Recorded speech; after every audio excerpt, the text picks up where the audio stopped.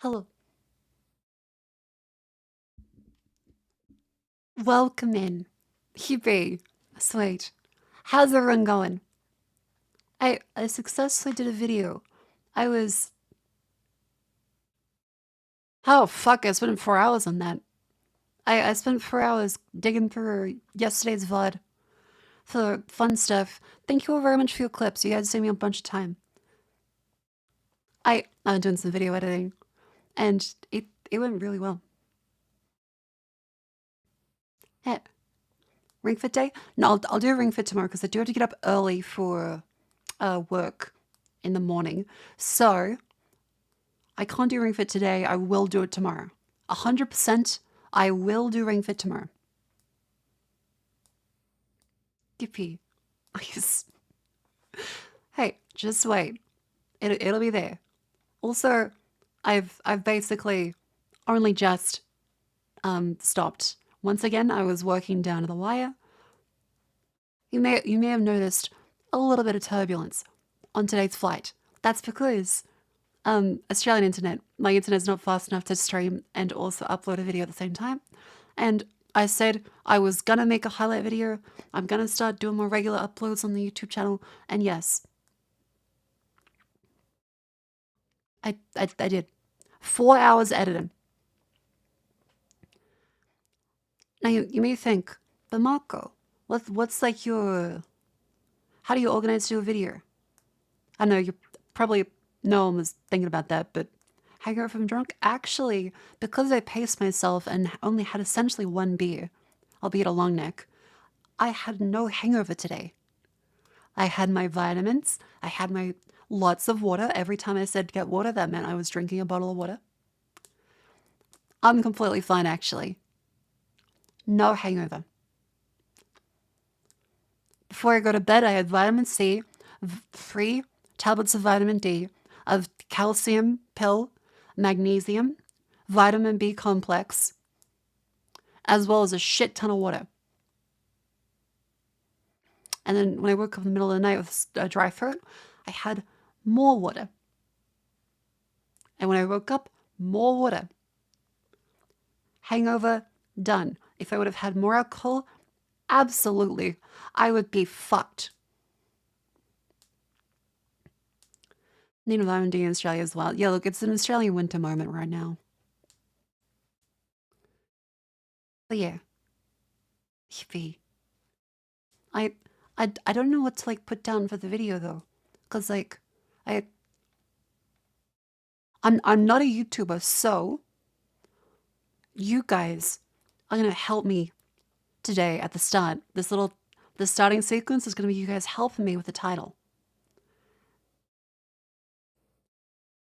You'll get to give me some tips and suggestions for what I put in the title, and I will choose the best one. The thumbnail I made is amateur and rushed. And at the end of the stream, because I heard you can do this, I will premiere the video so as soon as the stream ends, you guys can go watch that. Yeah, crowdsourced clickbait. It is a 17-minute 42 video.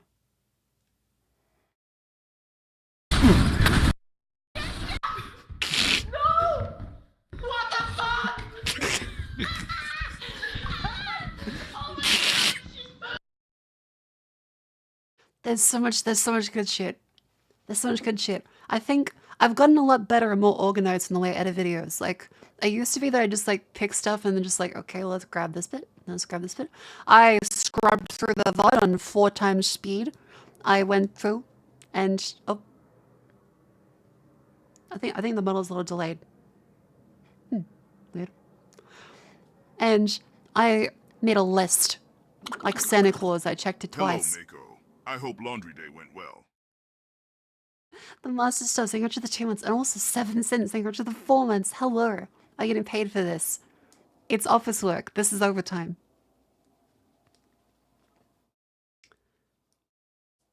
By having us do the work, Marco isn't shitifying being a chatter. Yes. Remember, Black Company. You signed up for this. It's a bit of Aussie internet. It's just I wish it was faster. I was eating my quiche from Aldi. I didn't make it sadly, and I just had to watch as the stream dropped 12,000 frames right at the start, and the video was still uploading. And if not, they were just 3 months. Welcome in. We need to unionize. Hold up. Let's not be too hasty. Let's not be too threaten, interrogate, promise, spy.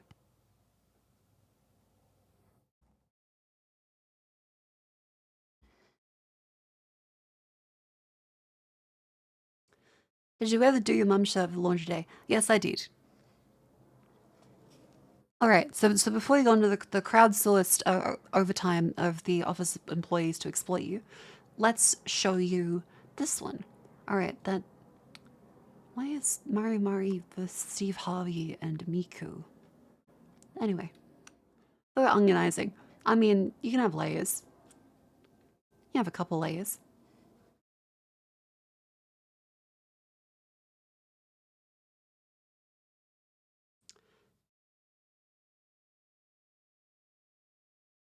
All right. So, here's the sillies for today. Welcome in. Easy to enjoy. I woke up this morning and I got a bunch of these emails like a while ago. It's like, lovely fans, we think you do great. Scale your OnlyFans to 20,000 to 300,000 per month. Hey, this is Jess from AJZ Modeling. Our marketing team did a deep dive, ChatGPT, on your socials and feel we can help grow your brand and increase your earnings on 100 old boy OnlyFans. yap time. Thank you for the bits. Let us know if you're interested in a call to discuss. By the way, that's very, even at this resolution, that's very obviously not a real woman. That's artificial intelligence. That's just stable diffusion pitches.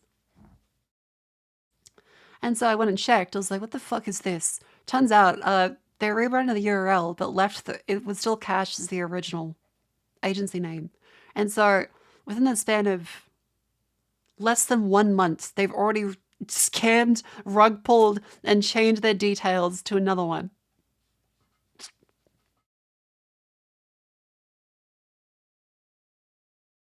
Incredible. Because yeah, look, this is literally registered last week. They're incredibly reliable. Yeah, see, this is the proof of everything they've done.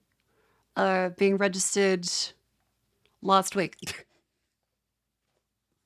So yeah, apparently this is a common thing where a bunch of OnlyFans girls. And again, I don't think there's anything morally wrong with sex work. I think it's just another form of sex work. If you work a tradie job, they're fucking your back. You work a desk job, they're fucking your brain. Really, sex work in this instance is very little fucking. So if these women want to go off and do OnlyFans, feel free. Things damage, don't worry, right in the vertebra. So when it comes to this, I read it, I'm just like, how many poor women, and probably some men too, are being exploited by this? My glass is crooked. It's a Monday. I can look.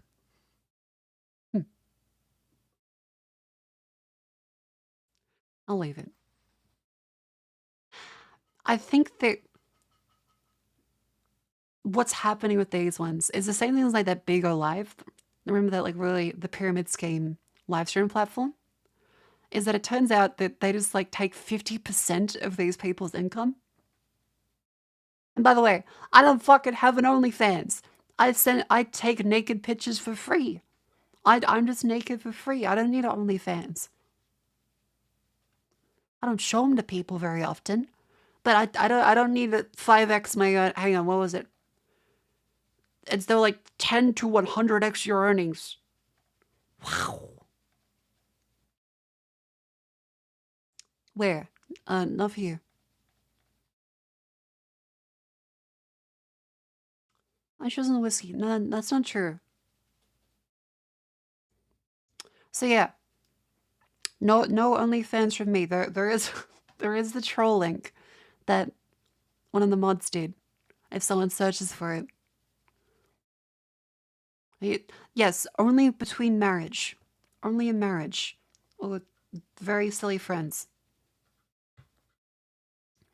Maybe a Wubby Gang picture instead. Yeah, I think it'd be cute. So yeah, I don't know. I don't know why should they just like send these out to like every woman and just hope someone bites and gives them 50% of her income. Well, that's a bad deal. And they're just gonna get people that don't know any better and take like half of $5 from them. Anyway, this one's cute. I love guts. Maybe for my wife to finish for my sunscreens and so go kill sea gods and apostles. Look at him. Look at him. Where are you from? Australia. Welcome in. If they don't get revealed, it's considered your fault if it does. Get revealed?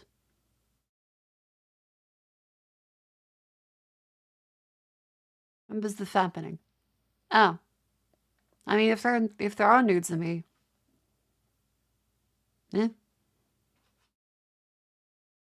I mean, it's bound to happen. Like, the only people who get mad at you for it are, like, fucking dipshits on the internet. And you shouldn't take random dipshits' words as gospel. Like, that's pretty stupid.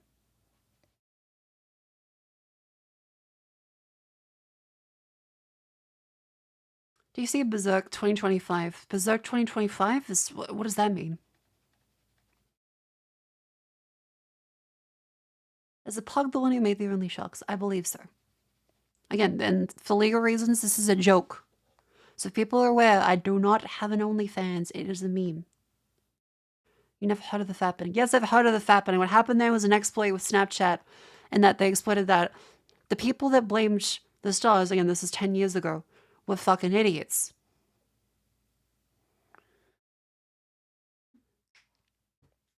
If anyone's like, they shouldn't have been taking private photos in the safety of their home, looks them up, then they're a fucking idiot. I don't know what to, I don't know why you're so like, but what if these stupid people are looking at you naked? It's like, okay. They'll still be like borderline brain dead.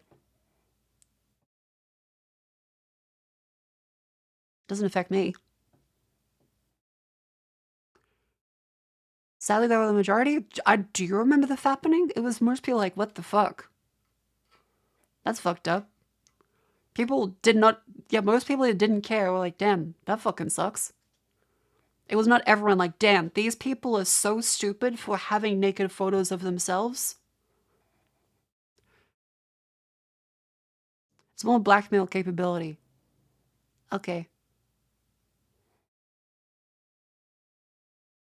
And like if it's a naked body, it's like, oh no, look out. They're gonna say that you're naked. It's like, yeah. Like most people don't care about that actually. And the ones that do would like want to look at you naked, they're just gonna be there and they're gonna like either knives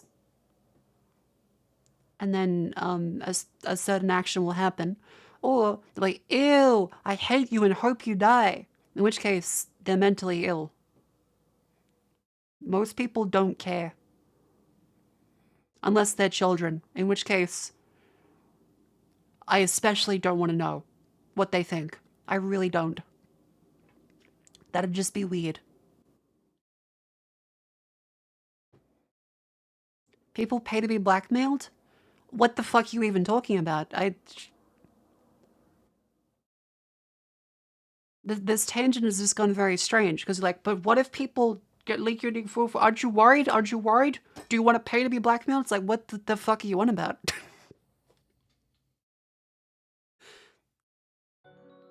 Being strange.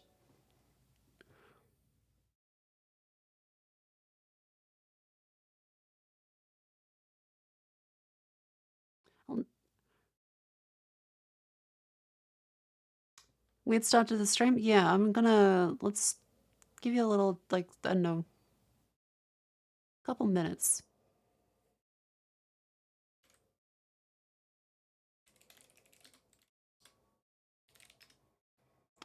Anyways, moving on.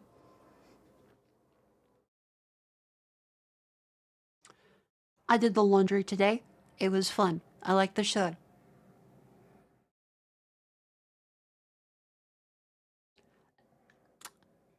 I've also been told that I need to have salad. I was told specifically, get a Caesar salad kit. So I was like, okay, I'll get a Caesar salad kit because I'm lazy and I don't have much time today. I got the Caesar salad kit. 10 grams of bacon. 10 grams.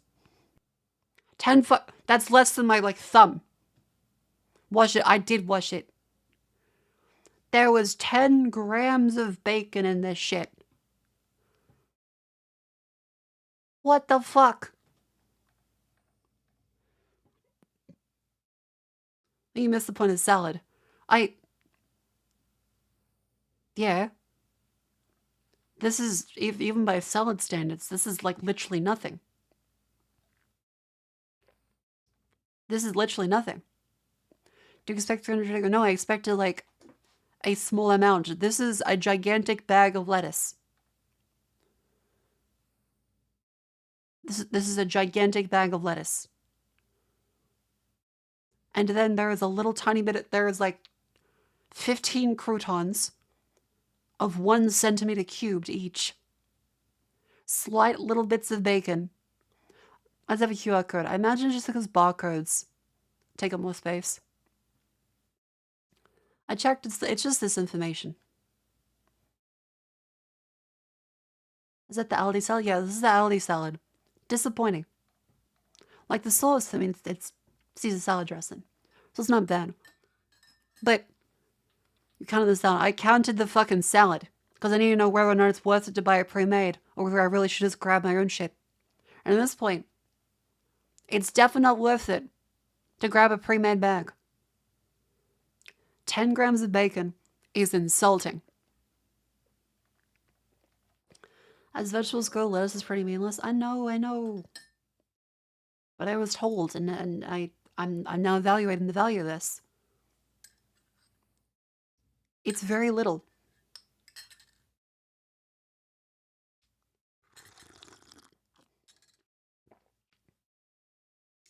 How much cheese?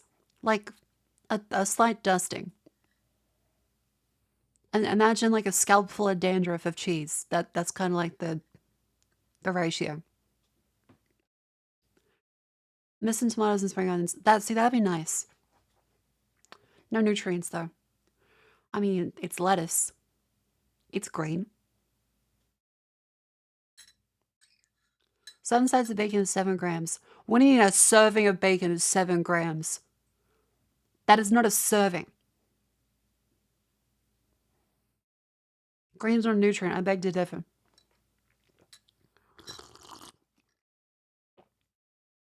Full of leagues with an imagination of other ingredients. Pretty much. Very sad. But yeah, this just proves that Aldi is great for everything except fresh food.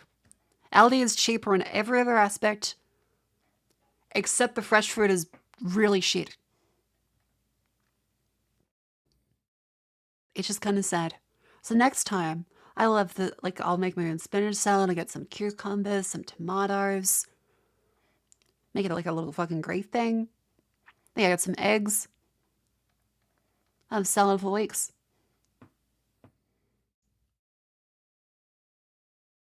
Cabana. Oh, I do like Cabana. They're pretty cheap, actually.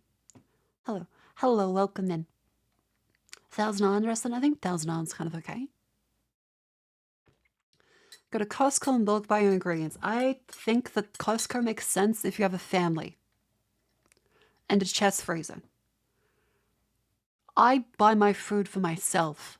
So I would be bulk buying a bunch of stuff that would probably go off by the time I get to it. And the membership would probably outstrip any savings. And Costco's in Australia are pretty far away. Like, they're not near the city centres. So you have to go like out of your way to go to them. Like there is Costco's, but I don't have a car, so it's like, well, even just like a few kilometers is a pain in the ass. I'd catch the bus or walk.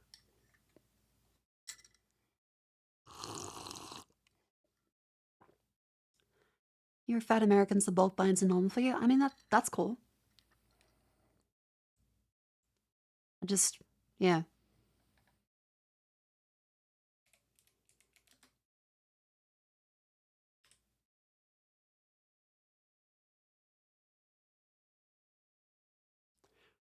Do you ever eat kangaroo meat? Kangaroo meat's very good.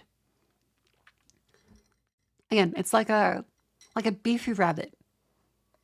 That's the best way to explain it. A little gamey, but still beefy. You just buy in bulk, but I found out I can't eat it before it expires. Yeah, see, that's the shame bit, right? Because it's such a good deal. It's such a good deal. But you won't get to it. What's the fat contents of kangaroo? I'm not sure. Hang on, how much fat does the kangaroo? I think it's very lean at least. I don't remember having much fat. Yeah, like you can see how fucking swell they look like Hugh Jackman on a 3-day waterless diet. Ripped. Jacked to the tits. Yeah, they look like they're on roids. So I can't imagine there's much in the way of fat. Hence the kind of really strong gamey taste. Buying dry goods or preserves is how I do it. See that okay, that makes sense. Like a bunch of lentils or rice, that'd be good. But I'm not sure if like going to Costco just for a bunch of lentils and rice is really because how much is a Costco membership?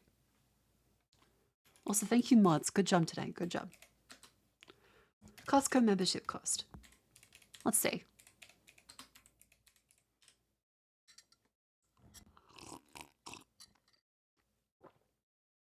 $130 dudes per year.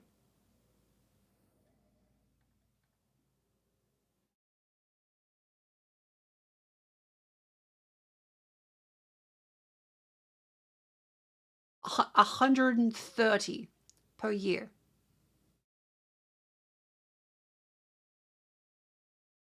Why does it keep saying for seniors? Why is that the top one? Okay.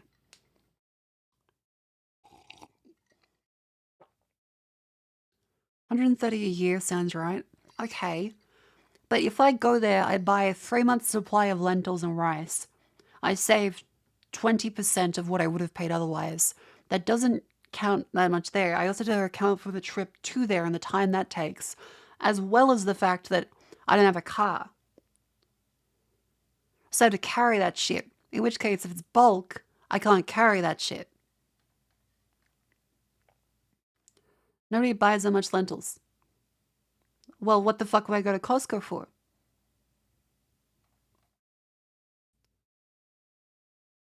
I thought Costco was about the savings and the big items, and I get like the 10-pack of orange juice.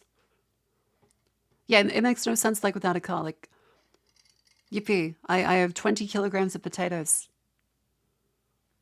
I gotta build a fucking sled because I'm not taking that shit back on the bus. Resell it. Okay, I cannot create an arbitrage opportunity out of shelf-stable milk. I'm not gonna start being the wolf of fucking Small Street with my lemonade stand using Costco bulk lemons.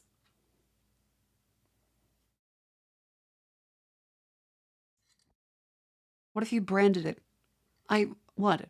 Come get my fucking potatoes. Yeah, special Marco brand potatoes. Oh, where do you get them from? Costco. Oh, that'll go great. Marco's shelf stable milk. I don't think I should sell milk. I think that gives a wrong impression as to the source of the milk. Was that attitude you can't? Okay, but like, still.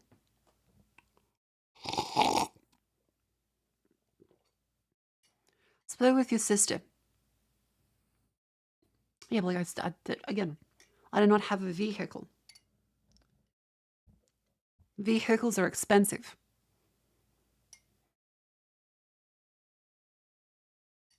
So you said bulk buy into a kit if it's not for everyone. Yeah, like if you live with a family, like with 2 or 3 people, it makes sense. Individually, not really. Without a card, definitely not. Because okay, let's look at some like Costco prices. What are some Costco prices? Let's evaluate this objectively. Let's give it a fair shake, a fair go. I mean, I'm not anti-car. I'm just like anti spending $20,000 on a vehicle and having nowhere to park it. I was have something similar to Costco, Sam's. We have Costco. It's just really fucking expensive.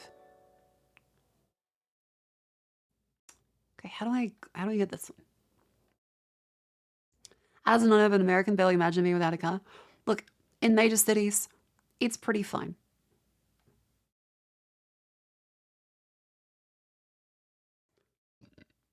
Have one card per your friend group and go there together. But then I had to arrange for groceries where it's like, okay, let's all go there together. And then it becomes a carpool situation where it's like, fuck, now I had to organize. What if Jenny fucking hates Sam? And Michael and Jono and Bingo and Bongo? I get a fucking full Ringo Starr fallout in the back. And I don't want my Costco trip to end up like John Lennon. I want to get my groceries. I want to leave. I don't have to plan that shit with military precision. I want to say, like, okay, let's look at the specials, get those. That's a lot of things to put into a Costco trip. Well, you're evidently, you guys, like, you have to, like, share one card between 4 friends. What happens when they want to go? And it's like, okay, are we all getting our own individual ones separately, or are we doing tons of different shops together? But I have a big card for that because everyone buys it. Exactly. Something's wrong with your friend group. You have to Todd wrangle them into grocery runs. Let's get better friends. It's a joke. I don't have anyone I'm gonna be like, yeah, you wanna get groceries with me? You drive. I get the groceries and I leave. What am I gonna do? Cut the sack in half? Why? You guys like, well, evidently, you just need to get 3 friends to carpool with you. I'm gonna just like fucking cut the sack in half? Into thirds? If I need food, I go out to get food. I'm not gonna be like, ring, ring, ring, ring. Hello. Are you free to get groceries now? No? Okay. Shit. Because then that negates the point of like paying for a Costco membership. The Cheyenne grocery trip. No. Because like, they'd have to travel like hours. Hey, I want to raid Costco on Sunday? Okay, I've never said to my friends, Ayo, that's a generational gap there. I've never said, Ayo, wanna raid Costco, homie. I'm like, hey, you free? And the answer is, no. We had to plan that shit weeks in advance, and it's like, oh, I've got COVID. Oh, fuck, the kids are in. Oh, sorry, I'm out already. Oh no, work pulled me in late. I can't arrange a trip to see someone regularly during the week, and everyone's a working adult. I can barely manage to make it happen with fucking 4 people for a regular Costco trip. How's that gonna work?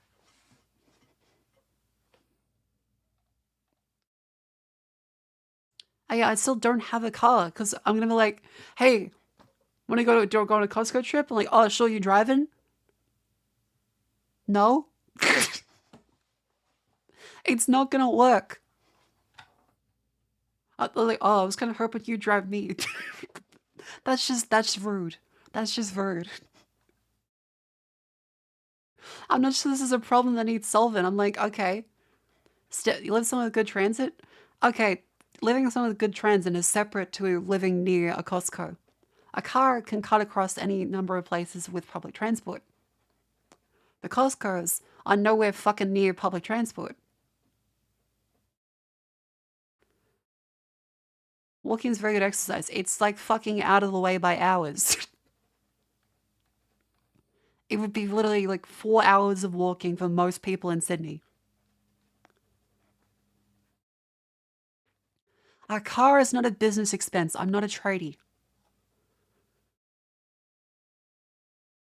And people know how much. No, I think I'm arguing with children at this point. You guys like just like carry it, just like walk a bit. Do you know? Have you ever bought shit in bulk? Because again, I've lived with a family. Believe it or not, I wasn't always alone in my life, in a small house renting. I have lived with family and bulk bought before. That shit's a lot of fucking space. I can barely carry 2 small bags of groceries. What do you? Can't you just stream from your car? What the fuck? Can't you just stream from your car? Or 100, when the aliens come down, all they really want to see is the pyramid by the river, down in Memphis, Tennessee, made of glass and some brass. It'll knock you on your ass, make your damn jaw drop. What's that? It's our Base Pro shop. Thank you.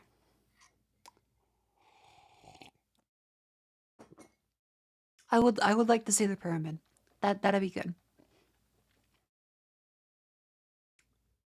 Checking on Hinge today. I don't know what happened to you guys. You're misbehaving and coming at me with really weird circumstances. And I'm like, no, that doesn't work. You're like, no, but actually, here's the most convoluted and silly plan that negates the entire reason for doing it in the first place. I'm like, what the fuck you on about? He goes like, it's simple. What do you mean? And I'm like, no, it's not. What the fuck you on about? School holidays? Is it the school holidays? But no, it's like I recognize you. Like I put you on a list. I'm checking this shit twice. Like I recognize you guys. For 1 more week? Oh. Yes, the school holidays? That explains a lot of things. What if you collab with Costco? Hey, look, if Costco wants to collab with me, I will. I will. I can't really get many groceries. You gotta walk a decent distance to get home. Yes, that's the crux of the issue. You guys gotta have some empathy. When I'm like, yeah, so I gotta carry my shit. You guys like, just get 10 kilograms of potatoes. No, I can't do that.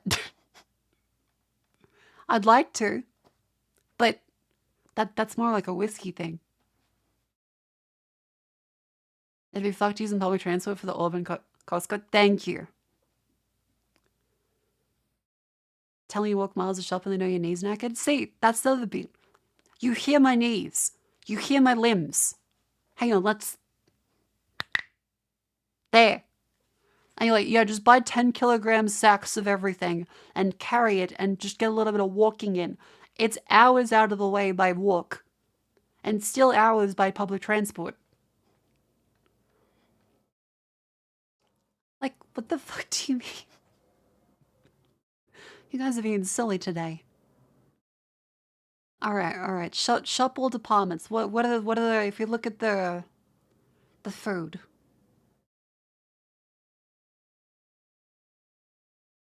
What's the food bit under? I see electronics, patio lawn gardens, health and beauty. I don't see food on the website. How's there no just food?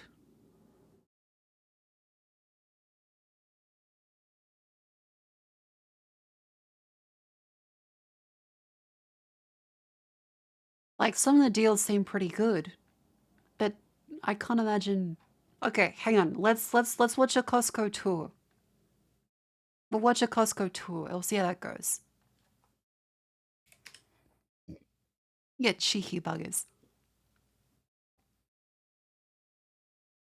I have one day where I'm like, yeah, I feel accomplished and mentally capable today. And chat's like, fucking get her! Get her!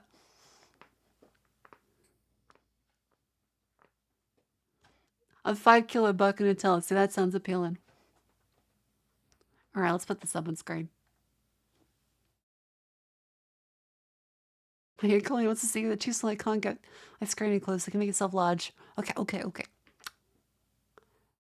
Hello, Ant Colony.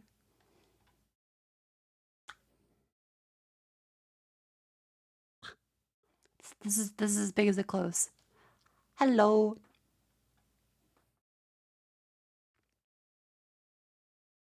I am your god. All right. I hope the ants enjoyed that, Dutchie. Thank you for that knowledge. That was very cute.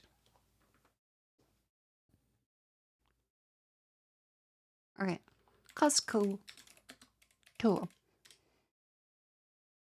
That was very what the Costco tour. Japanese Costco. Okay, hey, let's say Costco to Australia. It'll be different. Ooh, see, this seems like this. These seem pretty good. June 2024. Okay, let's evaluate this. Hello everyone, it's us once again. We came to It really does look like a warehouse. Like, I've never set foot in a Costco. Yeah, it was 3 weeks ago. This is fresh from the Galon family. Costco to fill out diesel tank and some grocery shopping. $28. Yes. What is that? Oh, the parfum. Is that just perfume? I think I like this smell better, but this Can't one see. smells nice too. I wonder if the purple is Fabric also softener, on okay. sale. It's not I've never seen these brands before. Is this just like Costco exclusive brands? only Because $35, I'm but not on my own it's then. on sale, $7 off, so it's I got now no fucking 28. clue. What else is on sale? The liquid one is also on sale, $7 off, so it's now $27. And Huge American Tide. brand? Oh, okay. No, we still have a lot at home. Yeah, $50. Right, yeah, so these are a lot of American ones. 156 pods. No, we already have one at home. Right, Metamuse. This one's it's not on sale. It's just a fuck ton of moisturizers. $55 in here for the 2 bottles. I think they have a promo pen. See, this does look And nice. There's just a lot of dishes in here. $7 off. So Costco for talk the original silly. Anyway, That's not here's a bad. snack on me. Tilda sent via throne.com. Wait, what the fuck?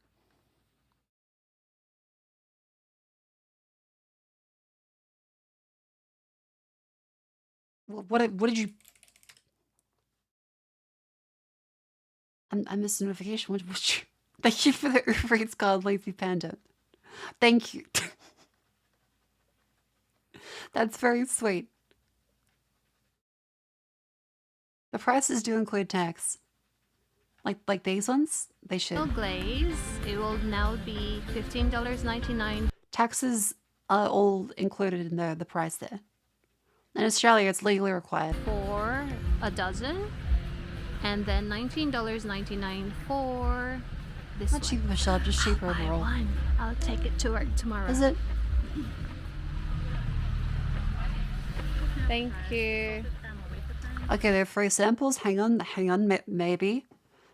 Maybe I should do a weekly trek out to this place. Salted caramel. Thank you. Give it a try.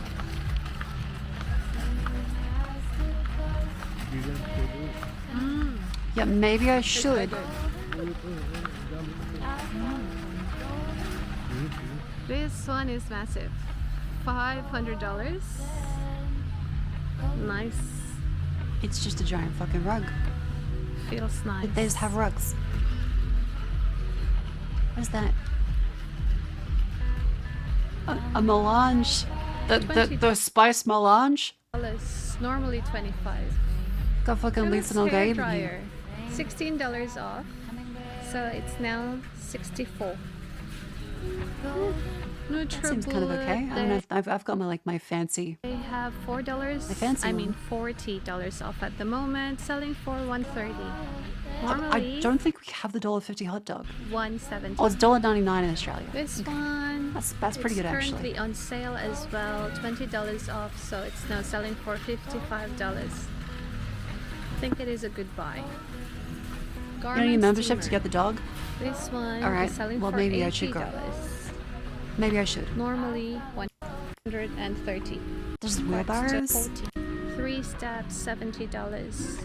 Four-wheel This is so drive bizarre. And yeah, none of this is enthusiasts, they like have buying in bulk. sells 8 cents. 26 per kilo for Bravo. But still, I know it costs, and it does make it just Kenzie, more difficult in general. $5.50 per kilo. NV apples, $5 per kilo. And then the Jazz ones are $5.50 per kilo. And the I feel like that's still not really that much cheaper.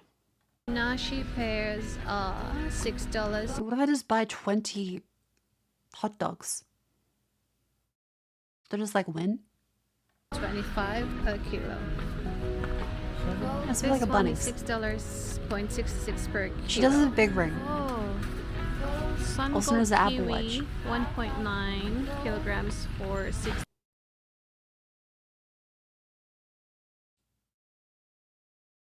Is this cheap? I'm not sure if this is cheap. $13.99.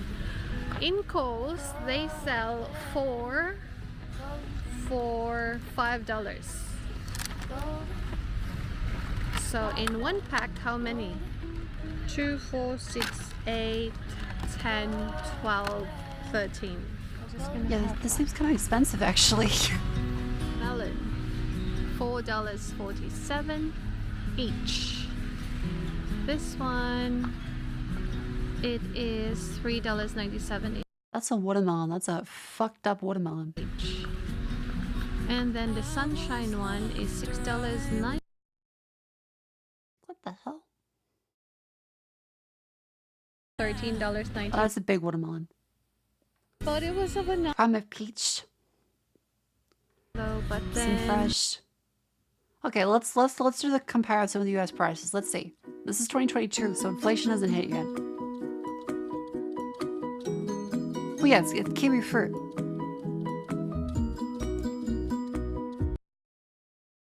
Like we don't just say some kiwis, but generally we mean kiwi fruits. Because those are the kiwi bird and the kiwi people. Like, okay, Britain has way too cheap food. That's how they keep you happy.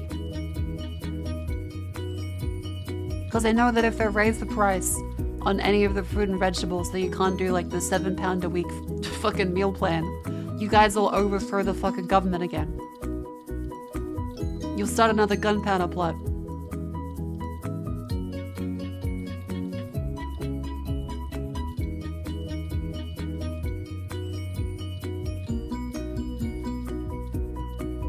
$5 Tesco meal. Just see, that's what I always hear about Tesco. It's like it's 29p for a can of this. I'm like, what the fuck? I want 29p for a can of stuff. That's ridiculous. Cans are at a minimum like $1 here. It is a little bit of an MLM call. Let's play some good music in the background of this.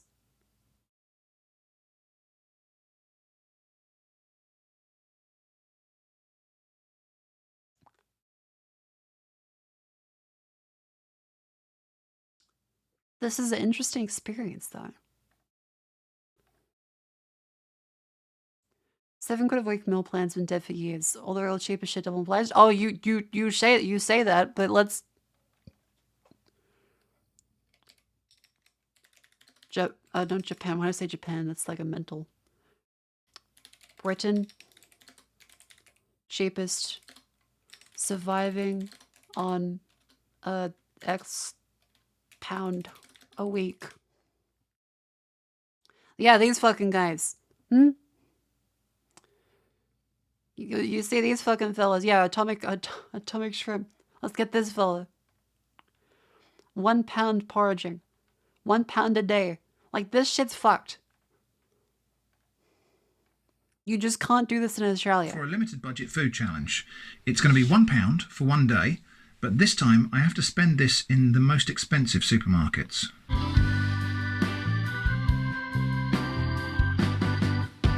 So I've done a couple of shopping comparison videos, and the supermarkets that always came out near the top were Waitrose, M&S and Co-op.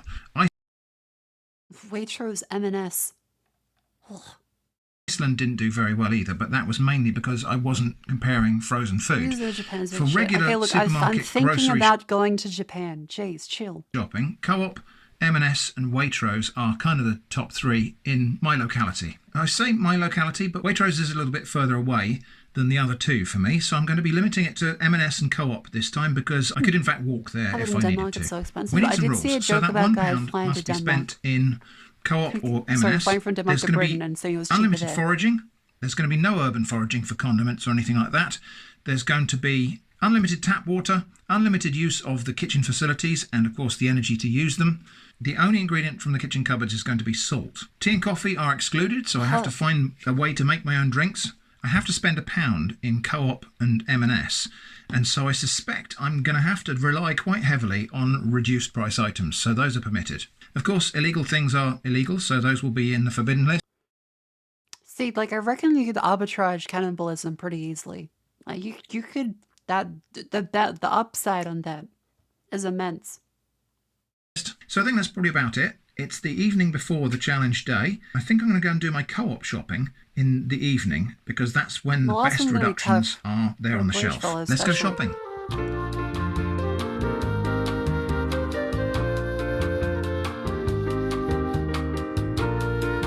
You know, cannibalism, literally 1994. This is what Britain has come to. 20p for that bread. On sale, bread is like $2 to $3 in Australia. That's fucked. Hang on. Coles baguette price. Okay, a small rustic baguette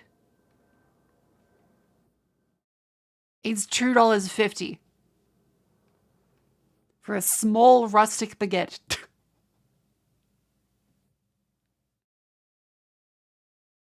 You telling me that there's a 20p baguette?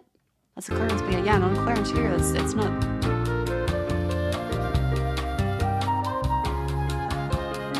Britain was rationing during World War II. They actually got healthier.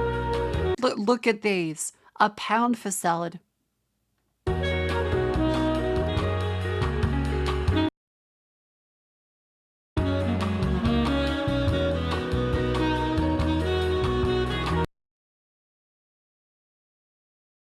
£0.55 for egg. 6 eggs, Coles.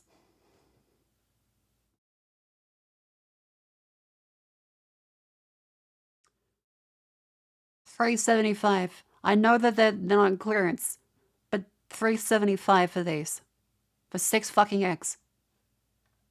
Eggs are really expensive here, despite us having a shit ton of chickens.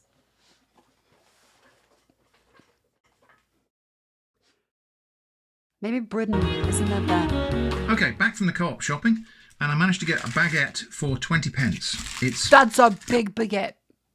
I know, a bit hard. So it's, I don't know, we're going to have to cook something with it because I don't think that's going to be very usable as bread for sandwiches and stuff tomorrow. But anyway, that was 20p, and I was rather lucky, and I got half a dozen eggs for 55p.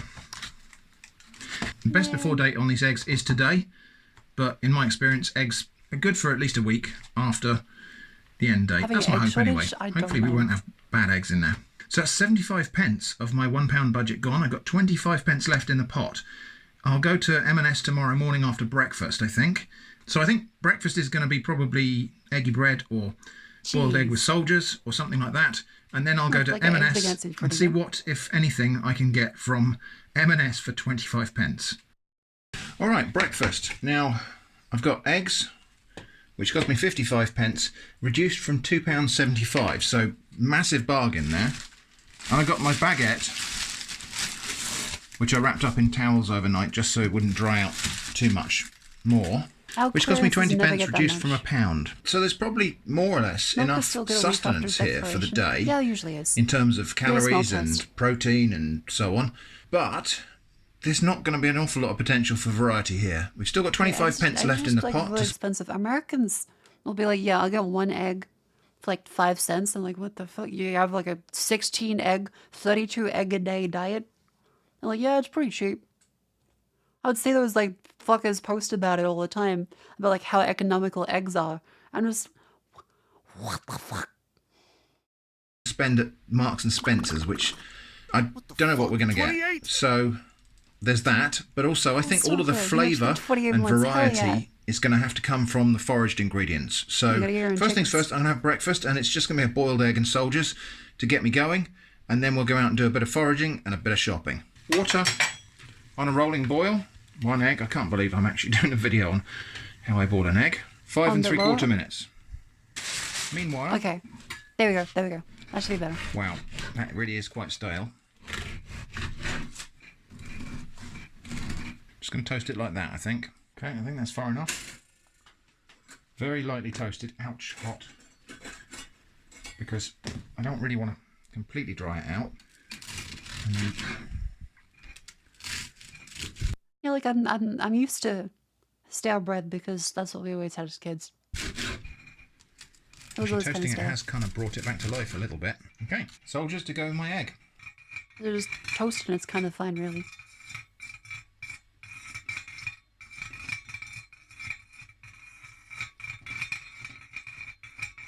Here's a Beyblade pot.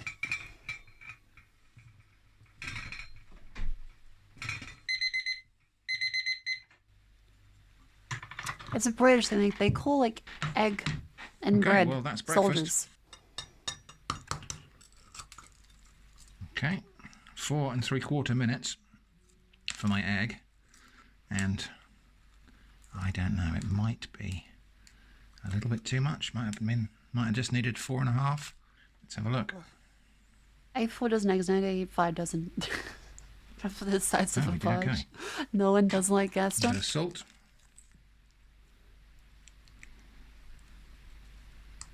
Pretty good.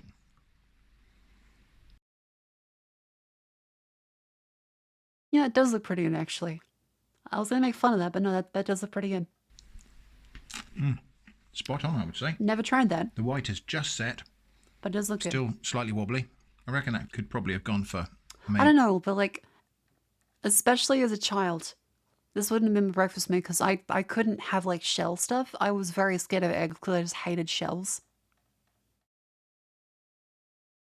If they were shellless, I was like, fuck yeah, I love eggs. The possibility of a shell, though, I was too uncoordinated. I would have messed that up. I just ate nothing. At least I had something more. He's on a pound a day. Maybe 30 seconds less. It's the Although best I think you it got. might have cooked Feel a the bit more crunch while I and was getting freak the out shot pretty set up much. with the camera. There is somewhere a tradition of breaking the bottom of eggshells after you eat them so that a witch can't use that as a boat. Something like that, anyway. Now, this last What? little bit of egg here is going to go to my companion for the day. I don't normally include Eva on the budget challenges because she has to have her proper diet. But despite all the nonsense you see me feeding her, little bits of, her main diet has to be quite specific. She's only a small dog and she needs her proper diet, but she can have a little treat now and again. Have a little paw for Aww. me. Thank you. There you go. Not his wife. Good girl. So that was breakfast. Egg and toasted soldiers. A bit of a treat for my companion today. Hello, wife. Here's some egg. Not particularly complex, but hopefully a good start to the day. One thing think this just conspicuously sent me a good absent from my day message, at least. is coffee and tea. So I'm going to have to improvise there and find some way to Hello, make welcome some in. We're kind of looking tea. at some fellas alive in a burn because we're Time looking now, at I think, to take- Costco's. And just in Australia, they're just kind of...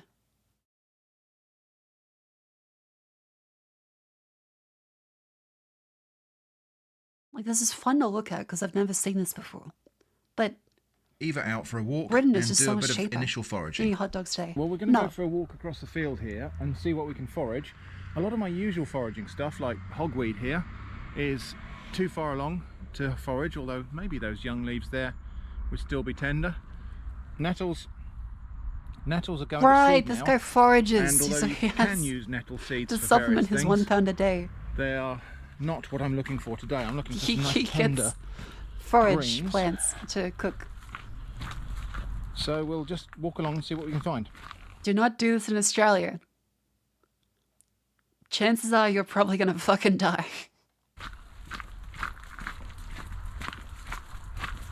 Half of the berries that you see in Australia are probably very toxic. Okay, well, that plant Actually, there, probably most of them.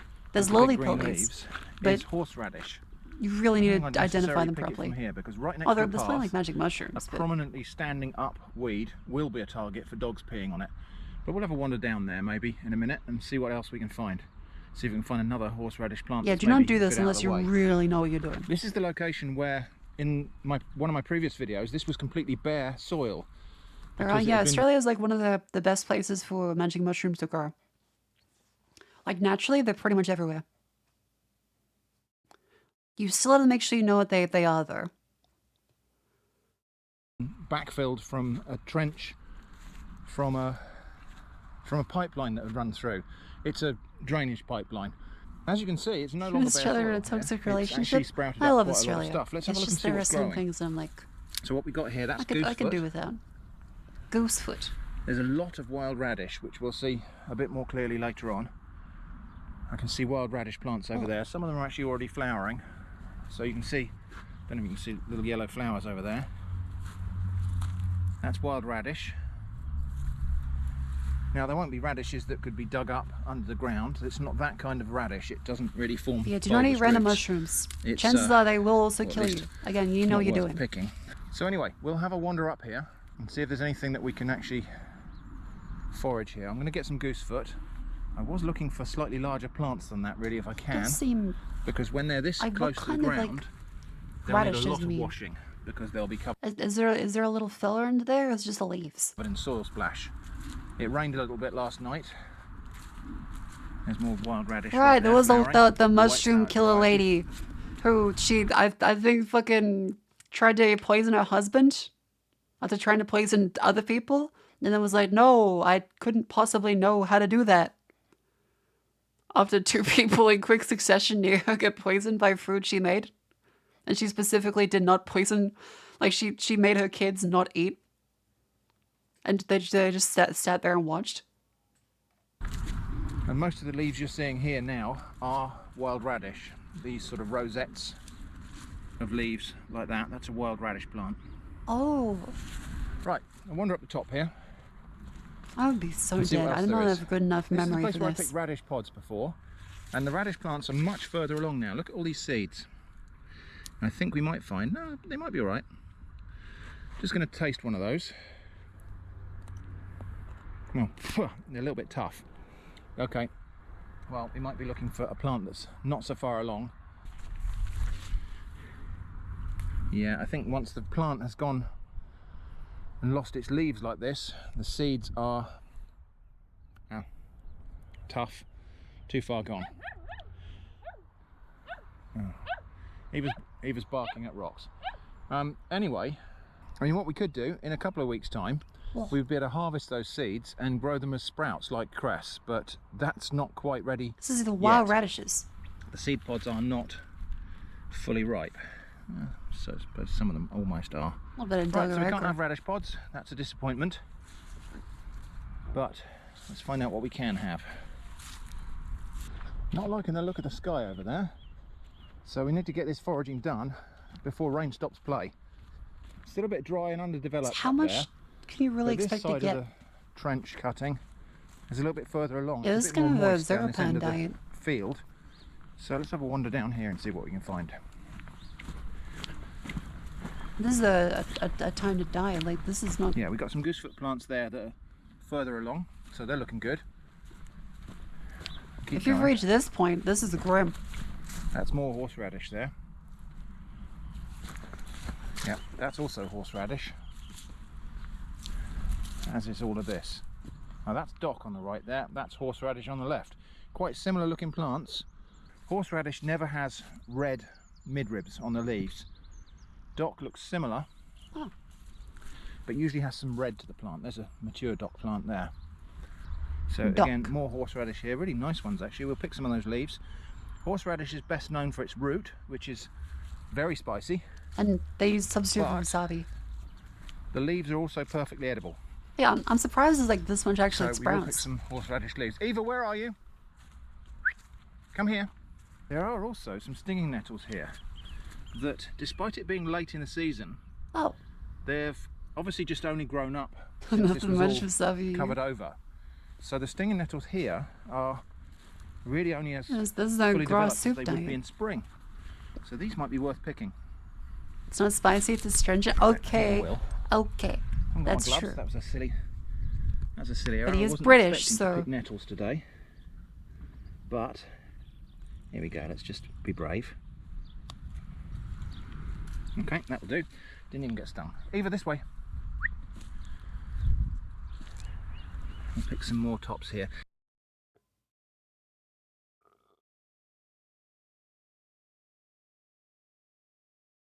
What do you do with these? That they're stinging nettle, because I'm programmed to assume that anything that could sting you in Australia will fucking kill you. Don't touch it. Make tea and soup. These are going to need a really thorough wash because they are so close to the Okay, now I ground. wonder what it tastes like.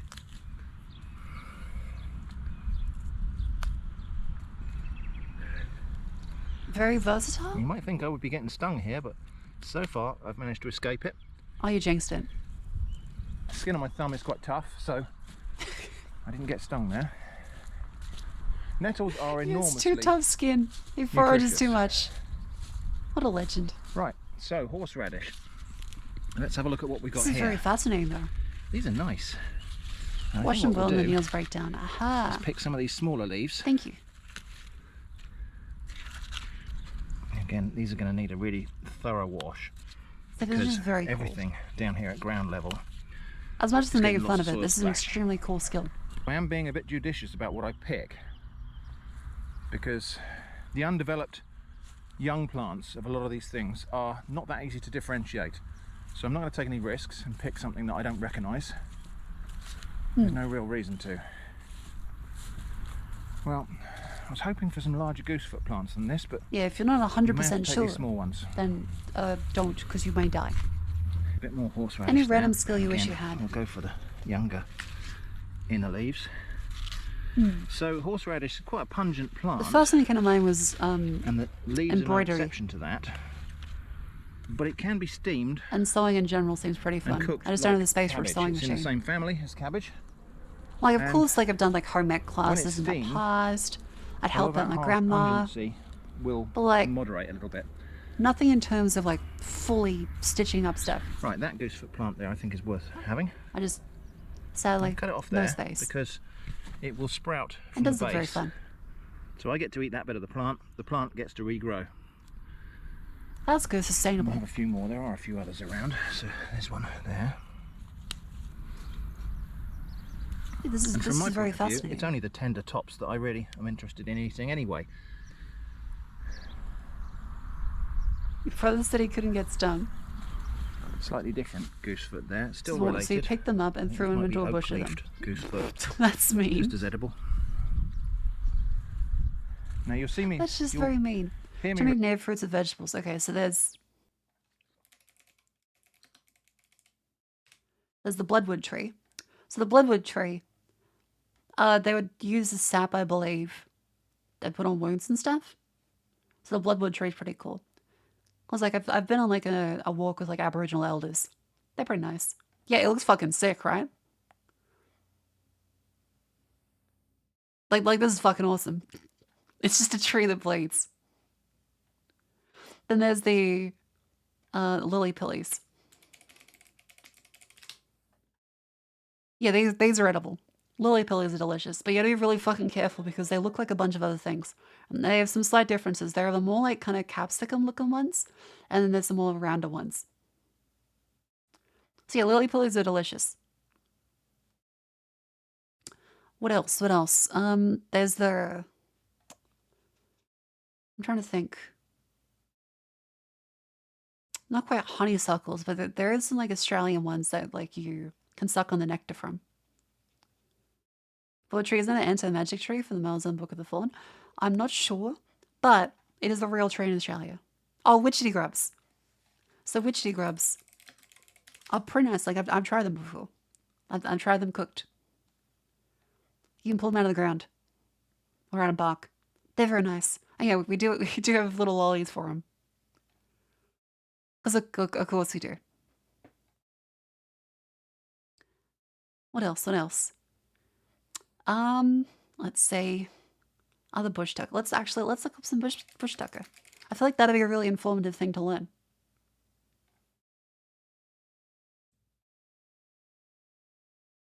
Let's see. All right, modern bush tucker examples. Oh, paper bark trees. That's right. Okay, so paper bark is pretty good.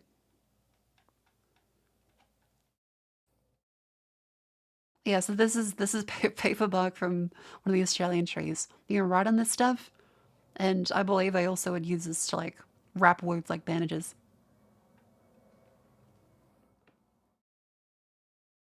Well, would you grab some bushman adventures? Oh yeah, that's true.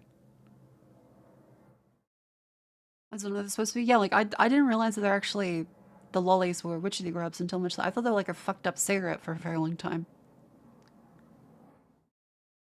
So yeah, these really neat. What else? Oh, finger limes are nice. Yeah, this is a type of lime in Australia. They're called finger limes. They look kind of fucked up. Yeah, roast witchetty grubs are very delicious. What else? Oh, rye berries. Rye berries are nice. So also known as lily pilly, because I'm reading this from Wikipedia right now. Yeah, so some lily pillies look like this. Other lily pillies look differently. That's the plant from Dinkum. Yeah, a bunch of these will probably be known in different forms of media, but you may not necessarily have them like fully down. Wattle seed bread. Yeah, there's tons of stuff that are really. Wait, what is muntree? Oh, native cranberries, emu apples. That they're called muntree. Muntree. Oh, that's the fruit. Cause I guess it looks munted. How does it taste? Have the flavor of a spicy apple. Crunchy in texture, contain up to 4 times more antioxidants than blueberries, and natural waxes that are good for skin nourishment. Yeah, hang on. Emu apple. Here we go. Okay, these are some better images up. Ooh, those look fucked up.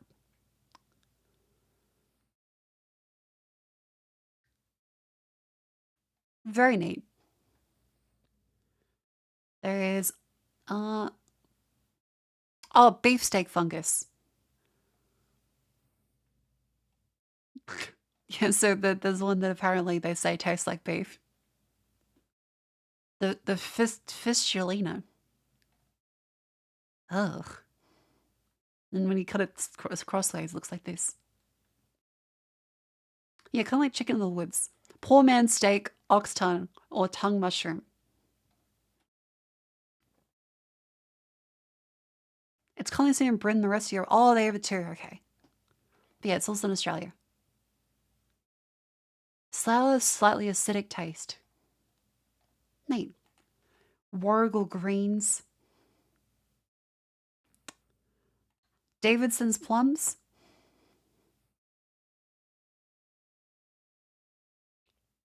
Oh. Very strange looking. Meat sugar, my beefsteak, or should I say fungus? It doesn't really taste like beef. Well, how could I have a more open mind? Bunions.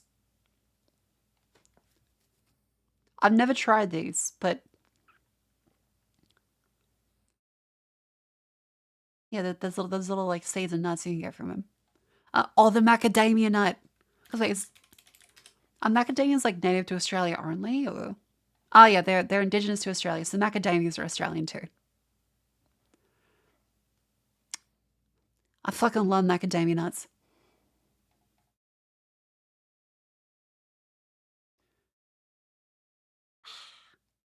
Oh, your skin cute. That's a terrifying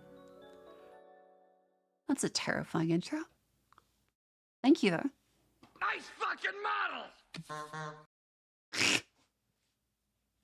I really count macadamias as bush tucker. I mean, what the fuck do you not count then? You can find them in the bush. They're nuts. They're edible. They're pretty fucking delicious. It's not like, yeah, it's only counts as bush tucker if it tastes like shit and you wouldn't want to have it any other time.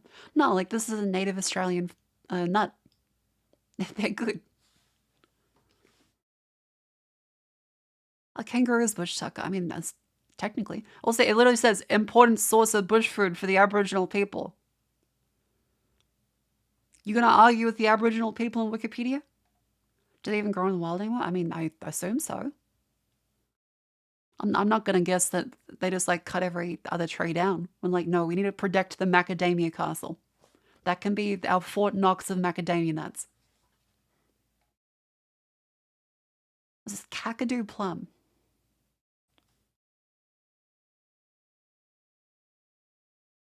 Huh. Traditional bush food and bush medicine, especially high levels of vitamin C. Neat. Rather made dealers so you don't know a celebrity, get me out of here. Sure. I thought bananas are introduced to Australia because our environment's good for them. Hang on. Any bananas native to Australia? I think they might be introduced.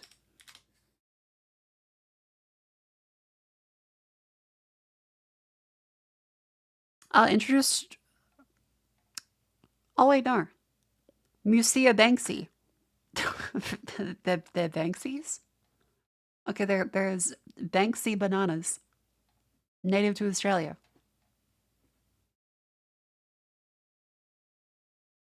Hang on. Australia's wild bananas. Okay, we actually, no, we do have Banksies. The Musa Banksy. So they'll be in the tropical parts near the top of Australia. Neat. Of course, it's Queensland. I mean, yeah, that's where all the bananas grow. Governor plums. What's a governor plum? Governor plum.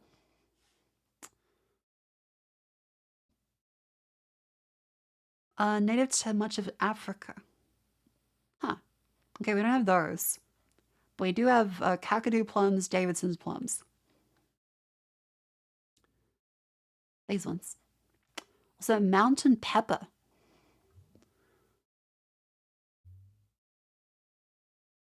A deep maroon to glossy blackberry. Some mountain peppers. Hang on. Tasmania lanceolata. Do you have arrow? Oh, yeah, arrow. Arrow biscuits are a delicious one in Australia.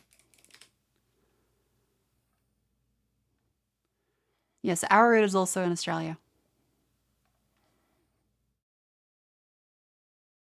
Do you have dragon fruit? I can't imagine we have dragon fruit native, but it probably grows. But yeah, in Australia, we turn them into biscuits.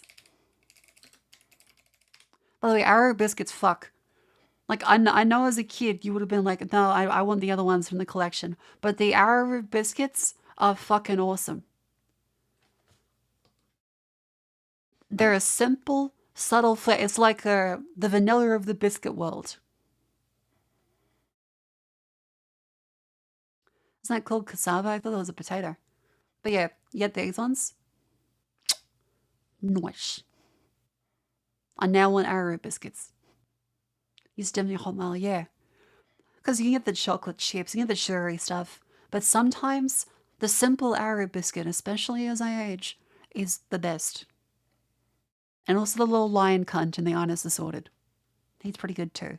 Oh, but the Kingstons are good. Hang on. Okay. Let's look at Aussie biscuits. One sec. And Quaker, welcome in. How you doing? Oh, Monte Carlo's nice. Okay. Australian on its variety. Yeah, the assorted creams and the classic assorted. Okay. Yeah, so these are the classic ones. You have the Monte Carlos, the Kingstons, the kind of Oreo ripoff. You have the little shortbread ones. They're pretty good. You invented those? I mean, they're, yeah, like, these have been Australia's ones. You respectfully disagree. You disagree? Oh, there's the Scottish. Fuck, what are those called? Scotch fingers. Scotch fingers. Anzac Bickies. What else? Oh yeah, there we go. The family assorted, the little lion cunt. Had the arrowroots, the little ginger nuts, the nice biscuits. Got some Scotch fingers right now. Fuck yeah. Yeah, so we do have their Australian nice biscuits. They're just called the original nice.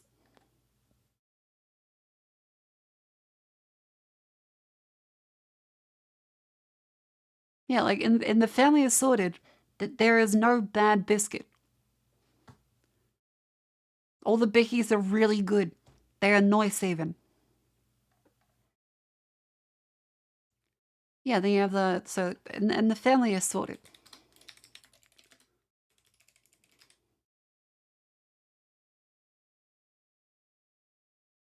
Do we have like a chart with like all the names of them? Because I can't remember these. Well, I mean, there's this, I suppose. Probably hasn't really changed much. So you have the nice. Yeah, okay, I can't fucking read this. That is the iced Vovo though.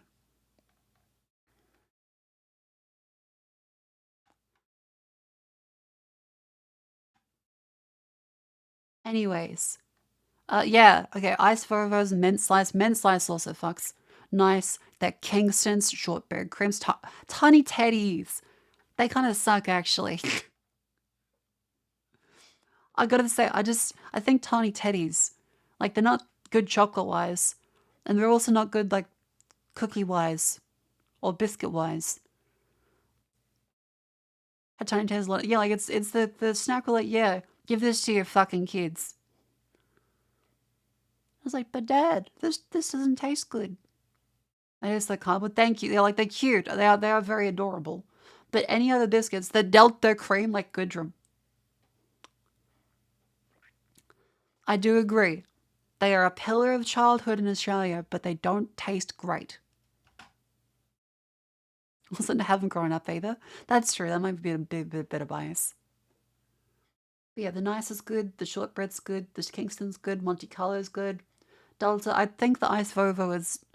haven't had too much of it. But, yeah, like mint slice, very good.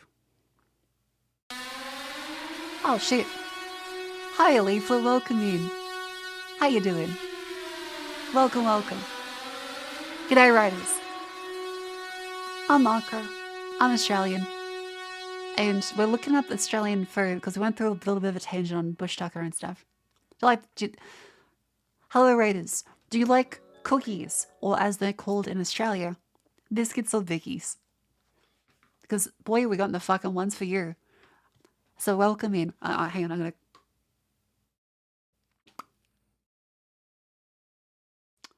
Welcome. Enjoy your stay. But yeah, thanks for the awful. Zenless Zone Zero. Fuck yeah. Nice. Although we have little arrowroot biscuits, they're delicious. Here's some like native Australian like plum fruits. Have these ones as well. Macadamia nuts. They're pretty delicious if you ever had those. We have some like native nuts there, native plums, native greens. We have the beefsteak fungus, emu apples. They taste kind of like blueberries apparently, like spicy apples but with more antioxidants than blueberries. Muntry, as they're also called. Lily pillies and finger limes, the paperbark tree. Witchetty grubs, they're delicious, trust me. If you roast them, they taste really nice. You can pull them out of bark or from the ground.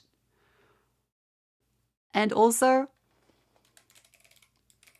the bloodwood tree. Leaflet, look at this. I think you'll appreciate this. This is the bloodwood tree. The sap is apparently used for like ancient healing properties. You can like put them on as a poultice. They're pretty fucking cool. Because the sap crystallizes. Yeah, so we do have trees that bleed. It's pretty fucking awesome. They look really cool. And then, yeah, it hardens into like a crystalline surface. Have some Vegemite in your fridge? Fuck yeah. Vegemite's also good. Yeah, it's a blood red sap. Hang on, I'll see if we can get a video of him. Because we're also looking at Costco because Chow was like, you should go to Costco. And I'm like, maybe. But I don't have a car, so it's like it's a bit difficult. I'm looking at British men foraging for £1 a day. Hang on, a bloodwood tree.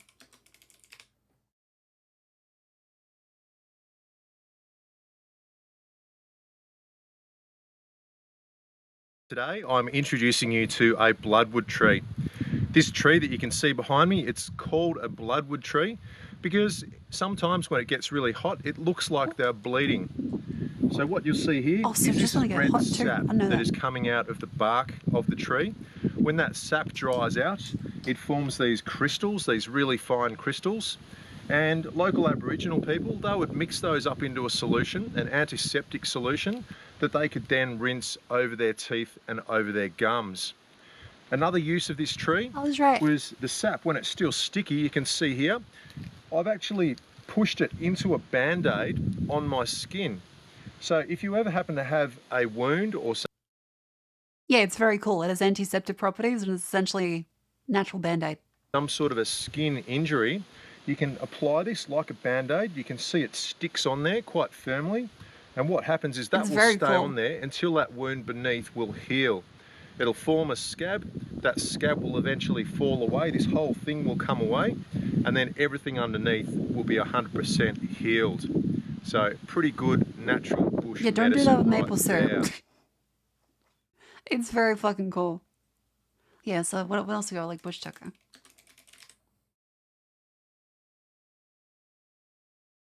Oh yeah, it's the Australian bush foods. Bush tucker bungee. Churrasco, thank you very much for the prime sub. Welcome in. Oh, witchetty grubs. Alright. Okay, this was very cool. Alright. See these droppings here of the witchetty grub? So that's the shards of wood, is it? Yep. Because when the grub goes So this into is the tree, that's what he lives on. They're pretty delicious. Also, BTN behind the nose. Transforms into a moth. And if you look around this side, you'll see the hole there. That's where he is. Show me that. See the hole right there? Ah! You see how there's a bit of a bulge in the tree? I think So this I might episode get might be a bit after my One of time. the boys to chop it. Cool. while Yeah, there's I a lot of fashion protein a hook in out it. of a bit of a branch. Sounds good. As you can see, you just cut above the hole. And you can, as you look in here, Emily, you can see the hole of the grub there. See the hole? Oh yeah. Right, and I'll just chop it a bit more.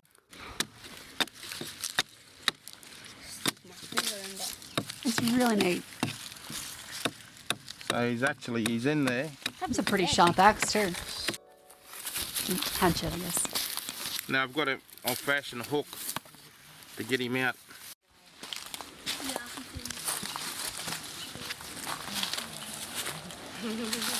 I'll fashion a little hook out of this branch Oh, this is cool. just to hook the grub out.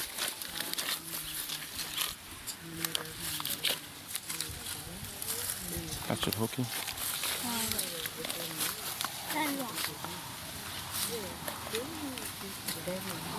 Whoa.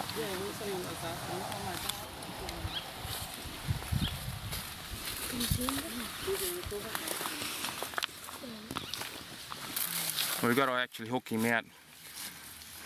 So what did you do Air to it buds then? and You just small got rid of hooks all and the everything? leaves? Leaves and that, yep. Oh yeah, Oh, yeah. This is like a proper So I made a Aboriginal hook. technique. It's really cool. I'll just put the hook up. And hook onto him. Yep.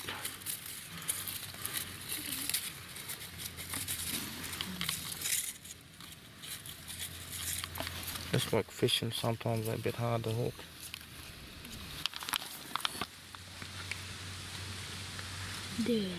And there I it got is. him right here, Emily. You come around this side now. There he is coming out. So he's only a little fella. Fucking You want to awesome. have a go at him first? And first one to eat him? You want to have first go? And my nephew's going to eat him there now. They taste pretty good actually. What's he taste like? Did not answer. But yeah, I haven't had them raw. I have had them like roasted though. They do taste very like nutty. It's nice. It's like strange, but like it's pretty good. Which I wasn't expecting. I kind of I do want to try them raw at some point, but I'm not sure if they taste like crab. 100, have you ever been to an opal mine? I've A not. family I've seen friend them. lives in Andamuka. It was pretty cool there. It was also my first time I saw a wild roo. Oh. Okay, well that's very fucking cool. I kind of take it for granted that like I'm used to seeing kangaroos everywhere because like I grew up rurally. Some do, yeah, they do pop. What else? Found a bush tucker in the Blue Mountains. Wasn't aware just how dangerous. Oh, they have fucking like claws. They can gore you. Their first instinct is to just kick really, really hard into your stomach. And because they have pointed tips, they're probably gonna break your fucking ribs, or rip out your intestines. And that's not like a drop bear joke. That's legitimate. They will. Yeah, they will also try to drown you. That is also true.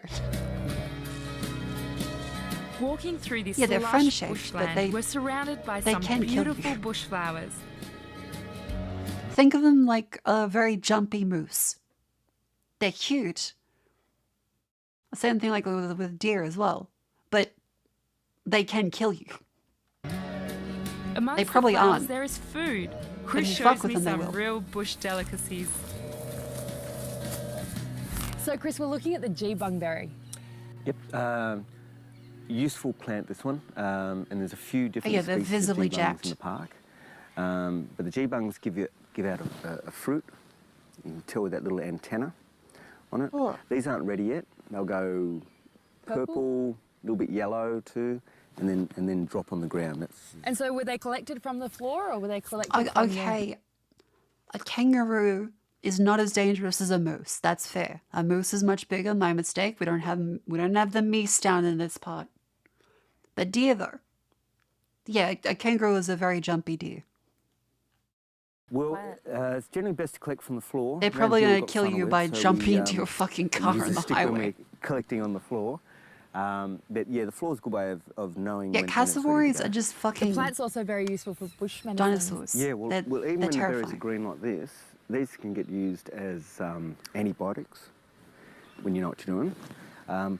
The other useful thing with the G-bung is under the The bark areas here. of the monsters. We see Yeah. that the bark Oh, here there it underneath is. here, that red part. There's it's tons got of like red barky antiseptic kind of stuff. It's properties neat. that'll kill germs. So this gets used like a bush band-aid. Yeah, so there's multiple things that are actually like that. It must be like a common like shared evolutionary trait that a bunch of the plants here are just like, yeah, we got red and we're really good at being band-aids. You get a sting or a cut when you're out. I got a sting here once when I was out collecting gum leaves. There was a little bug. And I put this on there and it stopped the sting. It's really neat. There's just tons of red. But it's not all berries on the menu today. Now, Chris, this is bush rice. It is. Oh, the common that's what name these ones are. Because like these plants are everywhere actually. is spiky matrush. And it's called spiky matrush. One, because they use the leaves here to make mats. But it's the spikes on this. Yeah, the when this is foraging fresh videos are fucking that you got to awesome. watch out for. Because you feel like you'll really learn something, and maybe you'll retain one of these facts and it'll like help out, or just be like you can point to a bush and be like, that tastes good, and they'll look like, what the fuck are you on about? And you go, see, and then they vomit. And so it was. They're like, oh fuck, wrong job we bush. have to do. I forgot the video. Tough job. A tough job. This was crushed up, made into a paste. They'd often put ant larvae in with it, and No joke. That's what a fucking old fella did to me when I was a kid. I was like, yeah, that one tastes real good, and so I was like, oh, really? That doesn't look like it's food. I was like, no, definitely, that one's the fucking. You can suck on that one. It's got the nectar in it. Also, I did it. I was like, I nearly puked. I was like, wait, nope, not that one. Not that one. cook that up on the coals, make a flatbread. Mulberries also grow like everywhere in Australia too. And mulberries are pretty good. I don't know if you guys have mulberries. Hang on.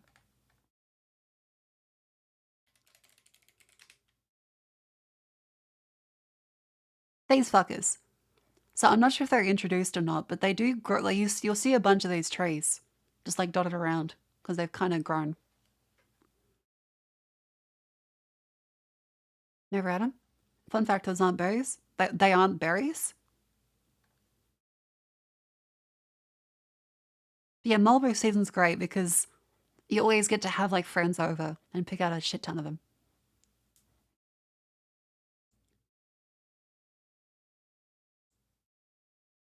But through going around, hell yeah. Wait, so if they aren't berries, what the hell are they?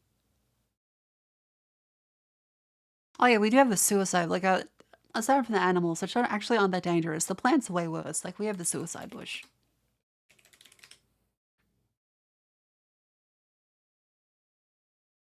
Yeah. The Gimpy Gimpy is just like kind of there. Like you're probably not going to run into it, but if you do, like it's kind of just there. There's nothing like protecting you from it. Now there's some like warnings like, yeah, so don't touch it, but it'll make you want to kill yourself. Not like depression, but like horrific pain.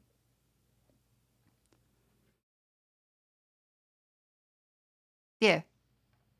Um, a person famously wiped their ass with it and killed themselves. Don't wipe your ass with it. Thornall bush, the most horrible plant ever made. Yeah, it's really fucked up because okay, these are you see all these little things here? These are actually little kind of glass-like needles that deliver neurotoxin.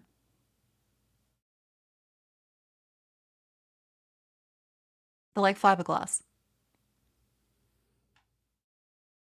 It's pretty fucking horrific, actually. They typically only grow in direct sunlight for rainforest cleared and such. Ah, yep. And because they get stuck, like they shatter in your skin, it takes a while for your skin to get rid of them. Can't you just wash? No, because they shatter. So it's essentially like glass shards in your skin. Then it's not like on the surface. They actually like inject and shatter. It's very, very bad. Why does this plant exist? That's a good question. Apparently, yes, the pain does last months. Like if you fuck it up, the pain lasts months. Yeah, duct tape apparently helps. You can like rip them out. Birds need school when you rely on the cool cotton eaters or something. Everyone used to pick them and eat them. Hang on. Oh, cotton Easter. Yeah, don't eat those. I'm pretty sure you're not meant to. Are those poisonous?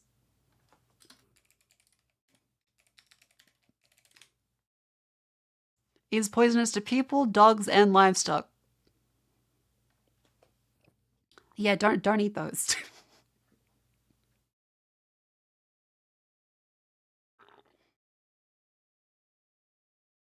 They're like nightshades. Ooh.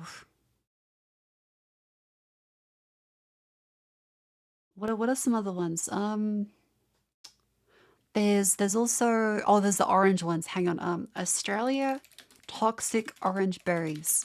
So the annoying thing is everyone uses these as like decorative bushes and hedges, but they're really fucking they're really, really toxic. Ah, the Mariah hedge, I think. Yeah, so is it rose hips? No, not rose hips. Yeah, isn't the Mariah hedge? Mariah berries, maybe? No, not that one. No, not that one. Megalopoca? Self-venomous. Okay, it's tiny Persian cat. Then an oak and whelm. Venomous spines. Oh, jeez. That's terrifying. What else they got? Okay, let's see. There's also because I'm trying to, like, you know the berries I'm talking about, right? Hang on. Poisonous orange berries, Australia.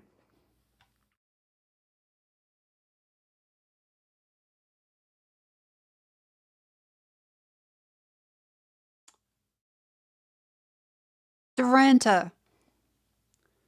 Okay, this is the shit. Because everyone makes like these neon green hedges out of them. But the berries are very toxic. So they'll have these orange berries there. Don't eat these. Do not touch them. They're very toxic. Yeah, at one point every single place has these.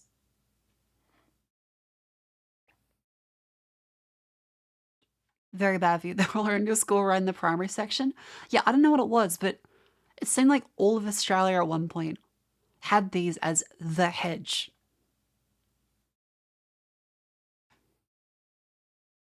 Because it's a very like unique yellowy green. But yeah, don't eat them. The flowers are kind of neat, but yeah, it's very bad for you. And the whole kind of like dying. Had them in every backyard around here. Yeah, it was just like this is the plant we chose for some reason. Yeah, they look great. But they're tons of like toxic berries. Still have those in garden water hedge? Okay, a lot of people do, but they're less common in like new builds.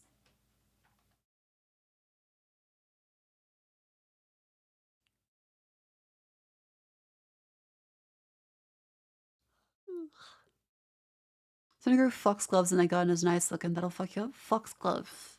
Let's check those. Foxglove. Oh yeah, these. These are also very bad for you.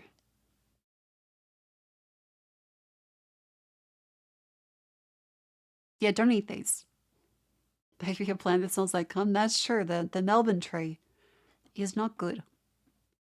Digitalis.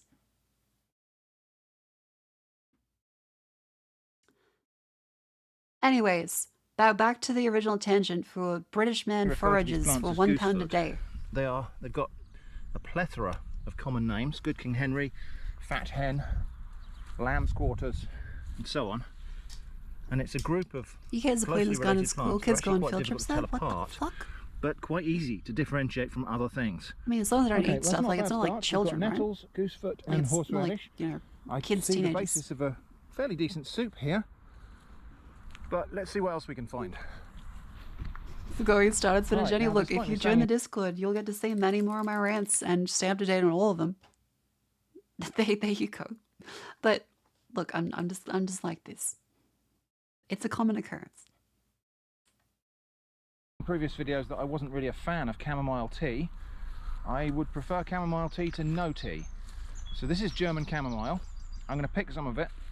I'm actually going to pick some of these kind of slightly more mature buds here. That's nice. And Mike, For you're my looking after the beverages Kick today. Only mascot. That's probably all I need. Cheers. Now I do also know that around this spot I should be able to find corn mint. So let's have a look for that. Never heard chamomile. Wait, how do you pronounce it? Chamomile. Chamomile. Chamomile. Chamomile. Chamomile? Chamomile? What the fuck? Chamomile. What the fuck? No. You do not pronounce it like that. I call bullshit. It's chamomile. Hang on.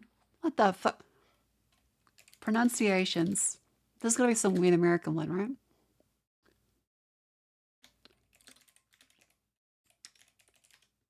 Do Americans really say? Because this is the real one. Chamomile. Yeah, chamomile. Chamomile. Chamomile. Chamomile. Chamomile. Oh, right. Okay. I tried showing this to Claire, but she was very busy with EU4. Are there any Irish people in chat? Raise your hand if you're Irish. I don't know. This is going to be very funny. Heard mile ends meal. Irish and okay. Good. Good, because this is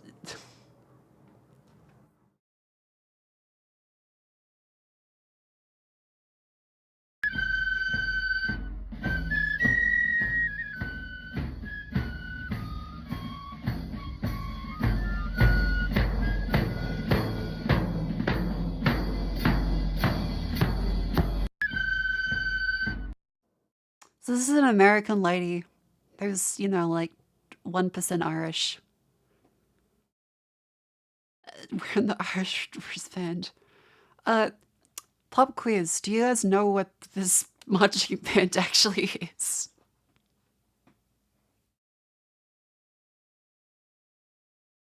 Do you know what this actually is? Not a funeral. It is a certain nationalist group that is anti-Irish and pro-Britain and very, very the Orange Order. So, the Orange Order. A conservative British unionist and Ulster loyalist organization. It traditionally opposes the Irish. It is essentially the KKK for Irish people. Well, against Irish people. And she's sitting there like, fuck yeah. What a great experience. I'll use my credit card. She's just sitting there smiling, laughing. Oh, Christ. It would just please be a joke.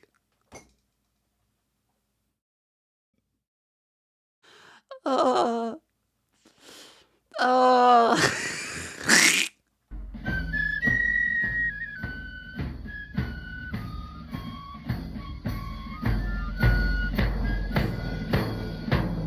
Also, turns out this is apparently an actual like episode where the same shit happens. And I believe it's called Dairy Girls. Yeah, it's a TV show where this actually happens.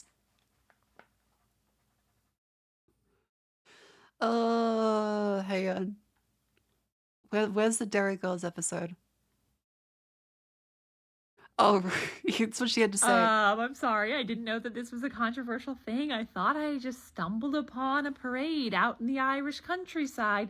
Turns out major politically divisive situation going on. How was I to know? How was I to know? Okay, for context, I am an American who was in Dublin for the Eras Tour. Controversial, I know. I was gonna give her the benefit of the doubt because she seems actually kind of sweet, but then I don't know what it is, but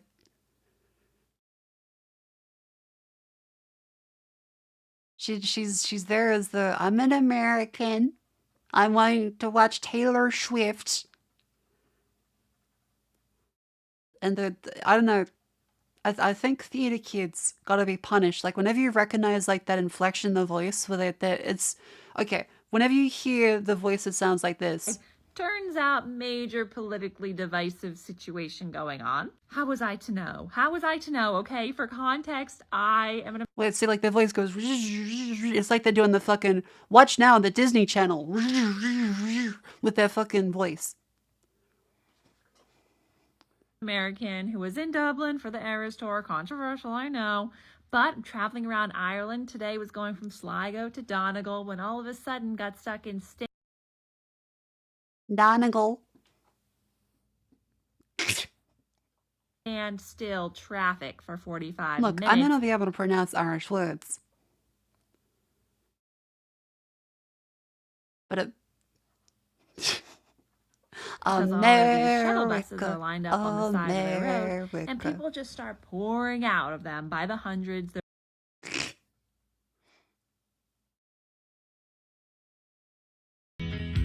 She's watching the TV show, the episode of the thing. But yeah, again, there's nothing wrong with being ignorant. She did learn. But it's very fucking funny.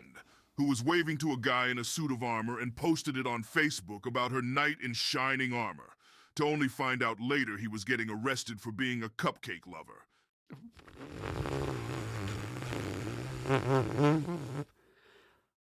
Oh.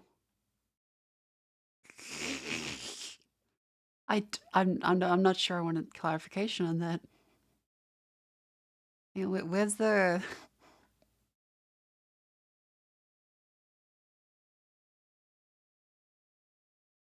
Yeah, let's not get clarification then. 200, I mean, people come to Yellowstone and get mauled by bison every year. Ignorance is pretty global. Yeah, I mean, it's like the thing happens in Australia too, where people are like, Australia has such good beaches. And they just like wade out into the ocean in full jeans and a hoodie. And they're gone. Like whispers in the wind. Indian man stand on beach, blink eye, Indian man not on beach. It's just so fucking weird. Like people just go in like full jeans and full clothes and just stand in the current. They pull a Harold Holt. It's fucking nuts. Yeah, they're being like Call of the Deep. And it's just insane. It's like, why would you go to a beach if you don't know how to swim? It's a thing every year. It's like, you poor soul. Because there's tons of what is like lifeguards everywhere. It's not gonna like Bondi where some fella's gonna sprint out there to grab you up. Like it's just like, look, there's a fella standing again, full jeans. You should not wear jeans to the beach, especially don't go into the water with them. And just go, just gone.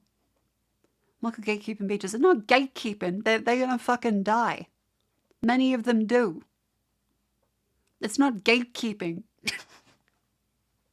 oh, I can't just like not know how to swim and wear full clothes to the beach. What are you, a gatekeeper? I mean, technically, yes. That I don't want you to die.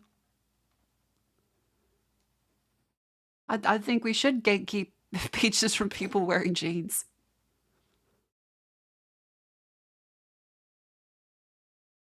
Most people I'm from, so it's commonly people from countries that often don't go swimming and don't have access to beaches. So they misunderestimate their, like it's understandable from their perspective because they often don't have the same level of like education on this stuff because it'd be like us not having education on like safety in mountains. We're not around mountains very much. If someone dresses on the beach gatekeepers demand it. Is Marco a beachist? What the But yeah, it's I think usually China and India are some of the most common ones because well beaches are just very uncommon to swim at there. And yeah, like they just don't know on like a first-hand level. Like they probably got told about it. I hear in India you should never go into the jungle. That's the flying vipers. Okay, true.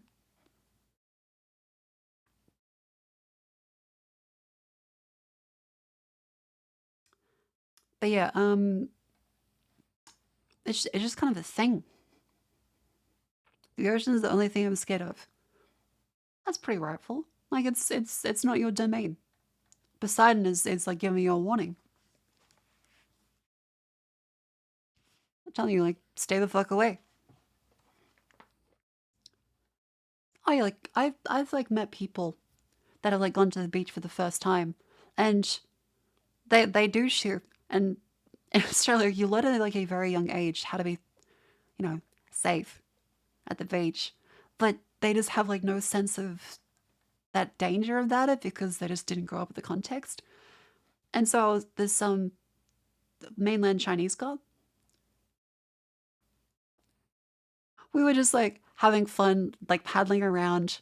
And then she decided to just like walk in there and just keep walking and expect that she could go back. And she just walked straight into a rip. I'm just like, what the fuck? It's not a fucking treadmill. You can't just like walk out there. She just straight up, okay, for reference where a rip is, if we get paint up, for the right, she's okay. But it was a thing where we had to be like, you can't do that. Like, you can't do that. Yeah, it's a lot of people from countries where you just don't have it. She walked into a rip. She just fucking walked. Because she'd never been to a beach. Okay, so this is the sand. This is the waves that come in. And in terms of current, it'll be like a little spot like this, which will take you just like a little divergence in current, which will go all the fucking way.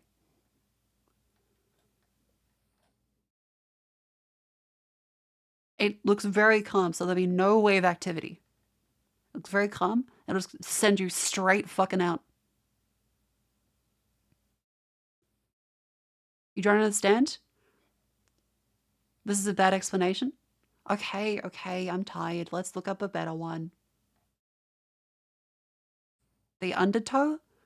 I'm not sure what Americans, we call them rips. Okay. Explanation of rips.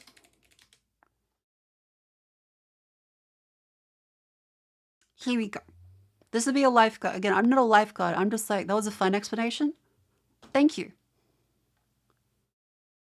A rip current is a wave-generated current that occurs in the surf zone on any beach which you have breaking waves, essentially, and it's characterized by a flow of water going offshore. Again, no, I'm not mad at people who have no idea, but when they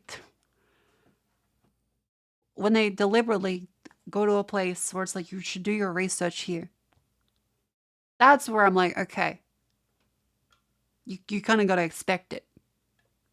Like, I wouldn't go to, say, I don't know, America, and be like, oh no, I do go there. I'm like, what the fuck, tipping?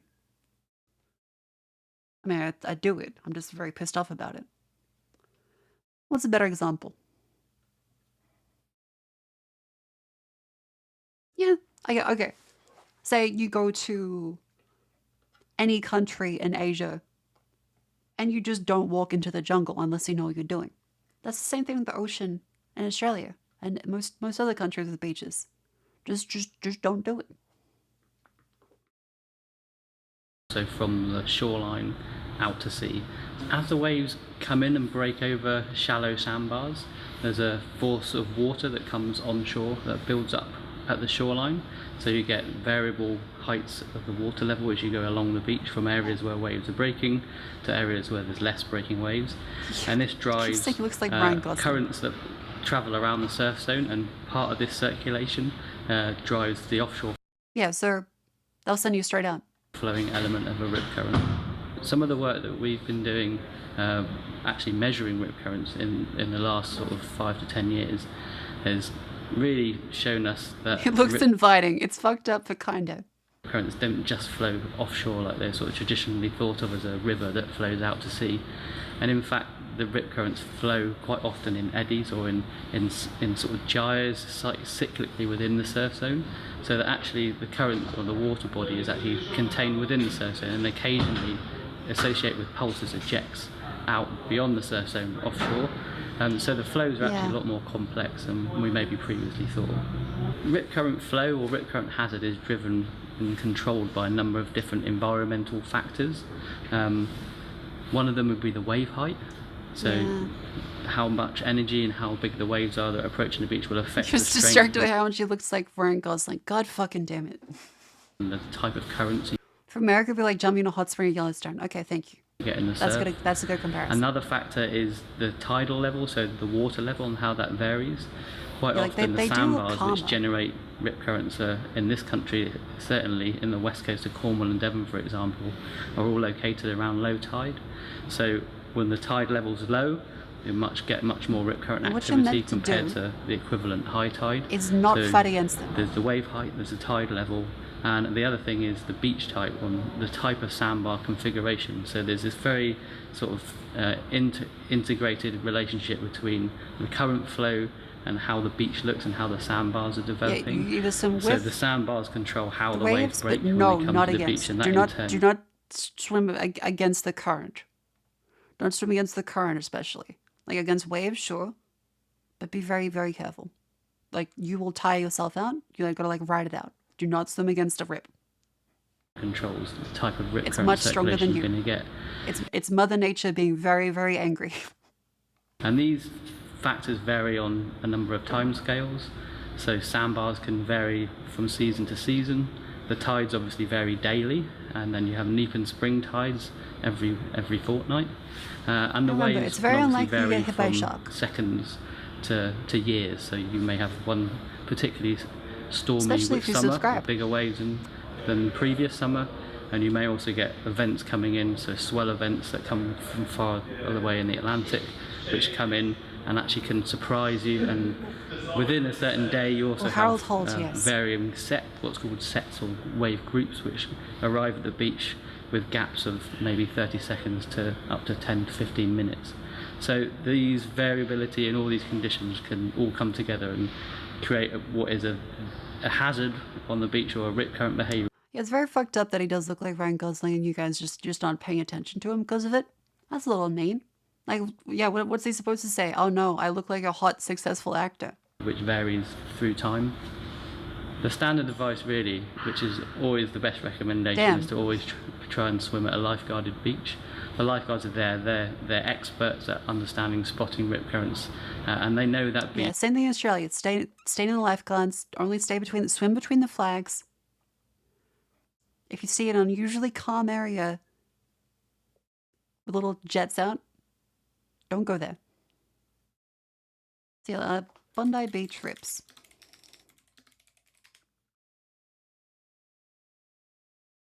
How to spot a rip current. People are having trouble understanding him. Are you having trouble? Need a translator? No, good here. Understand? Okay, then everyone's fine. Talked about Bush Tucker today. Hell yeah. Glad you enjoyed it. No, totally fine. It's like as susceptible to riptides as men are.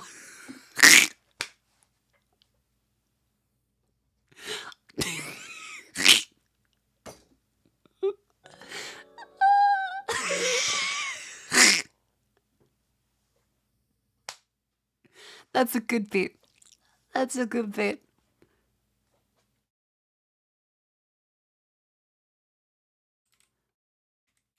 What the fuck?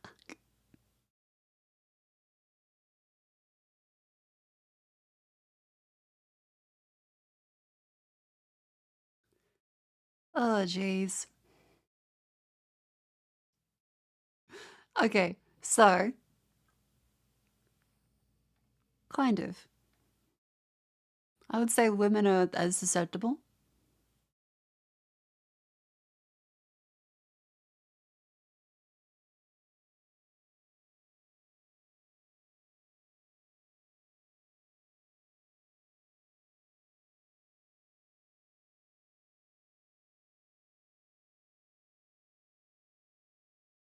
Sorry, I was just reading the mud log. Sorry. I won't say what happened. It's just very funny. Don't want to give attention. Well, the enemy's looking at me. I'm sorry, I'll look away. Just meters from shore, a couple have been overpowered by a surging rip, pulling them out to... Okay, say, this is the fucker. They stand just right at the edge. It's the thing that is like, this is not beach clothes. Thankfully, they're not in the full jeans special. They're not in full jeans. They're in shorts. Oh, thank fuck. Okay, because if he's in jeans, he's going straight in, like the jeans first. It's a real thing. Like, again, I think some stereotypes exist for a reason, not out of hate, but out of a, okay, if you notice this kind of behavior, that person, make sure they don't die. Like, these people are genuinely probably the most in danger. A small current will come in and they're just gonna go. They're just gonna king. Right there's a person's fucking... Let's say the opposite. Well, he means parallel as in a way. Ish. Swim away from the beach. Probably. Look, okay, the words are mixed up a bit. You don't want to swim against the rip. Like, swim along it towards the ocean as in the direction it is. Okay, he's fucked it up. Okay. If the rip is going up and out, you go up and out too until it no longer is taking you up and out. And then you swim then you swim away from, you don't swim back the direction you came.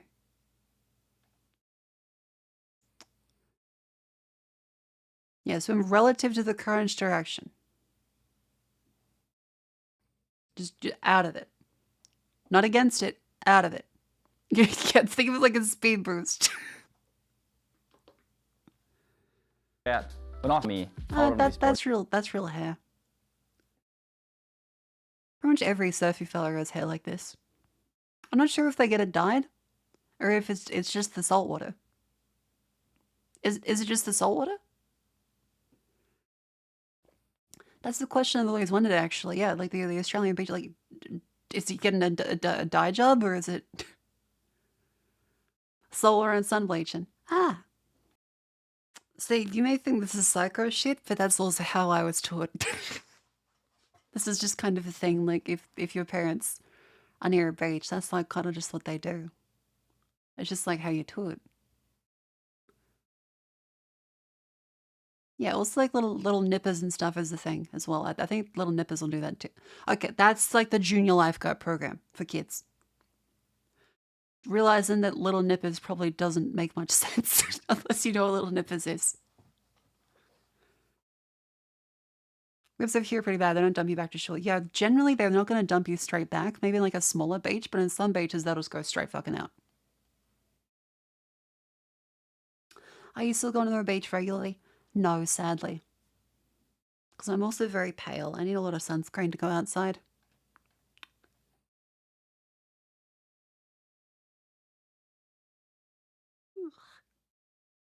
Don't swim really on Australia. Yeah, generally, because like there's lots of water. Gonna go cool grass, be back later. Hell yeah. Enjoy your mowing. She's a land whale? Rude. More like a sewer shark. Alright, so that was that. Let's go back to Britain. How are they doing over here? Eva, where are you? Are you there? Okay. With the balaclava, do not go to the beach with the balaclava. Do not go into the water with the balaclava. That's how you waterboard yourself.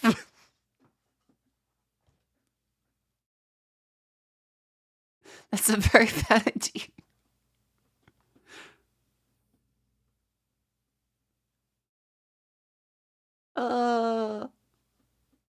No, not baklava. Okay, the beach with baklava sounds like a very nice, like, timeout.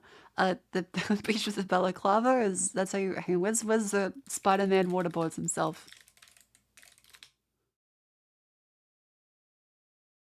You've already got this. Spider-Man jumps in. Fully Yeah, but you get that mask. Yeah, you can't get the water out. You got the mask. Of course. And then look at the kids are splashing him. He waterboarded himself. Yeah. Freaking, I mean, look at this. And then he comes out. I think it's hilarious. They splashed him when he's like dying inside.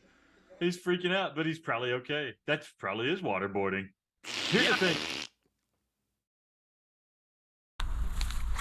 Yes, yeah, don't wear a mask or balaclava at the beach.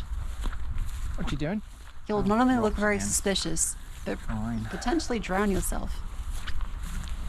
Oh, good night, yeah. There it is. Right. This down here is corn mint. Corn mint? See, actually, there's some with the flowers on. In fact, I think I'll take that little stem with the flowers on. There we go. Corn mint. Fascinating. That will be useful for my beverages. Eva, this way now. Come on, this way.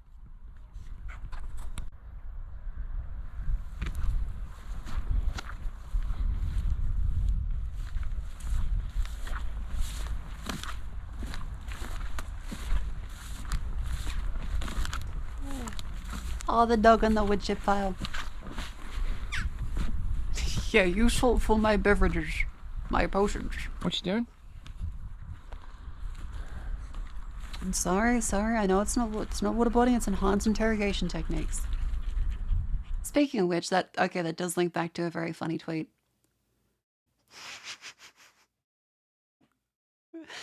So this guy was like, the most insightful statistic of the world is that the suicide rate is lower in countries undergoing civil war. If you're having an existential crisis, find your civil war. I'm like, oh fuck, okay, easy. It's time to find it's time to find it. Is that Kissinger? Yes. I've been listening to the Behind the Bastards on Henry Kissinger. Now, like the most fucked up thing, Henry Kissinger was considered a sex symbol of the Nixon administration. He was the sexy one in politics.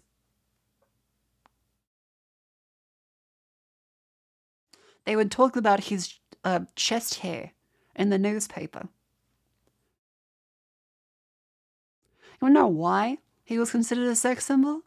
Not because of his looks, even though they did try and dress it up in the typical 60s way of talking about looks.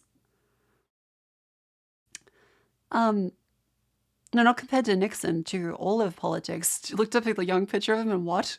Okay, young Kissinger.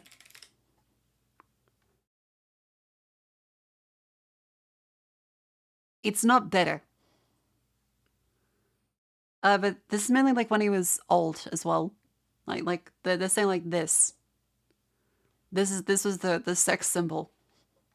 The reason why it turns out it's really fucking funny, it's because he was not a sex pest, and he listened to women. Didn't do anything with them. There was not a single time he ever actually took a woman to bed that he went on a date with.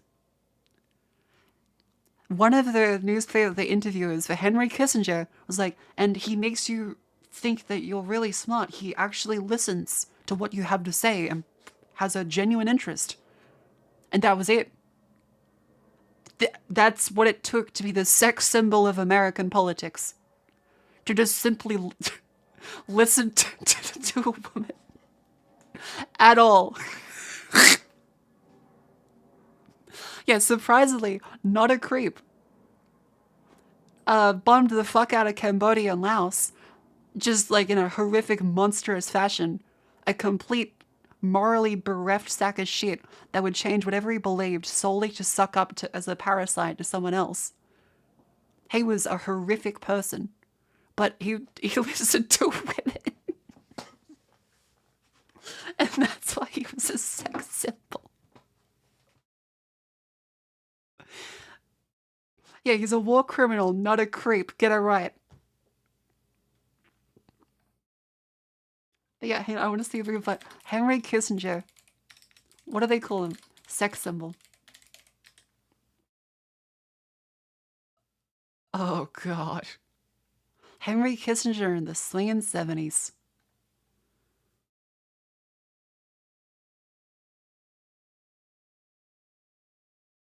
He's known for his coinage, power is the ultimate aphrodisiac. Oh. Again, he would go on dates with women. He wouldn't take them home. He'd just like drive them around, show them a good time and leave.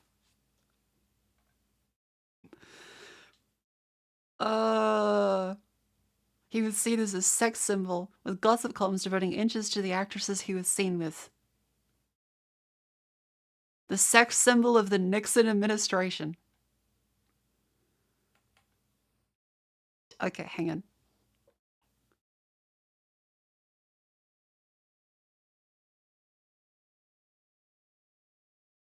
This is a fucking insane article, by the way. This is a fucking insane article. Where are the Henry Kissingers that we need? The Wizard of the Western World. I want you to know that he has fucked up every single thing that he did.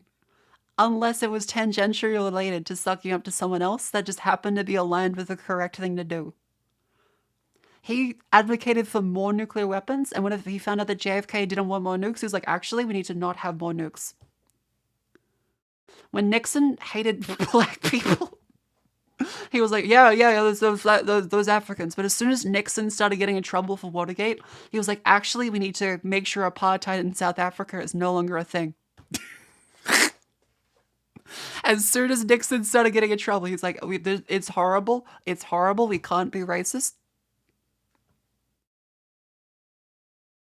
He even famously called himself, because again, he was Jewish in Germany during the Holocaust.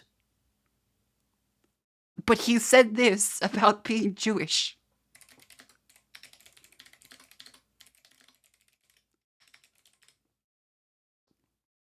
If it were not for the accident of my birth, I would be anti-Semitic.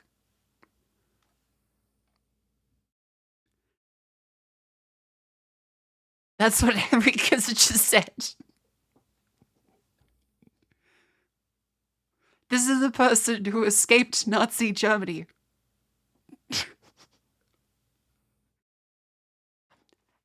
He is a fucking mindfuck of a person. He is insane. Because he doesn't believe anything. He just says whatever will get people to like him.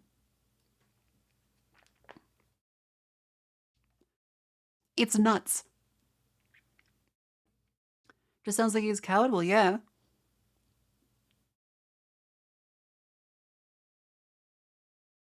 He's not racist. He's just saying it's over. The thing is, he wasn't actually really racist. It was just because Nixon was. So he was like, well, yeah, I gotta be. He would famously go around from every person that he would talk to at a venue and shit talk the person he talked to before them. He would go in a line from person to person and be like, yeah, that fucking guy. Yes, he is the ultimate kiss ass. And yes, he is finally dead.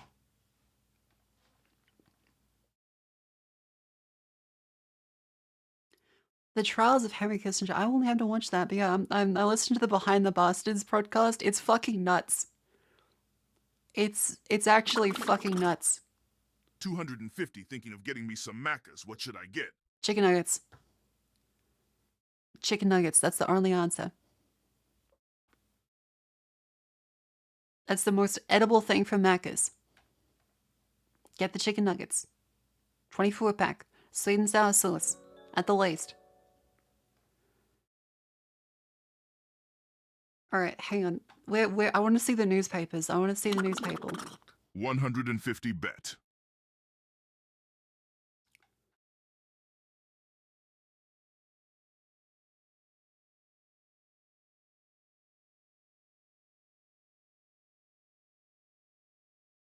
Oh yeah, by the way, apparently he was actually in World War II.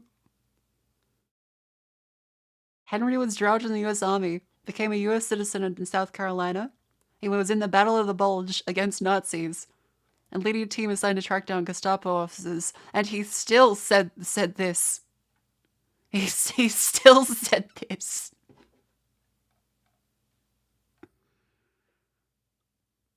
And it's like, what the fuck? He is just a complete... There's nothing behind the eyes. He will say whatever gets him a little bit more power. He doesn't believe anything. That's generally the gist of everything I've heard from him. Yeah, this is him in his sex symbol state with a famous actress, Elizabeth Taylor. Him the sex symbol with Princess Diana.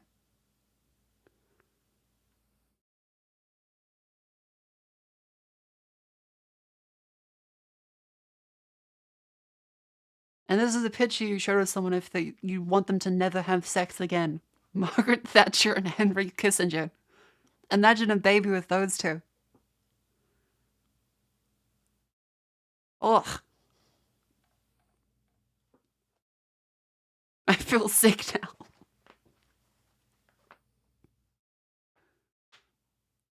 So yeah.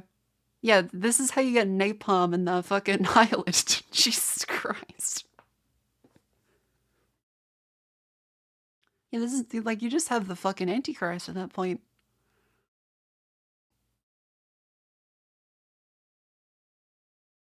Chinese Zhou and Lai? Here he is with fucking Zhou and Lai.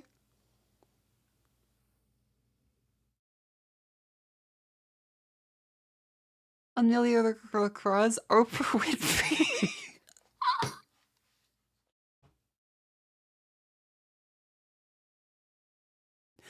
Oprah Winfrey.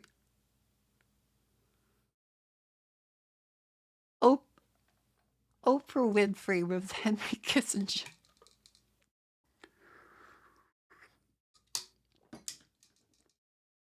Dear God.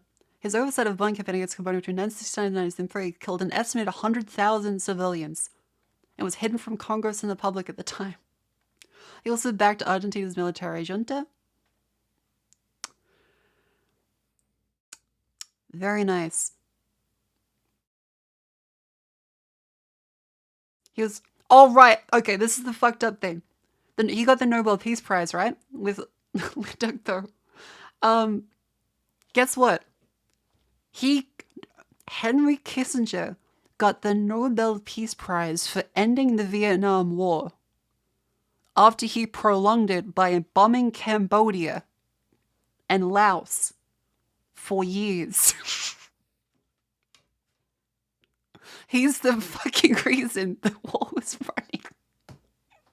And he got the Peace Prize. And guess what? Guess what? The Vietnamese general didn't want to accept the Peace Prize because he's like, this is bullshit. And so Henry Kissinger accepted it on his behalf.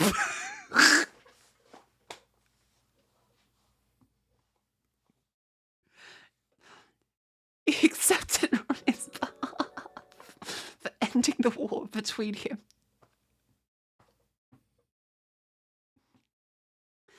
Yeah, so he kept the fucking war going and gets a prize for it ending.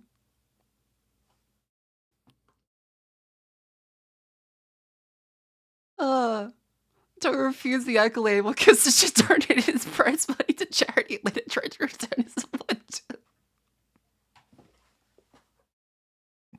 Yeah, he should have been in the fucking Hague. He should have been in the fucking Hague.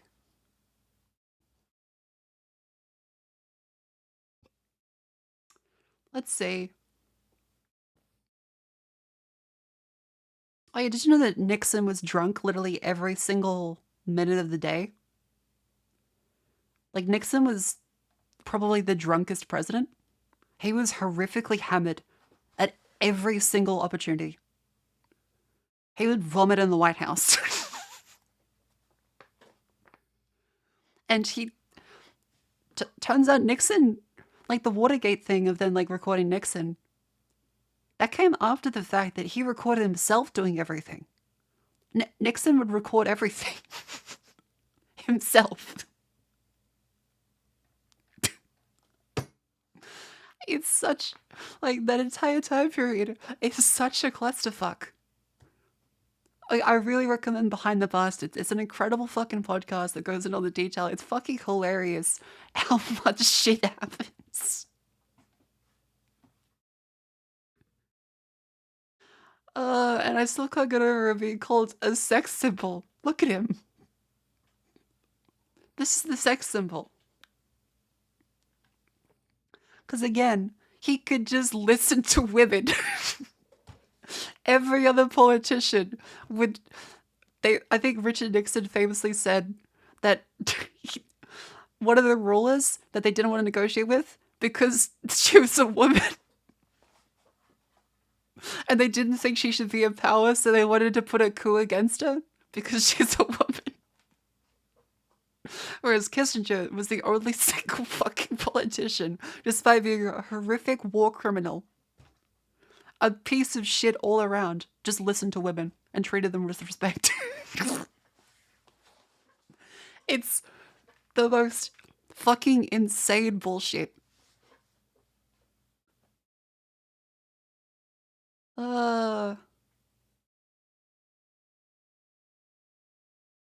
I like the president. I agree with him. We've gone through all this for 3 years, like 2 men in a foxhole. It's almost irrelevant whether we like each other. It's like asking me whether I like my arm.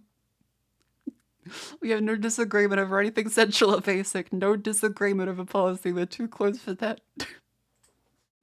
This is how much of a kiss-ass Henry Kissinger is. Nope, never disagree with the president. He's like my arm. With my arm up his ass. Yeah, Washington's most sought-after bachelor. I like women who are intense, intelligent, and warm. Any woman who survives with me has to be very independent. Oh.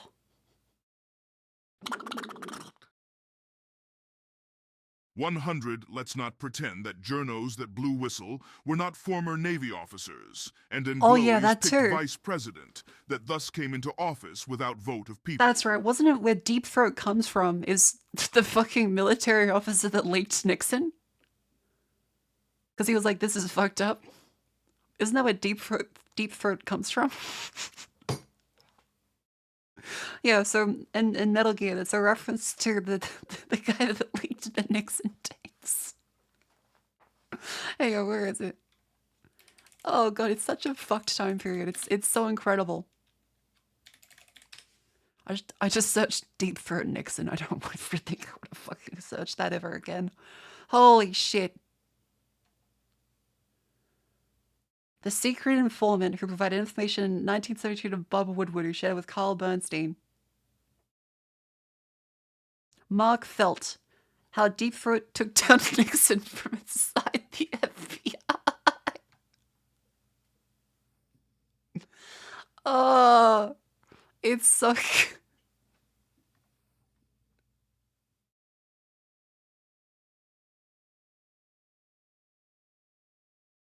He confirmed that he was Deep Throat. On June 17th. Actually, that means it was a mystery at the time of Metal Gear Solid 1 and 2. So they didn't know who Deep Throat was in Metal Gear Solid 1 and 2. There was still a mystery at that point. That's kind of funny. Also duck noses.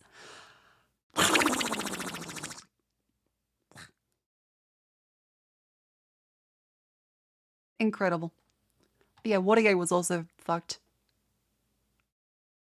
Where else was... I want to see the Henry Kissinger, like I want to see the fucking... Where is it? Where is it?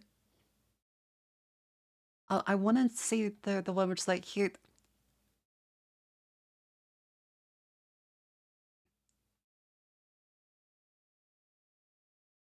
Where is it?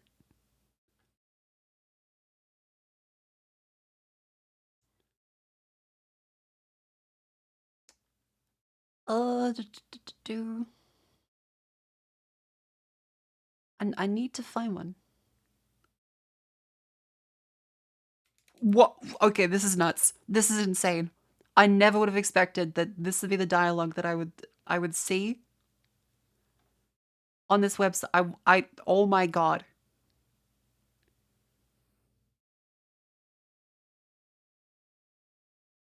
I want you to read this. Sources close to Kissinger such that the Playboy image attributed was largely a creation of the media. Nonetheless, in a 1972 poll conducted by the Playboy Club Bunnies, Kissinger emerged as their top choice for the man I would most like to go out on a date with. The Playboy Bunnies.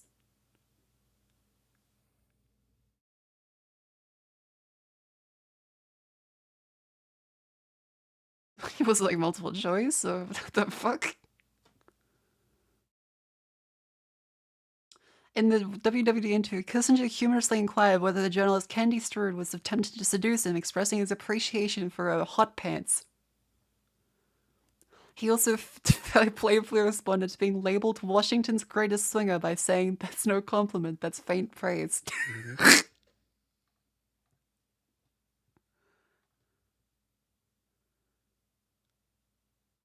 He says, "Oh no, that's just a great friendship rather than a great romance." Described by Strood as the sex symbol of the Nixon. I need to see this. Hang on. WWD Strood Kissinger. I need to see this.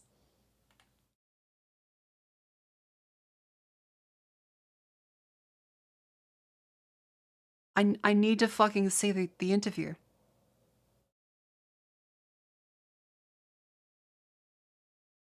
Oh, it's fucking exclusive to WWE. Okay, is there like an archive? Is there an archive? This is amazing. So I like that the article has been changed to celebrating Henry Kissinger. Holy shit.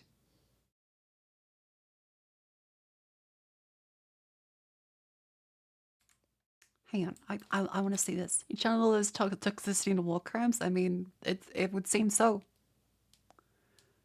Let's go back. 2013. Read this one. Mako teaching us how to get women. First, become a war criminal. Be a spineless yes man and listen to women. 100. It's fucked up that legitimately just be decent to women. It's that easy. Like, just be nice. It's that. If fucking Henry Kissinger. 100 assuming poll was not BS. Imagine what ugly bastards have bunnies have to cater to in Playboy Mansion. Oh god, yeah. Oof.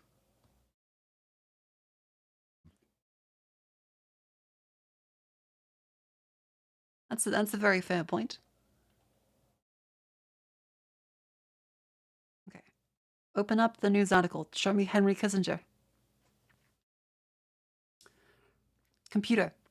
Henry Kissinger.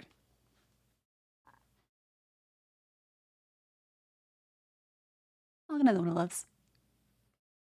Popular rock stars and authors. Are you a woman or a shark? Both. Shark woman.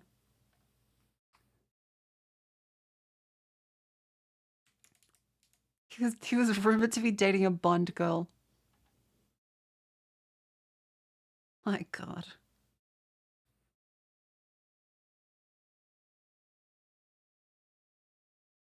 Okay, I'll double check to see if there's anything up here. Alright, this is the article. This is the article.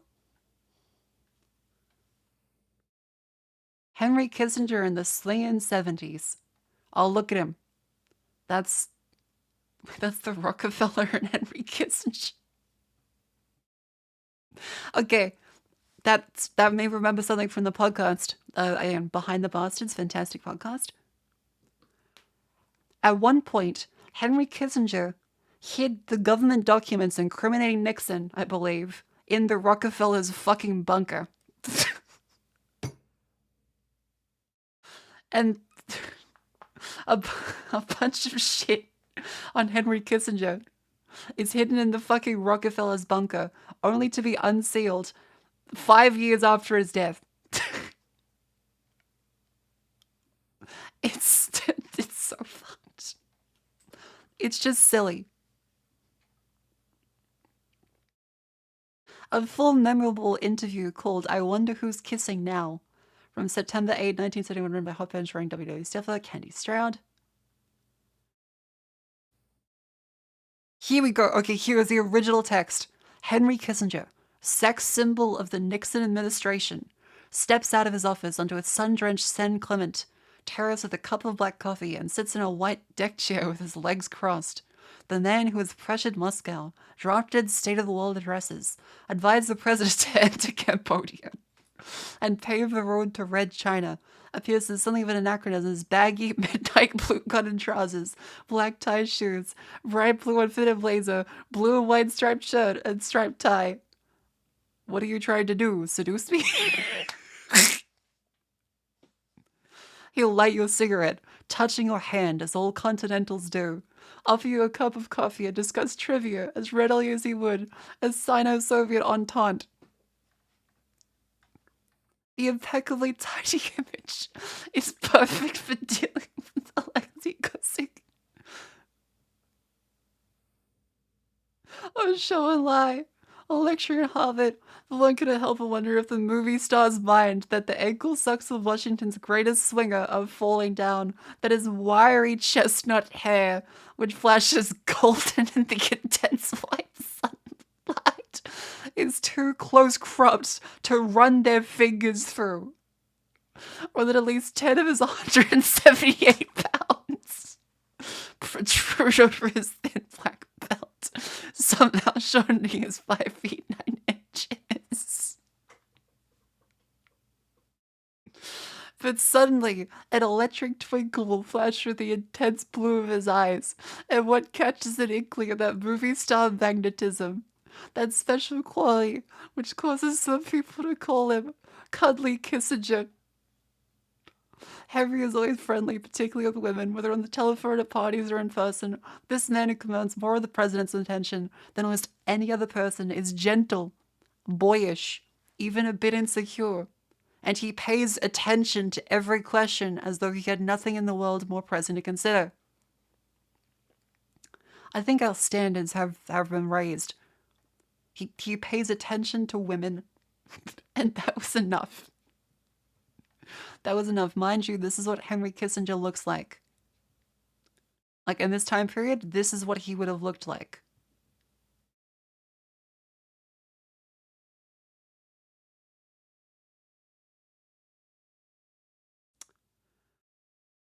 Continuing.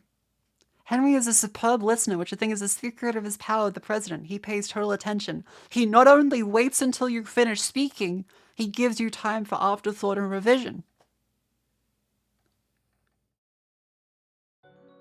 Not only does this man listen, he actually waits.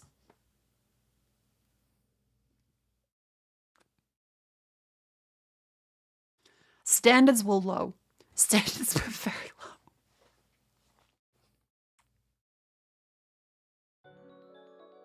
When it's time to answer, he speaks slowly, in deep, mellow, Wagnerian tones, carefully weighing words, and revises them himself. He's a man to whom semantics are vitally important. His job, his hours, his relation with the president.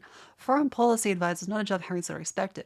After all, he counseled 2 Democratic presidents, Johnson and Kennedy, and a veritable fleet of Democratic friends. Strangely, it was Nelson Rockefeller who suggested Henry take the post. Let's see.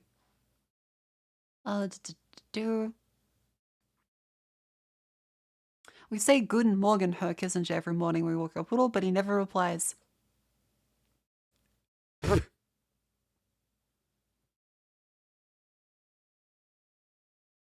He's lived Vietnam every step of the way, masterminded the Cambodian invasion, prepared Mr. Nixon's State of the World address, and paved the way to communist China.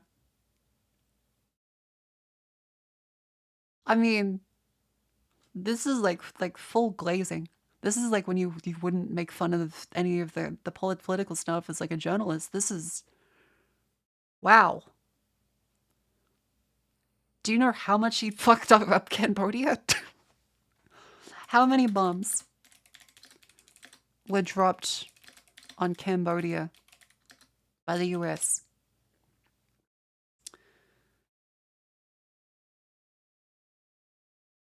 $500,000 tons.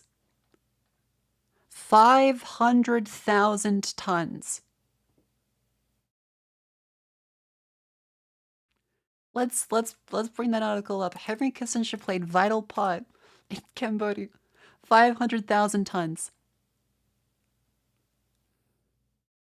Is a fucking insane amount. 1 ton is a kilogram, by the way.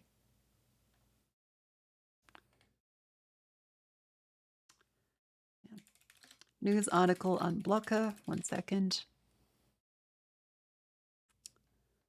Balls of the Wall say something good about Henry Kissinger. I mean, he did, like, go against South Africa and apartheid because he thought Nixon would lose and he didn't want to be racist like Nixon was because he didn't want the optics of supporting Nixon during Watergate. That's the only reason why. He just wanted to make sure he did as much shit that wasn't related to Nixon as possible so they wouldn't fire him. 1 ton is 1,000 kilograms. Yeah. Hang on, okay. Remove paywall. Alright, go up.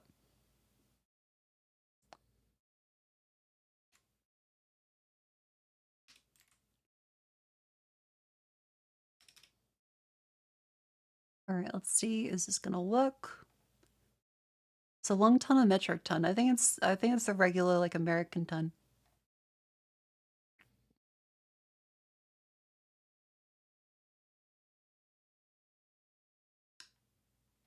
Is this gonna work? What about kilotons? I'm trying to think. Long ton, the US is deeply fucked? I don't know. I think they're doing as well as they probably could do.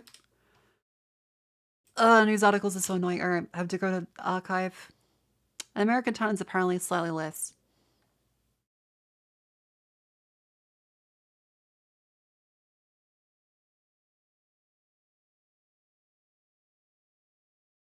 Hang on. Access denied, that's annoying. Okay, open up the website. Access denied, goddammit. Okay, 12-foot IO has been taken down, and the other one is not working. But this one does, okay.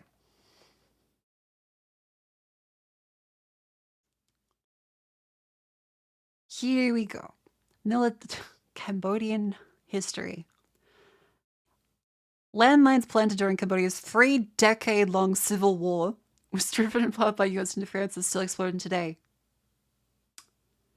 Yippee.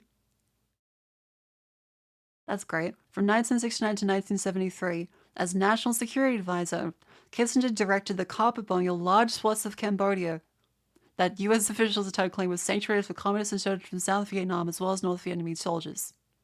500,000 tons of US bombs kill as many as 150,000 civilians.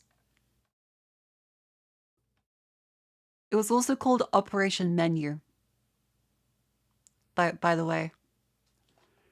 So they would talk about recipes, breakfast, lunch, dinner at a location for a bombing raid. That's fucking awesome. He personally approved every one of the 3,875 Cambodia bombing raids. It was also kept secret from the American public for years because America wasn't actually at war with Cambodia.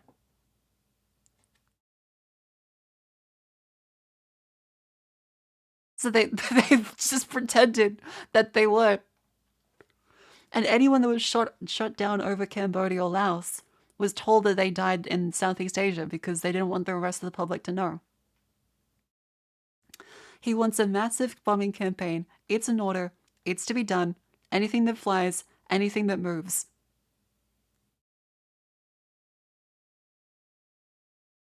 He dismissed the war criminal critiques and maintained that this was milder than later US bombing campaigns. He says, I'm not a war criminal. Other people did it way worse.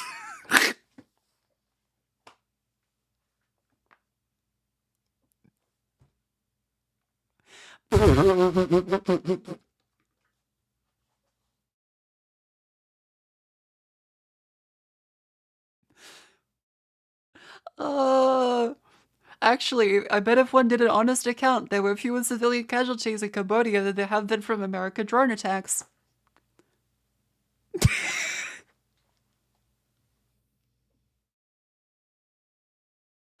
From the book Kissinger's Shadow, at least one area in Cambodia known to have sizable concentrations of civilians was bombed 250 times. Also, yeah, so the reason why the Khmer Rouge rose up, that fucking totalitarian regime, that's because of Henry Kissinger and how much they fucking bombed Cambodia.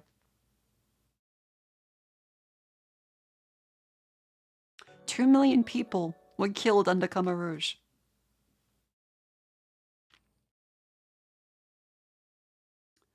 So that's great.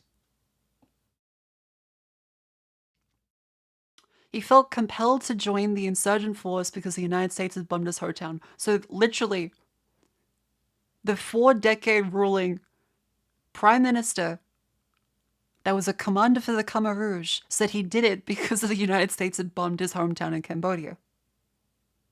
Again, the US was not at war with Cambodia. Henry Kissinger just went, well, and personally signed every single one. And every single one. It's fucking nuts.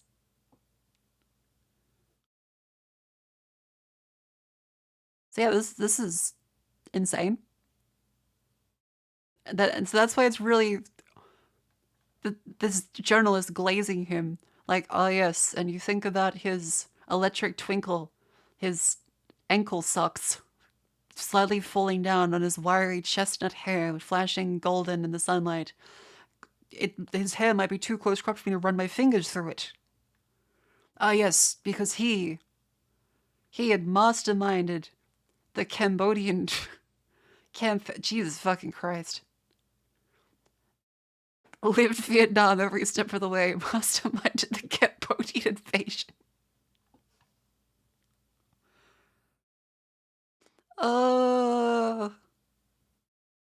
Kissinger sees everything that goes to the president, including reports from the CIA and FBI. I see everything first to ensure there's one central place to fill so the president doesn't have so many balls to juggle. Instead, he juggles the president's balls. That's what I said. This sounds like fan fiction the way he writes. It's so weird. He describes the president as detached, precise, analytical, and easy to work for. When it comes to foreign policy, he never shows impatience. Richard Nixon would call Kissinger slurs. It was an insane time period. Just fucking insane. No, this is not fan fiction. This is the official interview. This is the official interview from WWD. This was during the time period. This was back then in the 70s.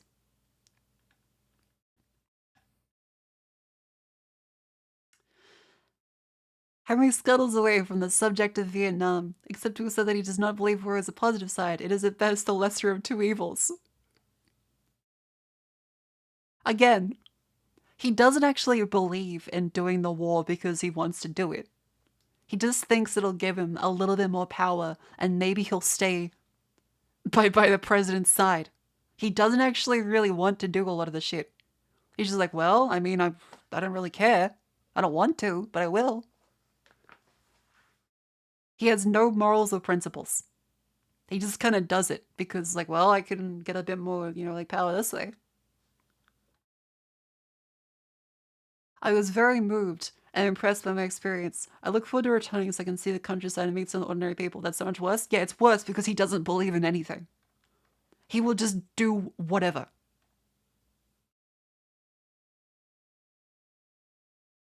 Henry was not always the swinging single he is today.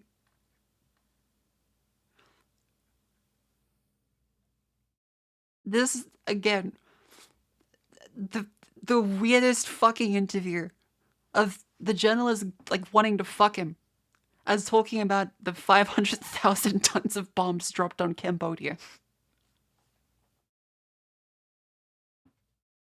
It's so nuts. Again, Behind the Bastards is a fantastic podcast which goes into detail behind a lot of this shit. It's fucking incredible. Listen to them. They have a 6-part series on Kissinger. It's so fucking good. Again, Kissinger was phrased during Nazi Germany, had to flee it because he was Jewish. And he still had this perspective.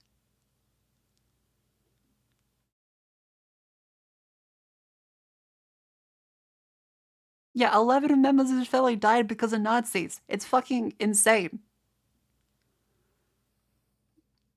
He was totally withdrawn, he said. And then he married Inflatia, marriage lasted then. He's a total introvert, brilliant but shy. It's hard to understand his popularity now. His life as playboy of the Western Wing. He lights up. It's a subject that's of great appeal to him. Henry likes to believe it, although he's a serious Germanic scholar. He's really a frivolous playboy. That is Metternich, the Pavilion, light, gay, and 18th century, gay men happy.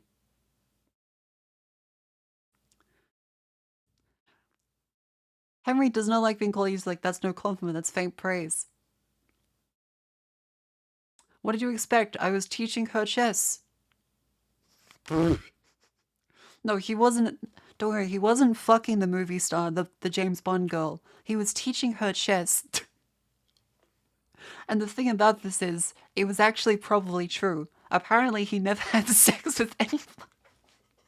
He never had sex with any of the women he was seen in public with, apparently. He just taught the Bond girl chess.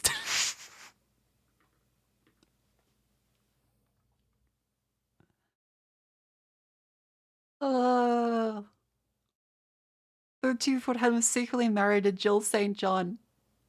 Okay, let's show you a picture of Jill St. John.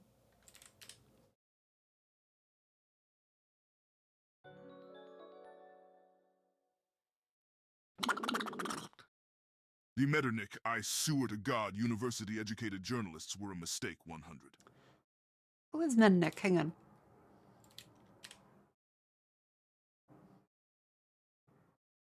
Oh god.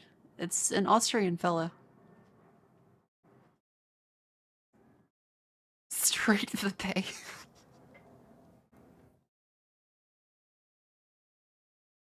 Mednick. Okay, it was from the 1800s. Prince von Mednick.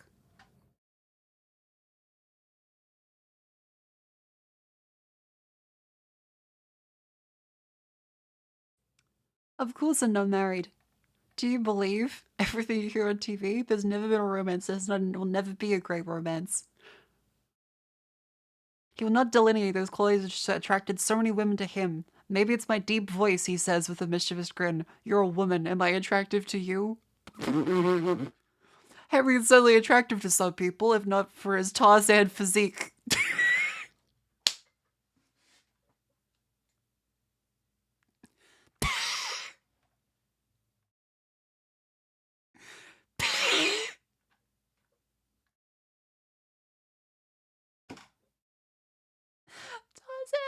He does not look like fucking Tarzan. He does not look like Tarzan. What the fuck is this journalist smoking? Suddenly for his gifted mind, quick wit, and adaptability. In his brilliance, Henry is a way of adjusting to any level. He can adapt to anybody. He's worldly, humorous, sophisticated, and a cavalier with women. I have great respect for him as a human being. He's the only interesting person in the whole Nixon administration. He's not afraid of hostile reporters. I enjoy talking with him. He's the only person in Nixon's team who could talk.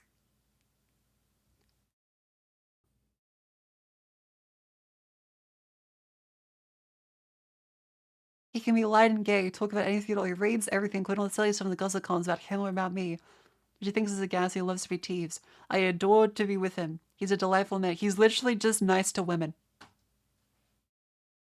He just talks to women. He could have MK Ultra'd the journalist. That's possible. Yeah, the journalist has actually fallen in love with him.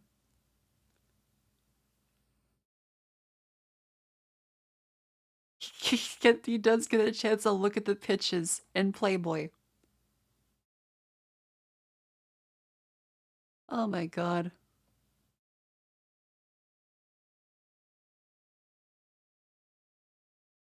This is insane. When D took out almost anything, even in fair, he'll tell you the best way to begin was an intense conversation. The best way to end one is abruptly, but always remain friends.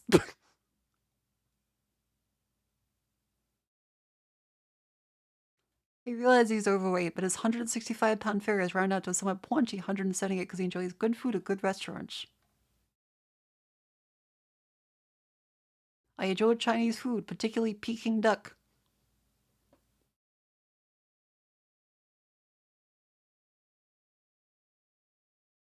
My god.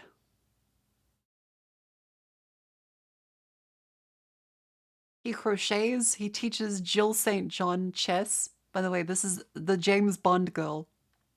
Jill St. John. Look what Mystery did for Greta Garbo. Why did the president send you instead of Secretary of State? He knows I like wonton soup. Will you write a book? No, I know too much. Henry jokes about his two sides, blaming a sign of the zodiac Gemini. I'm a schizophrenic.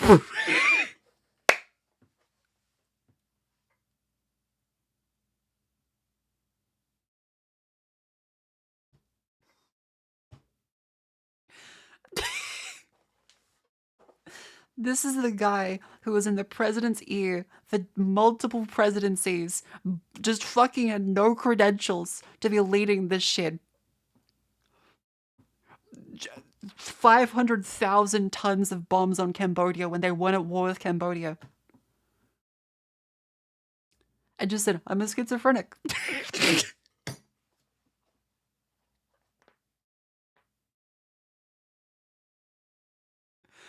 My fucking god. He's afraid he's gonna say something that's gonna get him in trouble. He's afraid. He's really not a relaxed man at all. Again, this is Henry Kissinger. We still in Kissinger? Yes, there's a lot of fucking shit. It's insane. When he wants to end a conversation, he uses children as an excuse. When he does it, a totally new side emerges.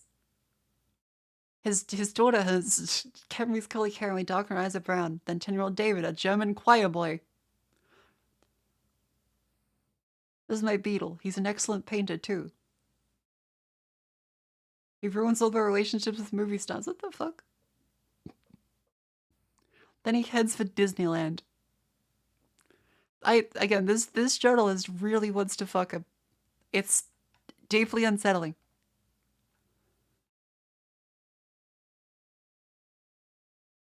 Candy Strode. Let's look up. What else did she do?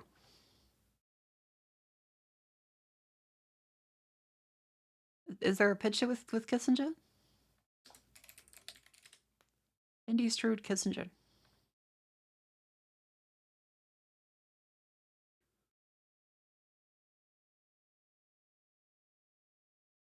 Oh, that doesn't appear to be a photo. She didn't get a photo with the two. But this is Candy Strode at the time then. With Roger Grimsby. Hey, wasn't Grimsby Bond? Roger Grimsby, wasn't he like one of the Bond? No, that's not him.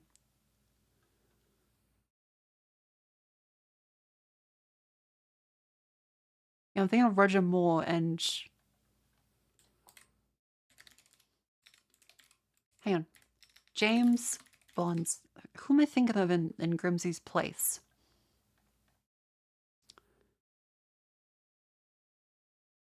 The Japanese person wants a kiss? Chew. The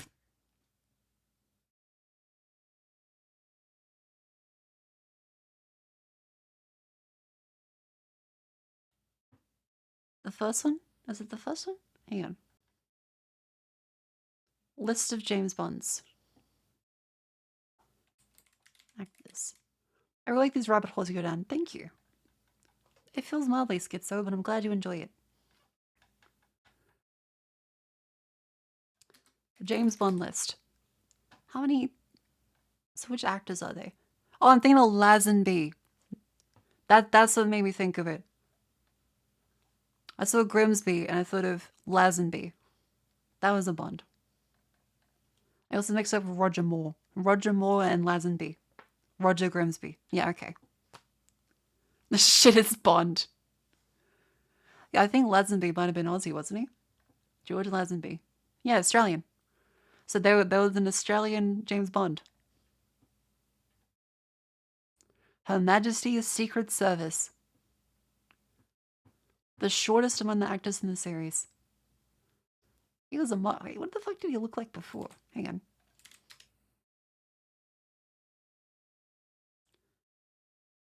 Okay, honestly, for like a James Bond type, no, like, I will say he did look the part. Yeah.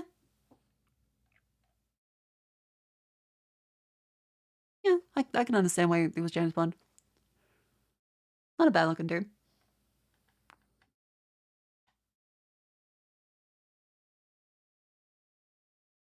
He's the more classic Bond. Not Daniel Craig. Oh. I will say, I think James Bond, again, suffers from the same thing as like the Henry Kissinger had, where people keep being like, you know, oh, he's so hot. He's so hot. And then you look at Sean Connery.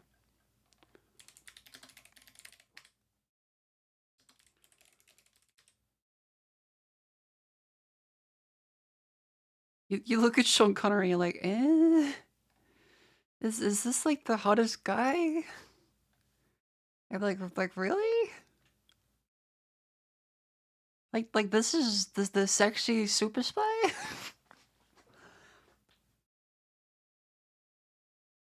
Like it's gotta do it for someone, but yeah, like Sean Connery is good, but like as a Bond, like he's not like sexy. I wouldn't say he's sexy. Like him most of the way he talked. Okay, yeah, how he talked is different.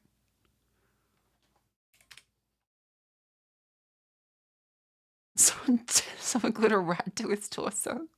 Gee, that's rude. Yeah, I think it's just different standards. Compared to a Magnum PI guy.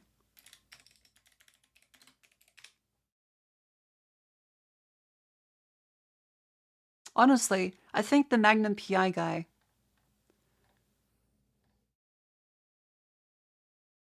I think this is more understandable. I think personally he looks better. Like in terms of looks, he does look better.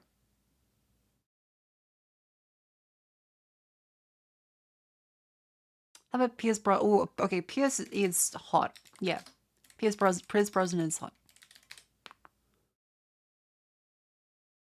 Like, yeah, definitively, he is pretty hot. Mads Mikkelsen? Okay, Mads Mikkelsen is fucking, like, scary hot. Mads Mikkelsen is ridiculously hot. Okay, I don't like that. Okay.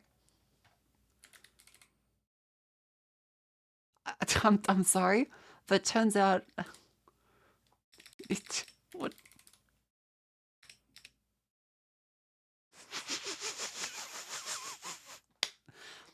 It turns out I've already searched this multiple times.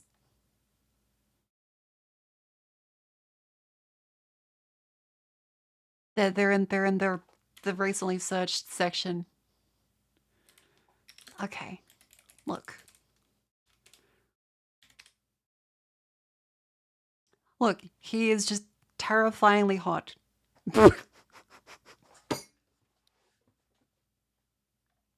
There he is. There he is.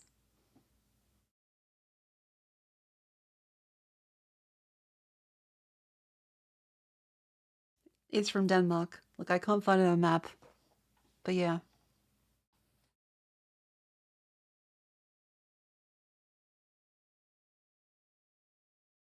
Alright. Alright. Alright. Let's have a quick little break. Let's stand up, have a stretch, and then we'll come back. Give me a sec. Give me a sec. Okay.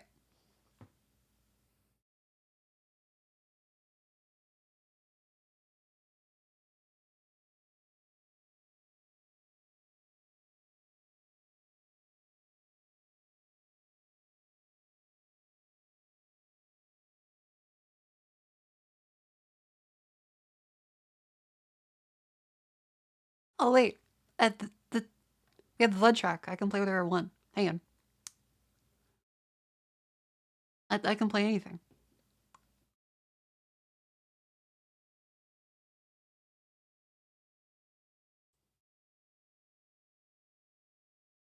Well, fuck, now I have too many options. Shit.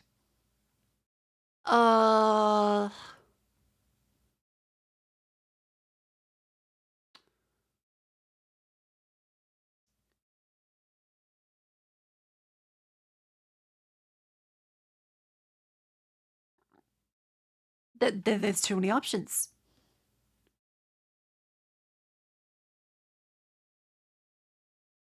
Well, okay, if it's on the VUD track, then I can play like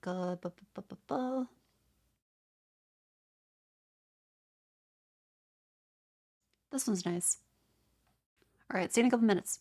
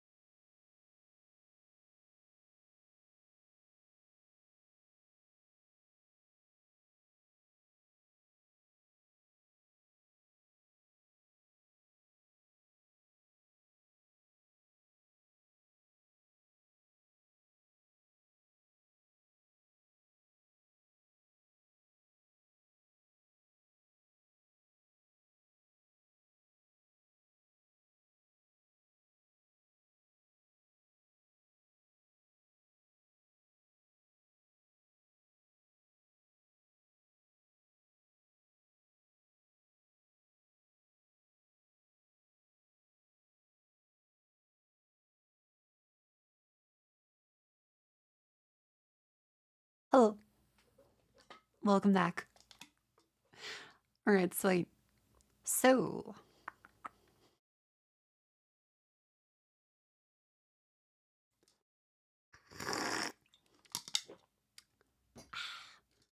Hamore.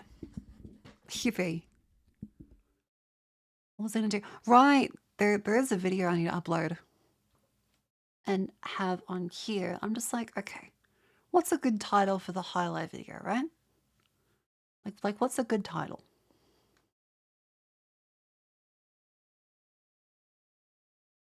Any opinions, chat? Because again, I'm kind of new to the whole YouTube thing. Would 4 anime women scream in Lethal Company V55 update, would that do it for you? Is that like you know, look at that and think, damn, yeah, I want to click that. This is for the 17-minute highlight video.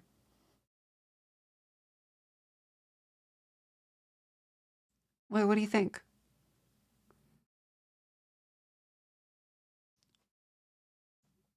Is that a doozy or is that that's a good Twitch title? What about YouTube? Yeah, see that's the thing. And the description. You wouldn't believe what these Aussie, okay, no. 4 Aussie anime women. Seems fine.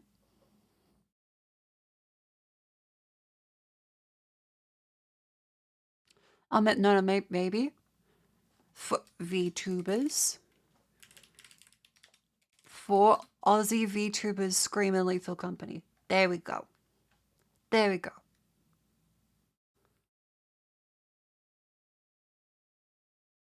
Instead hag? Oh yeah. Wait, does hag actually, is that okay in like the, hang on. Hag. Like I can't say anything recent. It actually shows a lot of traditional ones. See?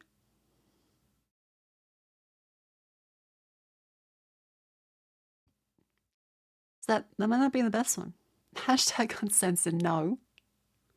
That's a bad idea. See, I'm not like the whole YouTube thing. I gotta figure this shit out. Hashtag, I'm not gonna say hashtag gone wild. Yeah, get the D&D crowd. Alright, well, first off, we can say like the twitch.tv, right? We're gonna put in like, Cleo, Jets,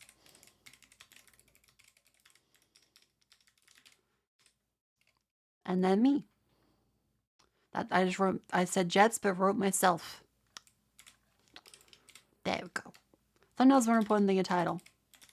Yeah, the thumbnail's kind of shit. Hang on, this is what it is. I reckon I could do better. This is the thumbnail right now.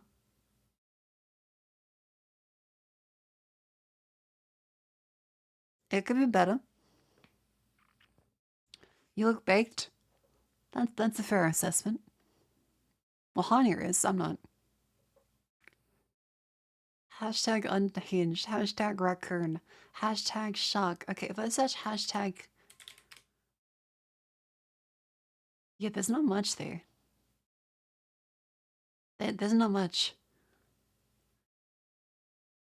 Pashayum looks cooked. For a best of? Okay, if I search VTuber highlight. VTuber?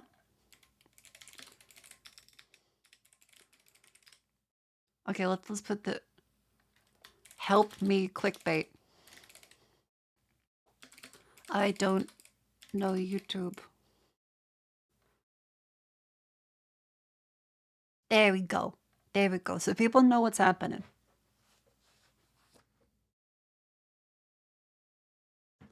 If it's your clear skirt, head off. True.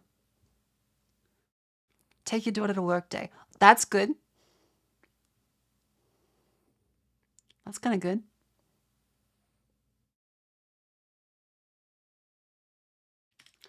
Is capital?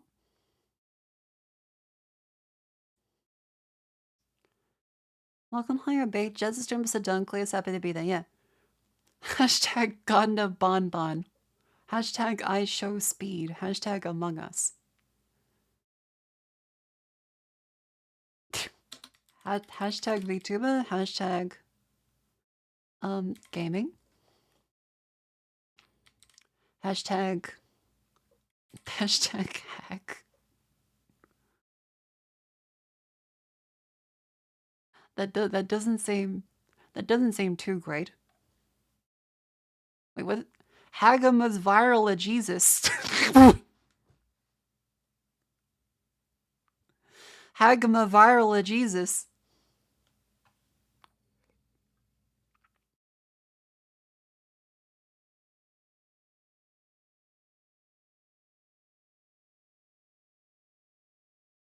I don't know. I don't know if the hashtag's gone there. See, like I'm not up there. Yeah, Lethal Company's gotta stay up there. Highlight. Put the highlight in the title. Yeah, that's how you do it. Again, I know how to make people click on Twitch. I know how to make people click on YouTube. Like if I say this, I'm just like,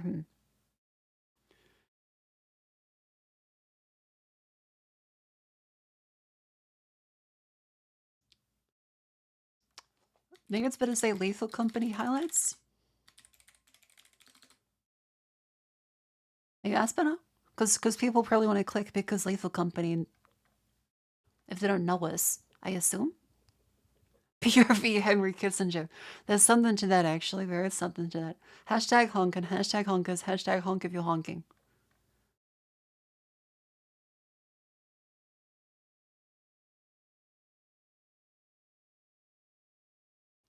Hashtag Australian.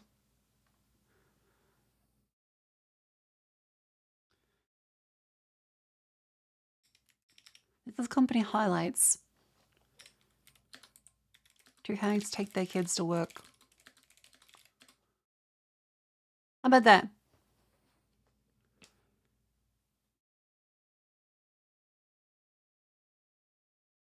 Hashtag fee. Doesn't need Lethal Company. Okay.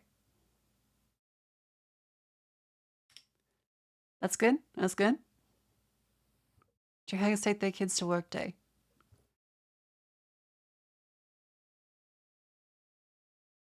Hashtag Lethal Company. Hashtag VTuber. Hashtag Twitch. Hashtag Twitch. Do people use hashtag Twitch on YouTube? That feels like a... I have Han in your description because we got distracted halfway.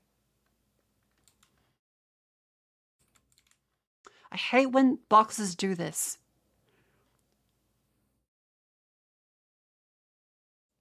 I hate when they do this.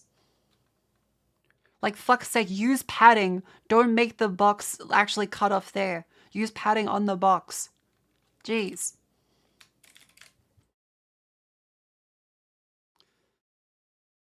Yeah, clear jets, hunt. Oh, yeah. Witch.tv. Alright. Double click the highlight.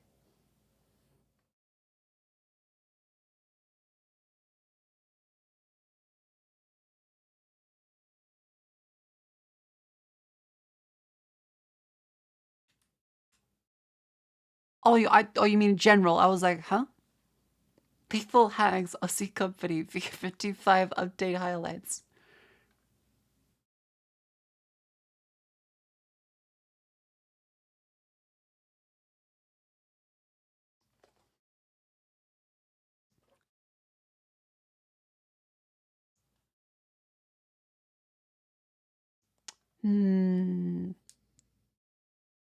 I'm gonna make an O face in the thumbnail. Oh yeah, sure. We don't have like the O. Don't worry, I know about the shift arrow keys highlight. I like using the mouse because it was made for a reason. I understand. Hashtag Vishayan. Oh, Vishayan highlights. Ghouls Night Stream. Follow them. Do I do like one of the... Yeah, get one of these fuckers in. Yeah, full meta like I'm in a fucking markdown file. Do you have the others models? I reckon like I can go to the... I reckon there's an option to. Hang on. I should go to Google Drive for like the Vishayan stuff. Let's see. Yeah, SEO with Mako Fukasame. Okay, hang on. Vishayan. Shared with me.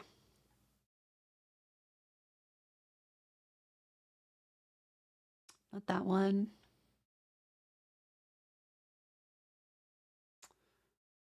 Okay, hang on. I'll have to get the fucking.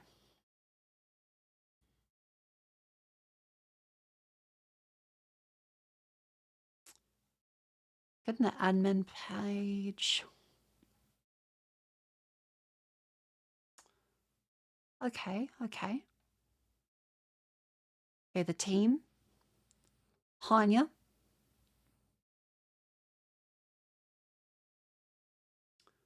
Okay, let's get a spook going. Let's get like a spook image going.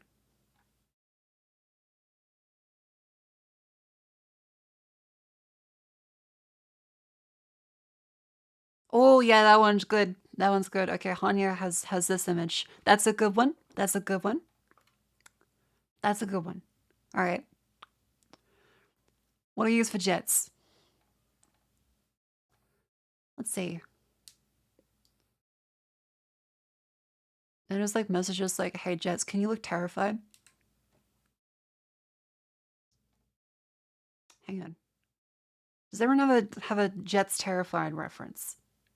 Like I can search. Hang on. Jets.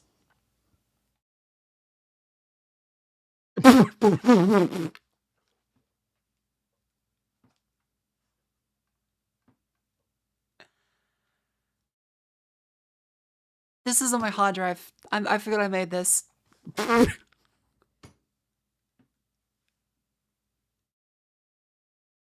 Because Jets showed the fucking animation with the bold model again, the fucking cyborg ghost in the shell shape. I was like, wait a minute. Okay, well there's also this, but it's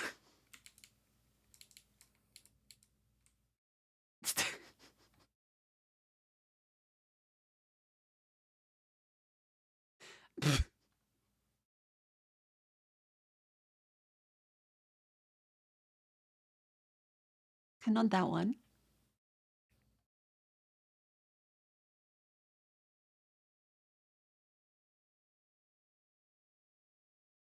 What the fuck URL?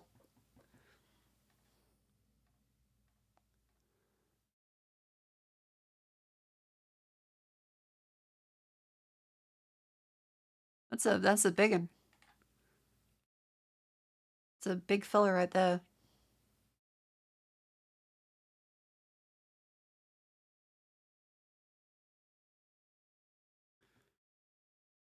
That's a big fella. Let's see. I think Jets is probably asleep. Yeah, Google Image Blurred is very big. Okay, let's look in the jetpack server. Okay, jetpacker, acquire your strongest jets.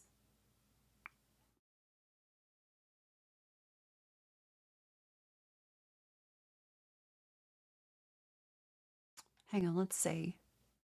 If I was a Jets that was spooked, where would I be?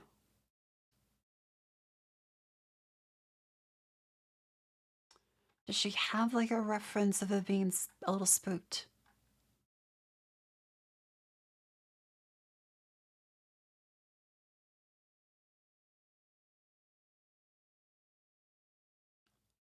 Okay, rare Jets.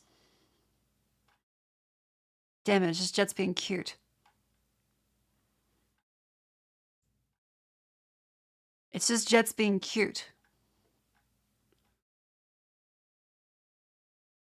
God damn it. How about Gene memes?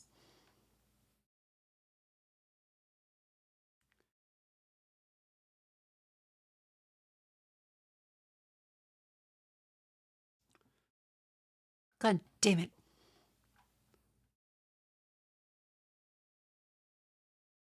See, Jess is too cute. This is fucked up. Okay, back to rare Jets. I can't see any spooked ones. Where are the scared Jets? Okay, this is fucked up.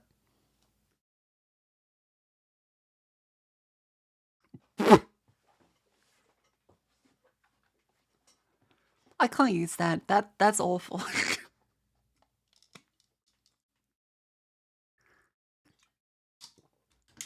That's just awful. I can't use that. There's no way. Like, that's not edited. I'll still save it.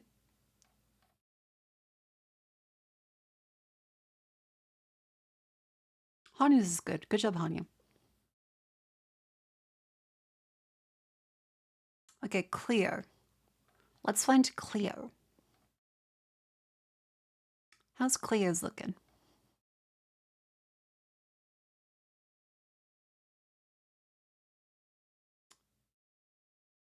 Hmm.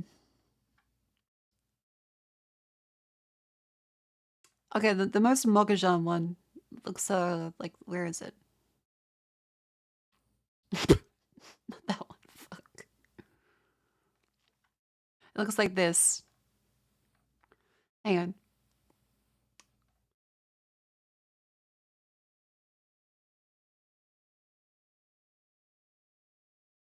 If anything you call Cleo, she's still playing EU4. Oh, right.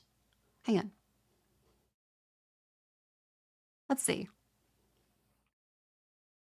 Rare Cleos.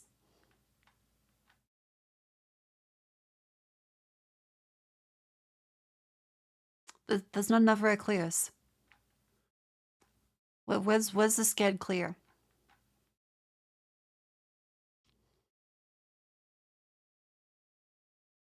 Let's see.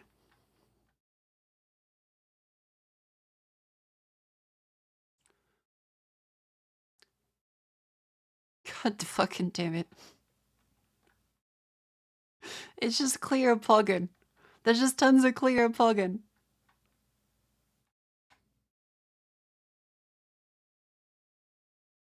And look like a fucking smug asshole.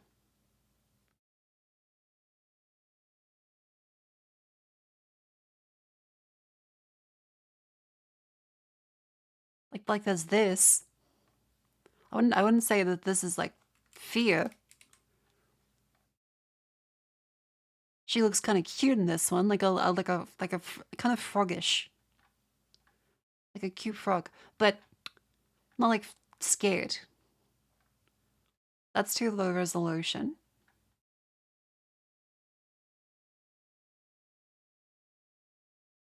And there's a shadow there. Maybe.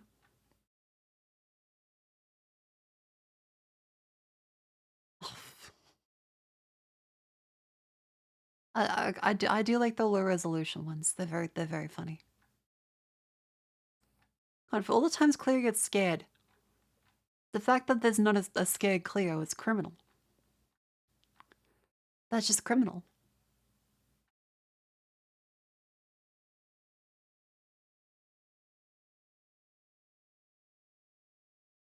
Not a single spooked Cleo.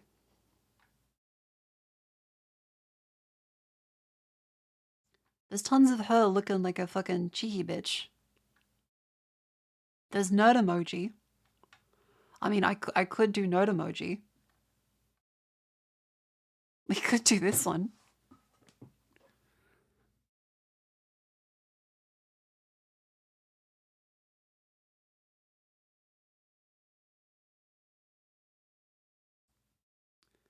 You know, let's go with that one. We need some contrast. All right, and then me. How about I get a scared one for me? Hang on.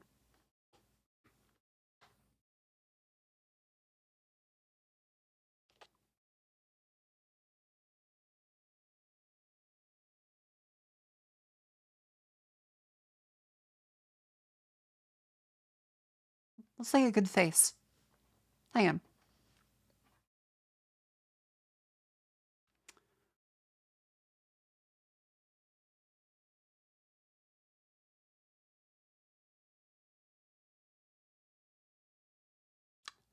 Oh wait, yeah, I did the. On the tiers, get the tiers going, and the...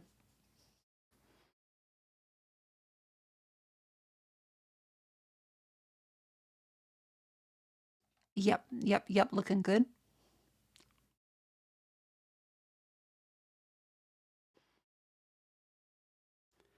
There we go. Check Marco is a good one there. Hang on. Let's see. Usually close your eyes when you're closing them and then grin and yell fuck. Yes. Subnautica is actually the only one that's scared me. I've kind of become desensitized over time.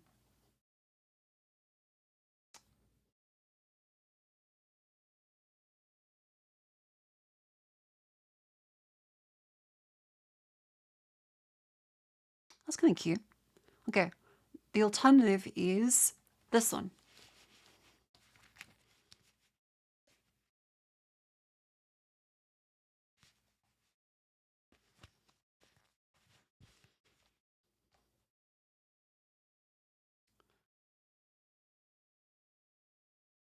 All right. How about this one?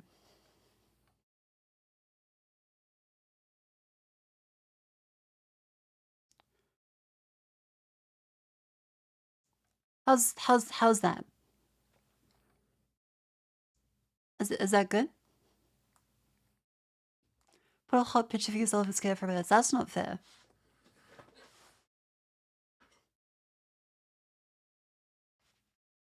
Alright. Prime YouTube clickbait.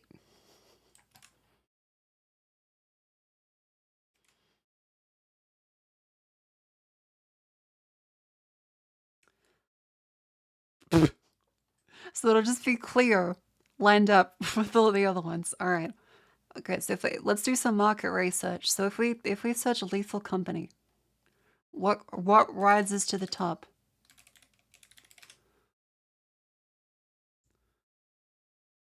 Aha!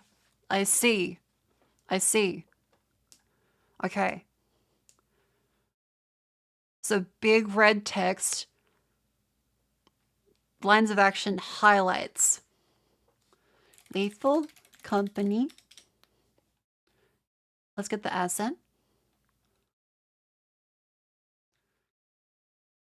Yeah, all three of us get with clear in the background. Lethal company logo.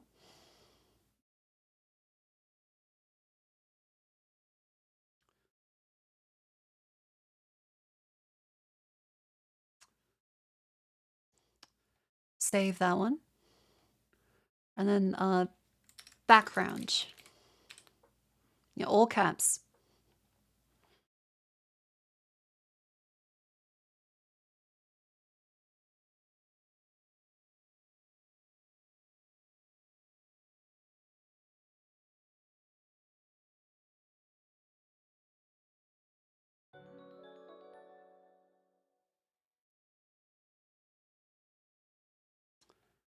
It's your fifth file. A WebP file. All right, you know what? And now we go into a favorite editing tool. Photoshop, which I can't share on my screen, actually. You cut it too small? That's all right.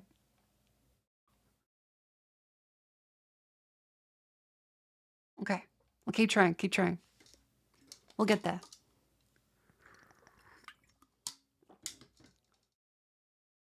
But yeah, let's say, what else goes into this? Because like that's like the...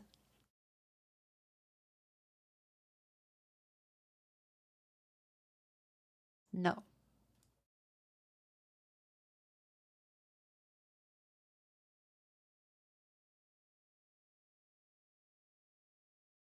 Oh yeah.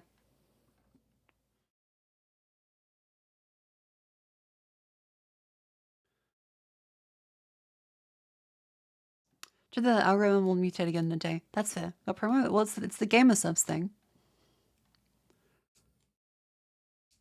Like it's an affiliate code. So yeah. It does show up a couple times.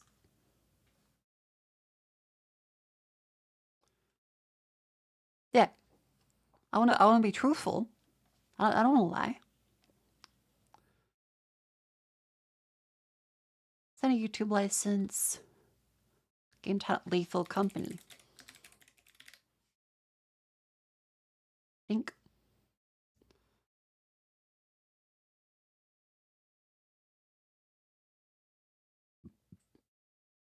Beautiful. I think this is good.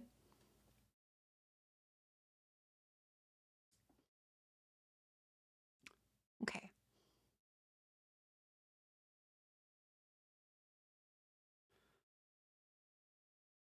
Oh, an explosion would be good. Explosion PNG. Explosion PNG.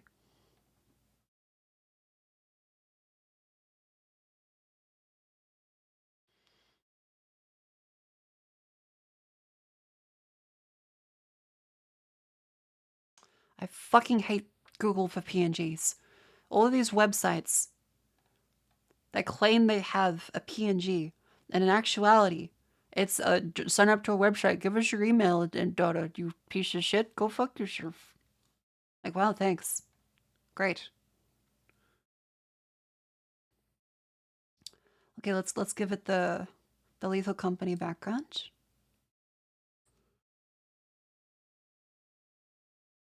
And then let's put the people over it. Let's put the girls over it. Hi, hello, welcome in. How you doing? Okay, let's put the Hanya in. Put the clear nerd emoji in.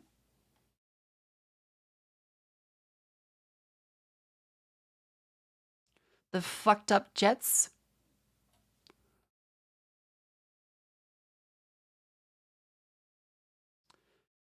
The terrified me.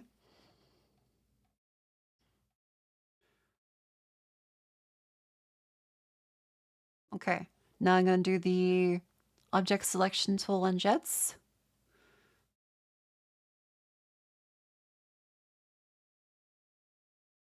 Don't add file type PNG the image search. I should do that from now on.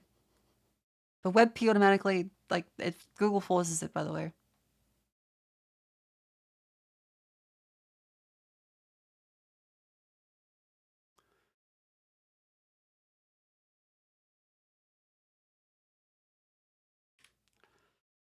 All right, we have the jets in now.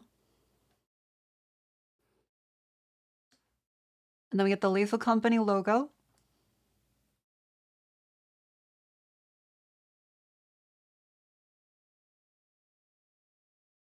And then we lower all of us.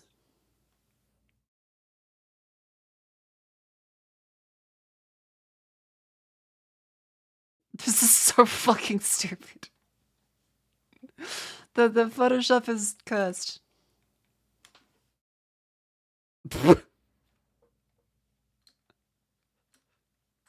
Hang on, we have to do like the blending options, right? We have to make it like the okay. Let's do a group, and then we do the outline, right?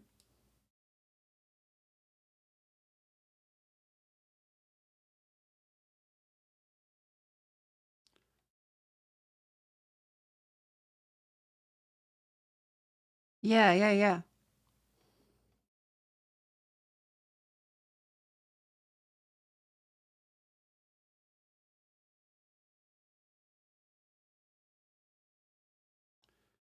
Hang on, I think I've got it. All right, let's show you this one.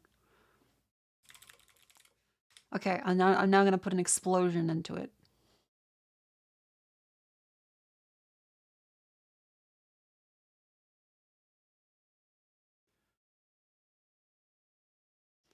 Yeah, yeah, yeah. This is like some prime clickbait.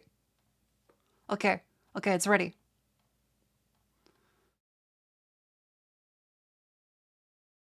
There we go. How's that?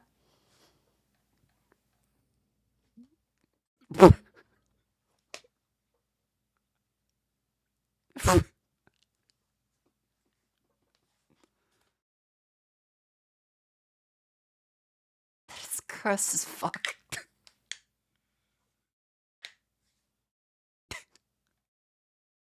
All right, cinema. Look, I'm learning. I don't do YouTube very often. I'm very like Twitch focused. All right, that's better than the previous one. Again, this is the previous. I made this in literally 5 seconds before. This is like the the Turkish hair transplant before and after. Upper blepharoplasty, rhinoplasty, ear pinning.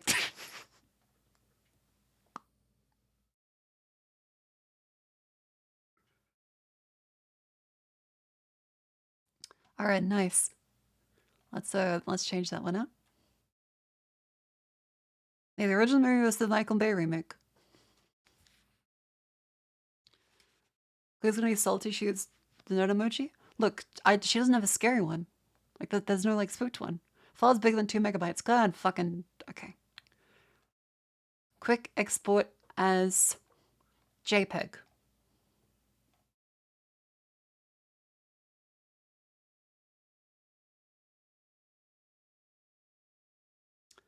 There we go. All right, that's better.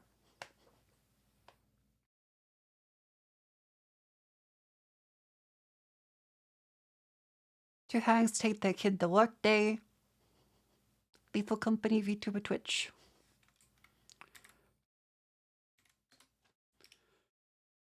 All right, Machine Highlights, Close Night Stream. B. Follow them. What else should be in like what else do people put in like VTuber highlights? Oh right, I could do like my show links. Hang on, we also could put like emojis in here. Yep, sweet. And then I can do like the, hey, click these. Yeah, I can put the arrows in. Shamelessly steal from everyone. Okay, what are some emojis I can put in? The love hearts with a Cheyenne. Hang on. Yeah. Look, JPEGs, they have a purpose. The Cheyenne.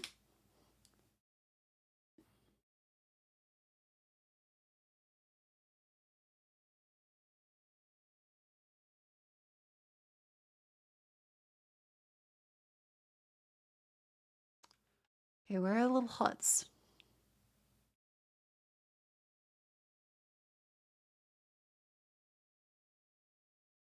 There we go.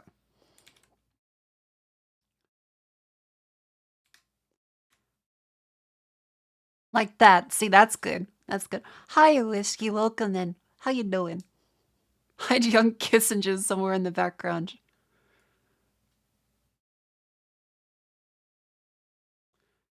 Helishly not outside. Oh god, I hope your air conditioning's working well. Welcome back in. No, okay, no more Henry Kissinger for today. No more Henry Kissinger. Gotcha.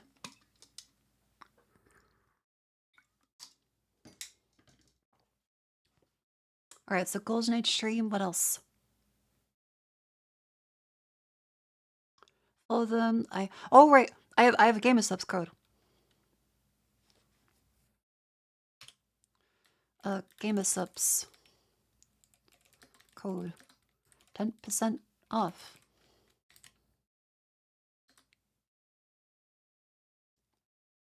%off and support me. I can do the code YAP.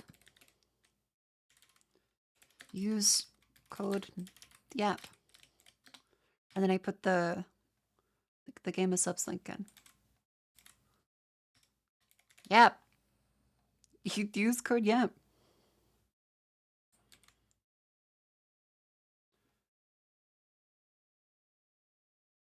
Good.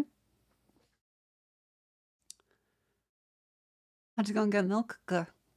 I honestly, given some why it sucks so much today, more than just heat, I'll spend the stream my ramblings. That's fine, Whiskey. That's fine. I hope you get some milk. That seems like what you're doing.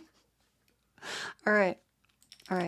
Who else can we shamelessly look at their homework and copy? Because I don't know anything about YouTube. Low effort clips! That's who! Right. Oh, they do the hashtags. They do. They do have fucking hashtags. It was a joke with the milk? Okay, okay. Wait, so they do the fucking hashtags. I was told you don't do the hashtags. They have the hashtags. There's a lot of fucking hashtags. In the description of the title. Oh, okay. Wait, but like this isn't a separate section. This is like below. Oh, it's the first 3. Oh, wait. Okay. Right. Shamelessly steal. Hashtag vtuber. Hashtag, I guess clips. Hashtag lethal company. And that works. Twitch works. Yeah, we're learning. No one owns full minutes, yeah, see?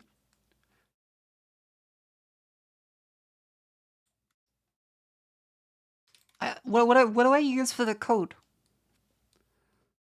Alright. Good luck, Wishki. Have some water.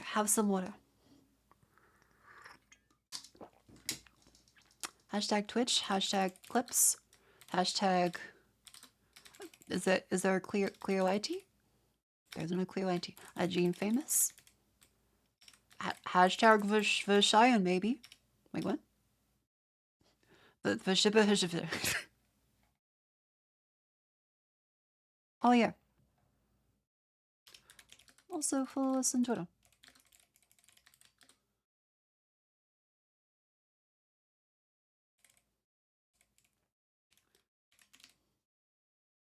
Do I just say the thank HTTPS? Does that work? I actually don't know.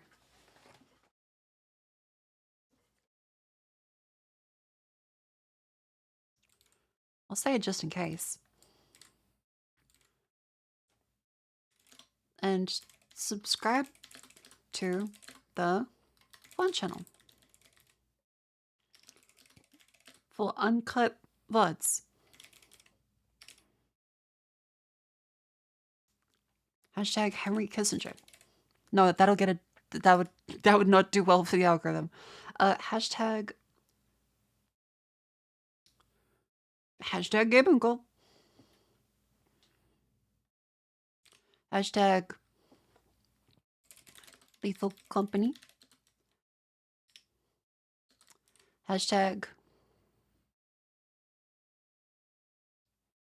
YouTube Eclipse.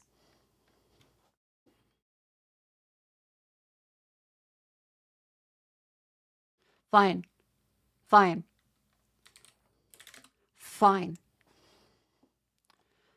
Hashtag Vashayan. Hashtag Australia. That's true. Hashtag Australia.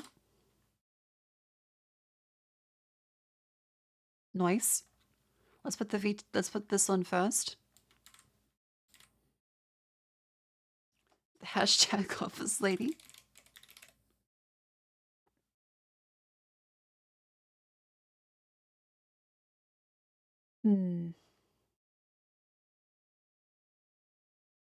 Well, okay, what are some emojis to use? What are some emojis to use? Hashtag well snack pack. Maybe not that one. Hashtag cyber team. Okay. Cute emojis.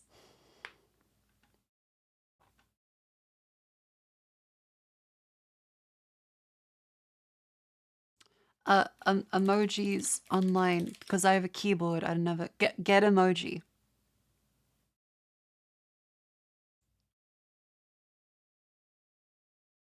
Man, Windows has like jack shit, don't they? Whiskey, don't die to get drawn as a gross ship.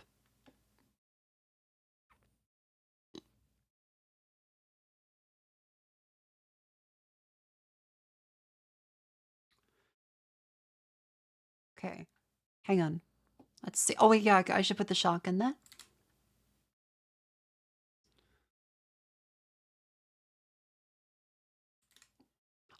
The Oshi marks. We can put the Oshi marks next to him. Wait. Go to twitter.com. He was a super carrier, a sci-fi super carrier. Okay, Wishki, I don't want you to die. Not yet, at least. You still gotta be here a while. I drag Mocha into map games. I'm not sure if I look. If my friends like the map games, I'll follow them, but not always. Okay, Gene Famous, get the floppy disk. Yeah. All right. Hanya.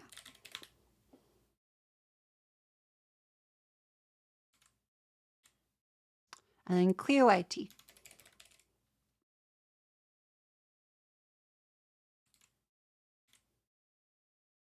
There we go. I can bribe you. All right, well, this.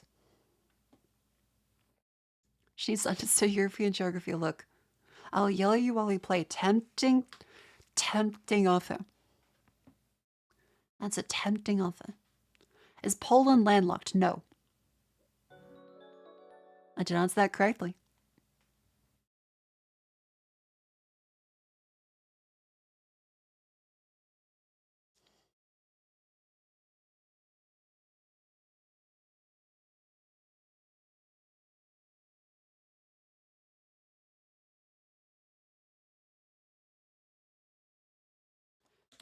They can't drive.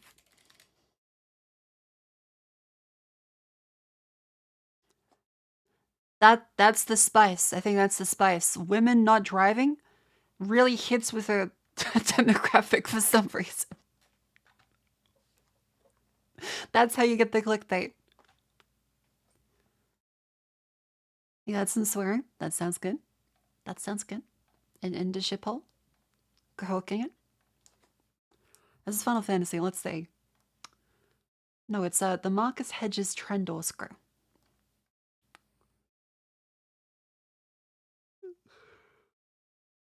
Oh yeah, okay. Emoji for this one.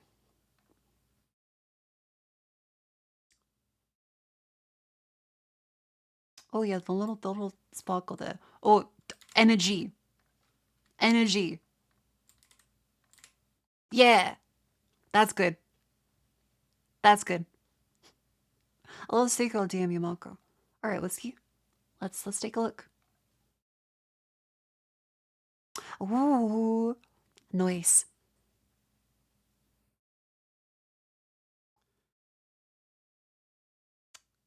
Also, I noticed the whiskey did not respond, so it's fine to show you this.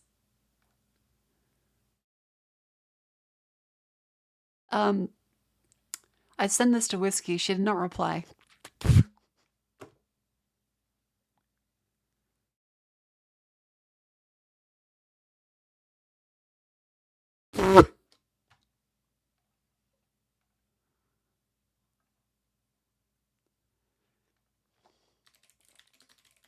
Leave a company. 55. Just therapy me while I'm working. Okay, okay. No, I just thought it was a funny image. That's why I sent that.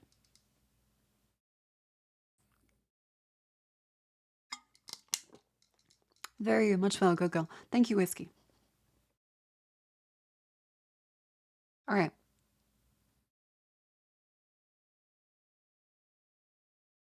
It says leave a company. Close next stream.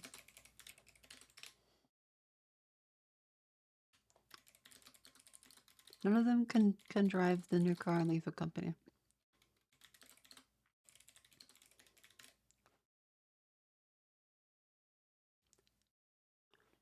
Did the dog mean go plus ahead? Woof. Anyways. What is some, oh, we can put some like little end caps in here, can't we? Be like, have some water, Whiskey. Jeez. Have more water.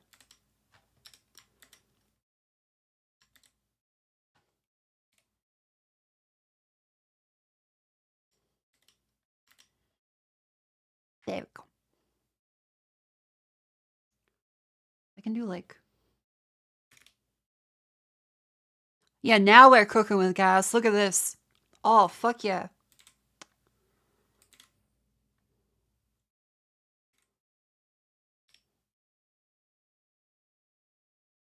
Nice.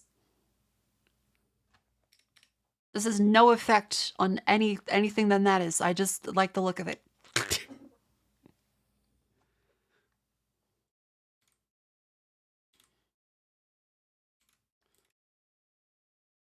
Links to Twitter and the VOD channel? Oh, yeah. Yeah, now I can copy this to future videos. See? I'm getting things done. Ever so slowly. But they are being done.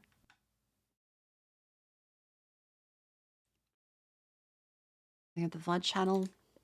Should go here. Yippee.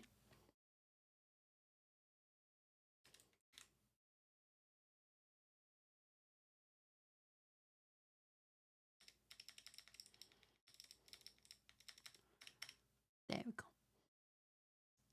Yeah, this is backsetting video creation. Anchor brackets not allowed? What do you mean? Ah, fuck.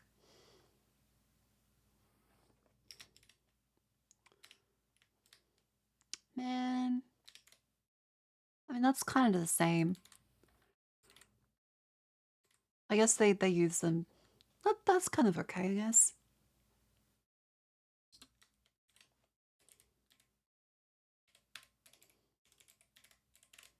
Henry kissing her. There we go. There we go.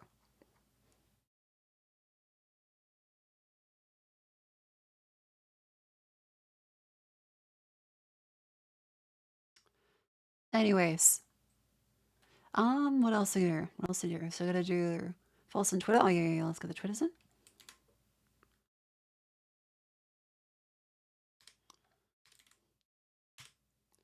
Is that? I'm not sure if that actually does the link. Anyway, Gene Famous.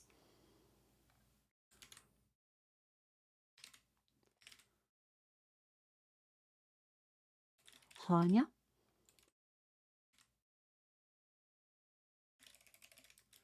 Mokufuka Same TV.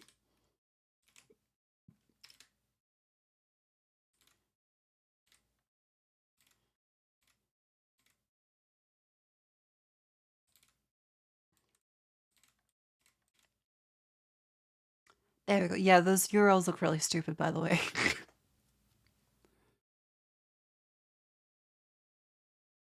It's twitter.com.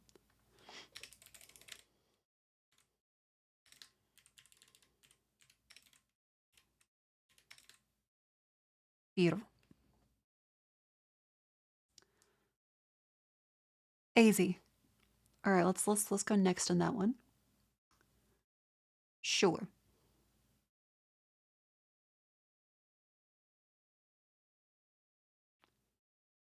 Oh, okay. Yeah, there it goes.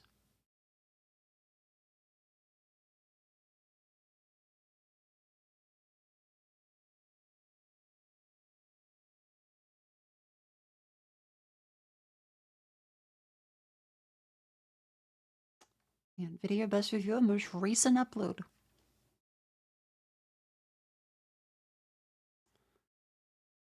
No, it stays. Cool. Cool. Now let's see how it looks privately, I guess. Okay. I'm looking on the it's still set to private, right? Still private.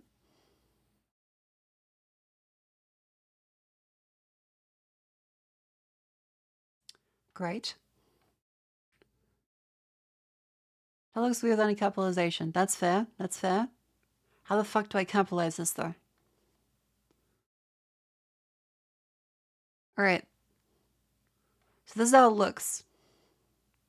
No, you're right. You're right. It does look weird without any capitalization. How the fuck did they capitalize this? Okay, they capitalize like every second thing, actually.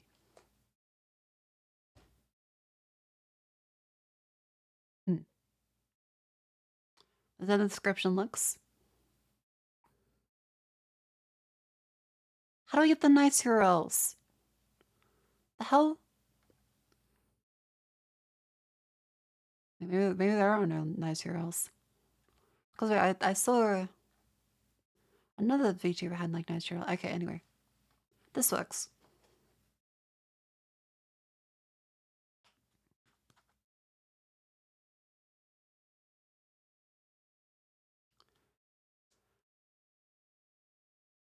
Game of subs code. Yeah, like this is a good description. That's a good description. Change 2 for 2? True. Does it support Markdown? I don't think it supports Markdown. 2 hags take their kids to work day. They can't drive.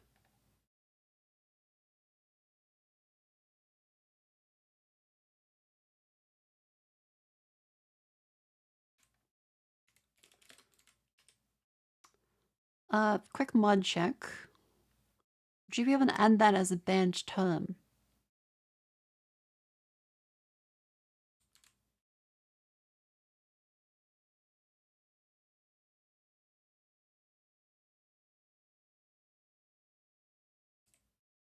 Oh, two gags. There we go. Beautiful. I think my stream manager. Thank you, administrator. Thank you. Good job, mod.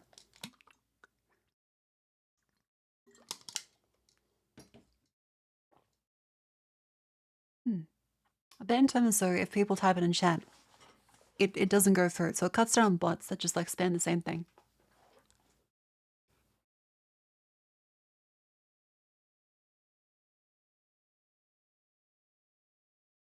Sweet.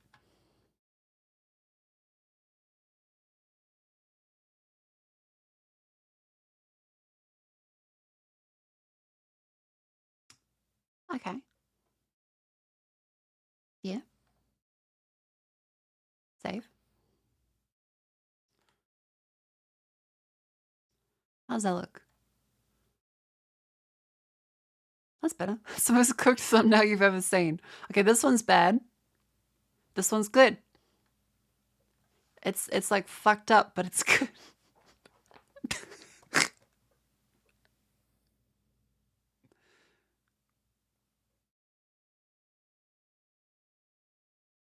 Yeah, what's that weird fucking cat thing? Yeah, this is the original. I did this right before the stream. I was like, okay, I think I might wait. I think I might wait. Amazing thumbnail.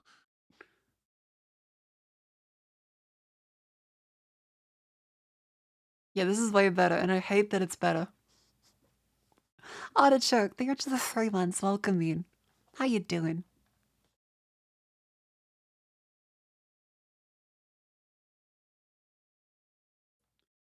See, we're nailing up the title. Work is over. Time to work. This is just doing work now. I'm just doing fucking work. Shit. Okay. Well, this looks good. The kids in the thumbnail aren't clear. Why is Cleo so small? Because she needs to fit under the logo and she's not emoji. Do you want to increase the size of Cleo?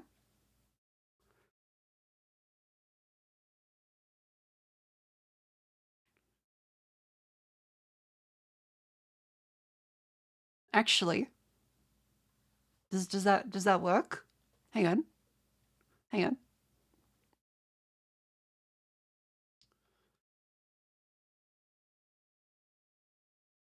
Okay, counterpoint.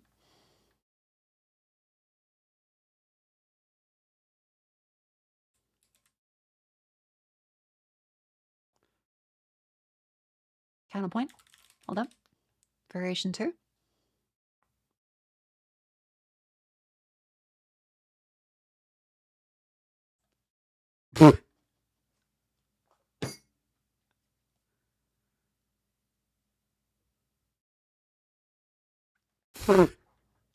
Variation 2. Okay, actually, this is better. I hate that this is better, though.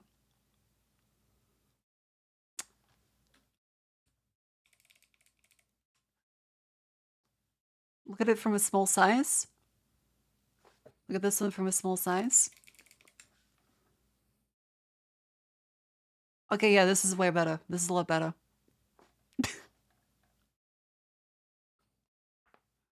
Because here you can clearly see the nerd emoji. This one is like, oh, you leave the company. This one you're like, oh, fuck. This is so silly. But I guess this is just the... This is just like the YouTube game. You're like, oh, fuck, a nerd.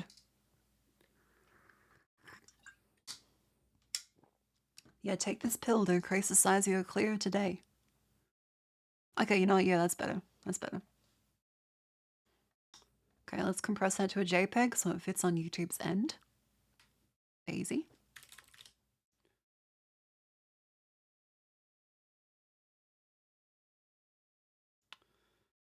Thumbnail. Let's just change that one. Jesus fucking Christ. I mean, yeah, just like what I'll do the funny thing where at the end of the stream, I'll premiere this so you guys get to react to it live. That'll be fun actually. And then we can shill it and everyone on the stream gets sent to it. That'll be fun. Okay, but just okay, a little teaser for it because we'll still be going for a little bit. Yeah, I'm just gonna stand by the door. You're Oh fuck! Oh fuck! Oh fuck! Did she live? No. Oh. I'm gonna take you with me! Fucking die! Where's the mine? Let's go! No.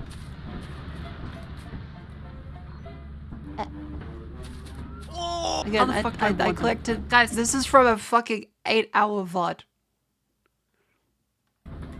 I just scrubbed through it. It's a fucking new monster. It's in the fucking bushes. Get the fuck back. Get the fuck... It's a fox. Wait, Claire, we saw her jump off. Oh, yeah, Hanya's dead. Yeah, I got her. Wait, you have Hanya? How much music? Oh. So it's a fox? No, I went through and grabbed a bunch of clips. Like, let's just go into a random position. She is so How's Jets? Oh, broken bridge. Ship stuck. How do I get up to the stuck? How do I get up to the stuck? What's this? I'm so lost. This is the Jets experience. She is exactly like this. What the fuck?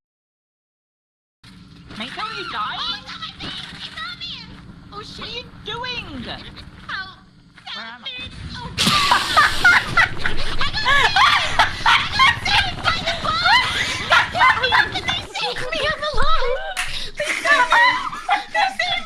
Oh my god, they pulled me out of the wreckage!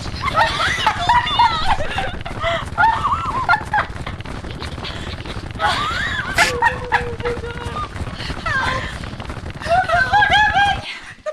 The bugs are on me! Oh god, okay, run.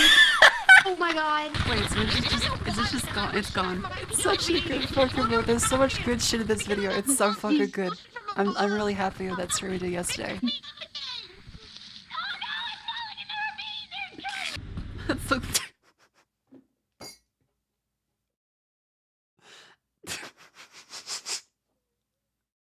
And that's what you guys will get to watch at the end of the stream. There's a lot of shit. It's really good. That was Hanya. That was Hanya. Yeah, this is peak. This is peak. Again, not like a ridiculously high effort one. But, you know, I feel like I'm pretty proud of that. Like, I got on the content horse, 17 minutes.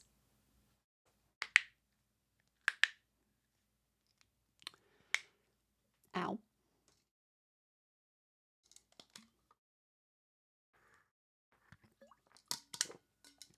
I reckon I can do one of those a week. I reckon I can do one a week.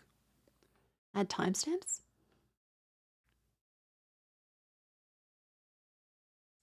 Okay, good timestamps. Okay, let's timestamp this shit, alright? I'm in Client Drive.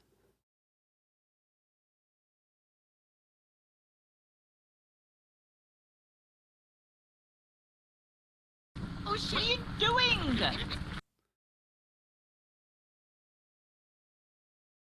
Mate, don't you die? Oh, it's on my feet! It's on me! Oh Yeah, shit, that's a what good are one. you doing? Yes, 9:38. Do I just say like 9:38? 9:38. Okay, I can't drive. Does that work? Mate, don't you die? It does. Oh shit, what are you doing?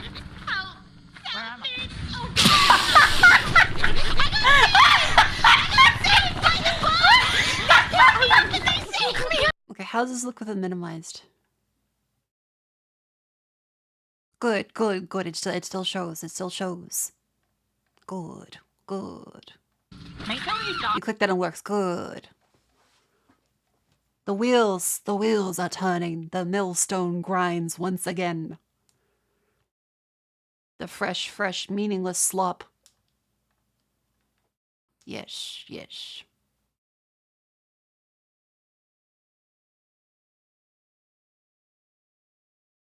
Well, that's pretty good. Let's stand up and shake our legs. Ugh. Oh, my knee. Oh, that popped.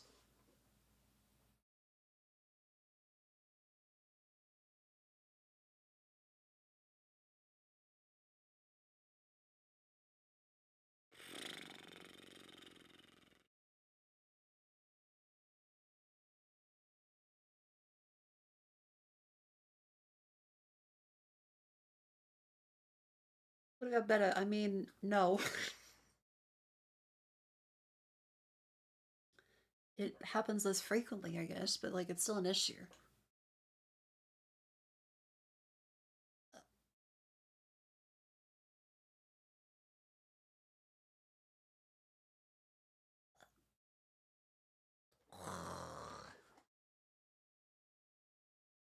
I'm good.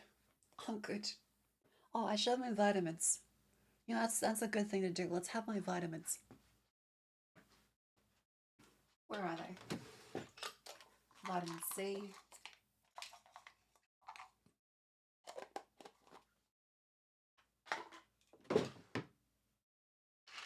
Magnesium.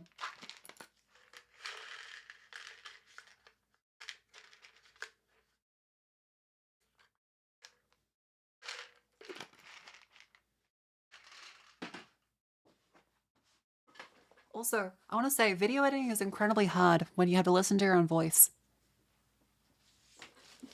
Because I listened to it and I'm like, holy fuck, shut up. It's so hard. Because I'm just like, well, I don't want to listen to this bitch. Fucking jeez.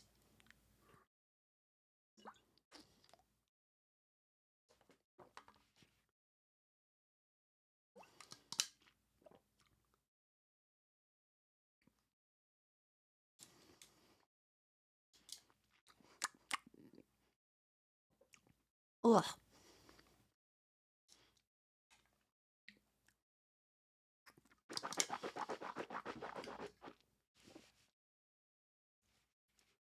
How was Monday? It's been pretty good. Like, all things considered, my salad was disappointing. But overall, I think we've done like pretty well today. That's a lot of tabs. What, like Bush Tucker? And did we ever finish like any of those videos? Did we finish any of the videos?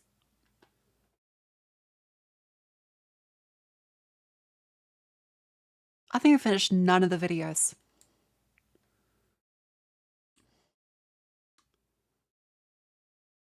Let's...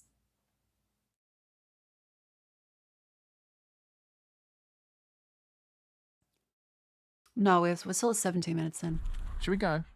This way now. I think you're. That was I think good. You've Thank actually you for buried the your work stone. help. I think you've. You guys are a great rubber ducky. I think you've succeeded in losing it in there. I'm from foraging to Kissinger. Now through here, How the fuck did I go from foraging in the British for fucking roots to Henry Kissinger as a war criminal in Cambodia and also the sexiest man alive, according to fucking New York reporters. What the fuck? Works. There's quite a lot of fairly mature dock plants. How did I do this? And I understand that dock seeds can be used for cooking. Let's have a look and see what we're actually dealing with. So I'm going to roll those up. Yeah, there are some little seeds in there. See, this is very informative though. I don't think they're quite ripe. But dock seeds, apparently you can grind them up and make a kind of bread out of them. It's like a very, very wholemeal bread. Your ability to get off top topic is incredible. I wouldn't say ability, it's a disability, it's ADHD. A lot of this grass I'm walking past is perennial rye. And again... Yeah, how's it sound now, motherfuckers? Oh, I love watching this disabled woman. She's really funny when a disability fucks up. How's it feel now? When this is a little bit more ripe, which it isn't at the moment, there are little seeds in there, and it is rye, so this could be harvested and ground to make rye flour for bread. Oh fuck. It's just wild rye. Well, not wild, but like, god damn. Heston's not the golden hay in the video. It's quite pretty. Thank you. Welcome in. Now I would dearly love to cross this fence because look at that goosefoot in there. These are mature Look at that goosefoot. Mostly. Forage for days. Nice stinging nettles there. That beats the Lidl. And a few other things. We got another one. Nice fucking model! But they are out of bounds. They're inside the site. I don't think I can go in there. Goosefoot is one of those plants that really loves disturbed soil. So the digging they've done here to put that road in is what's triggered that to grow at just the right time of year. Oh. Again, we've got some lovely specimens of goosefoot there, but they're right next to a road, so I wouldn't pick them from here. This is a convenient place to show you this plant. All right, mods. I won't pick it from here because, again, we're by a busy road. But this is crow garlic. This is what it does instead of having flowers. It produces these clusters of tiny bulbs called bulbils. Give me a sec, you guys keep watching this. And these are essentially miniature onions and can be used as onions. So I'm not going to pick it from here because, as I say, by a busy road, but I know a secret location, which I'm sorry I'm not going to share with you, where I can go and get some nice clean crow garlic that isn't by a road. So let's get these back to Atomic Shrimp HQ and give them a taste. Right, back from that little foraging walk, and we've got a few things to sort out before we go anywhere. So all of this leafy stuff, goosefoot, there we go, nettles, horseradish, I'm just going to put in a big jug of cold water, partly just to revive it because it wilted a bit on the walk home. That's no worries. And partly because that will loosen up the dirt that might be adhering to it. So giving it a good soak like this will be more effective than a rinse. And I'll probably leave them in there to soak while I go and do my little bit of 25p shopping at Marks and Spencer's. Next, my crow garlic, I don't need to do anything with that. I'll probably wash it before I cook with it. I managed to find quite a few of these. As I say, I'm not going to share the location because some foraging secrets are secrets. But if you want to find crow garlic, my recommendation is to go out about this time of year, which is early July, and look for these flower heads. Well, they're not actually really flower heads because the plant doesn't produce flowers, at least not in my locality. It produces these clusters of bulbils, which if they're left on the plant, they sprout into little baby plants before they fall off. Little baby plants. And then finally, or at least finally for now, my corn mint, which I'll just crush a little bit. It smells really quite minty. My chamomile, I'll just crush a little bit. And there's two other ingredients that I can get from right outside my house. One of the plants is yarrow, which is this thing. It looks like it's in the carrot family because it has kind of feathery leaves and it has these umbels of flowers. But if you look really closely, the flowers are little daisies. Yeah, let's turn off slow-mo. This is in the daisy family. This is yarrow. It's a really useful herb for the forager because the leaves and the juice inside the plant is antiseptic, anti-inflammatory, analgesic and styptic. So it basically, if you get a cut, if you're out and about foraging and you can find some yarrow and you've got a cut or a graze, rub a bit of yarrow juice on there. It will not only stop it from bleeding, it will help it not to get infected, and it will help with the healing process, and also slightly dull the pain. Now I don't need very much of this. I'm just going to pick 2 little leaves. And the other thing is this, lime flowers, or linden, or basswood. And these make a delicious tea that has quite soothing properties. Really, it's a nighttime drink. I'm having trouble picking the... Cool. So don't try and mind me. I'm just pruning my garden. I'm just going to pick so a few. Just going to pick a few of these little sprigs of flowers. They're only just opening, so I might see if I can find another tree that's got more open flowers. They tend to open in succession, so if you don't find them open on one tree, it's worth checking others. Alright, so in with my chamomile and corn mint, my lime flowers, which I'm just going to pick off the stalks. I've given these a really good shake. They're nearly always covered in aphids, so when you pick them, it's worth giving them a really good shake outdoors to get all the little bugs off. It's not worth washing them because you will wash the flavour off them. And my yarrow leaves I have washed because I picked them from ground level. And again, just going to give them a little bit of a squish to let the flavours come out. Water that's just off the boil. So that's what they do with them. I was wondering. It smells quite nice already. But I'm going to cover that and leave that to infuse while I go out and do my little bit of shopping at M&S. So wish me luck. So I mean, honestly, I don't know what happens when you try to spend 25 pence in M&S. Let's see. Arrested? So this is meant to be the expensive maybe one. Just this once we can do without the trolley. Well, they have metal. They have metal. That is expensive. That is fancy. Would anything even be 25p?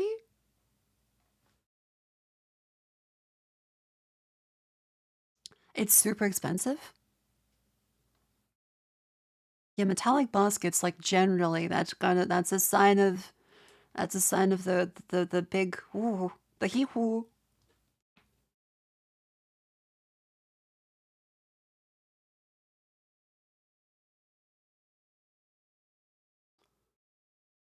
At least when you went there like on 5. Oh, so maybe you've gotten even more.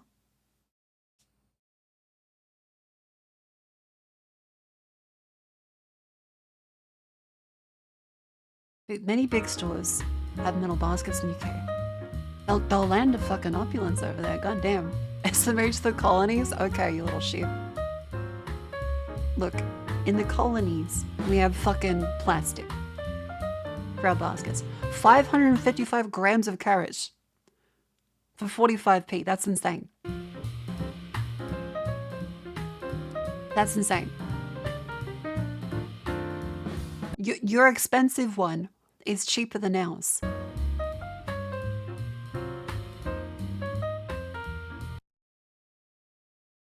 This is still cheap. The expensive one is cheaper than ours. I guess they were in like the us the end of the world, but still.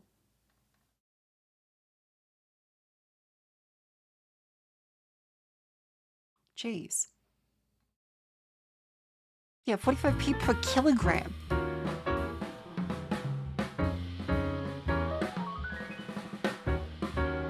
Okay, potatoes are expensive.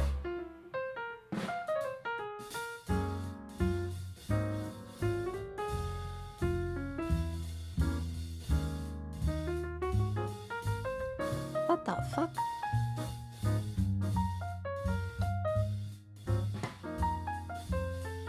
$70p per 100 grams? Reduced price runs way too early. Oh, it's going to come back at the end of the day. Okay, so the UK also does do that. Do you guys also have the people that essentially start a fucking war every time? Because I did hear that, I wasn't sure if it was the UK, but there are people that will fucking fight the price guy. The price guy will be like terrified to put the prices on the meat because there'll be a gaggle of old ladies ready to fucking throw down and kill people for their fucking 25 cents off meat. I'm the price guy. Oh no. I'm sorry. I'm sorry I had to deal with him. That's awful. Like I haven't had to do that whenever I worked at supermarkets in the past, but I can imagine it being pretty fucking terrifying.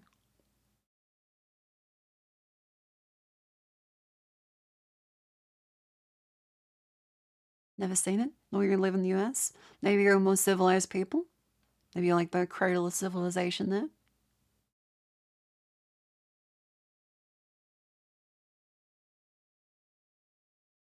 Try and shove at times, then the supermarket's going to be least populated. See, I do want to go to like the autistic supermarket hours. It does seem appealing. People make fun of you. They're like, oh yeah, look, the supermarket's doing a fucking an autistic hours for less sensory stuff. But I'm like, that sounds nice. That does just sound nice. I don't have a problem with it. Yeah, the concept is nice. Because like there was Michael Jackson, I think it was, who went to a supermarket for just the experience of it because he'd never gotten to do shopping since he was like, a child star. So he'd never gotten to do his own shopping.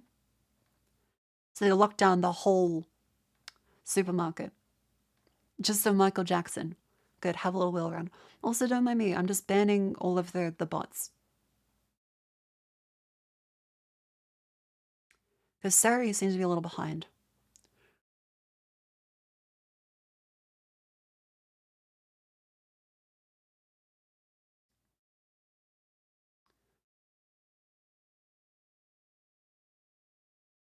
Yeah, there's probably too many of them for me to ban, but I think the threat's mostly gone right now.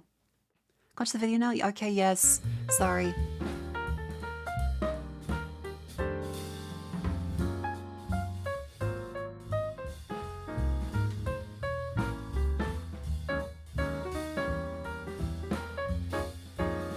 $57p for a whole cauliflower. Even a half-sized tin of beans is 30p. That's expensive. Loose eggs. They sell loose eggs. I've never seen that. Cheese cure meats are pre-packed, so can't even ask if the counter for a very small amount. Ooh.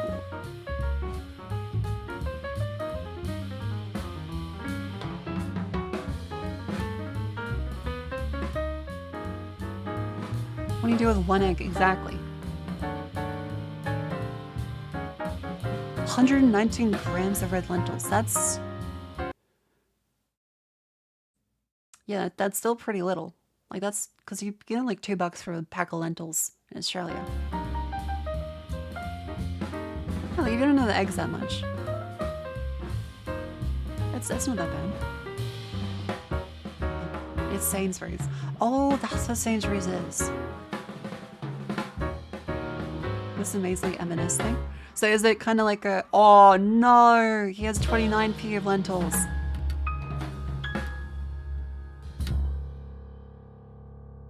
So that's a fail right No, there. the thing is, £1 a day, I mean, as in that's all he can do. He can't bulk buy and then cut it down. He has to be able to spend it there. So he can't do like amortized cost over bulk buying. 29 pence worth of lentils instead of 25, so I've blown the budget by 4 pence. Fortunately, I don't know if you realise, I don't go out with just a coin in my pocket. I do pay for this on my card. It's just I make sure that the numbers line up. Except in this case, I failed to make sure the numbers line up. So we've blown the budget. But rather than declare game over, because I don't think that would be very interesting, we're going to play on for sport. So I will weigh out 25 the biggest pence money worth of losing lentils thing out in of the this bag. The rest will supermarket go in the back in the cupboard. day. Just later see And those. we'll play I on. think some Meanwhile, Coles and it's time Woolies to still give have this them. herbal tea Some a around taste. the country. Not all of them though. Would you care to sample this? It's generally like a health food, like it's especially like the metro ones. The metro ones have them. It looks like somebody maybe already did. So yeah, I know what this looks like. This is herbal like a tea health made food from kind of thing. yarrow, corn mint, chamomile and lime flowers. Oh. It smells very herby. Yeah, that's quite pleasant. Kind of tastes a little bit like sage or something, interestingly. Oh. I imagine that's the A dozen eggs in Australia, let's say. A dozen eggs. From Coles. They're out of stock. $5.60. For the home brand free range. $5.60. Quite a bit.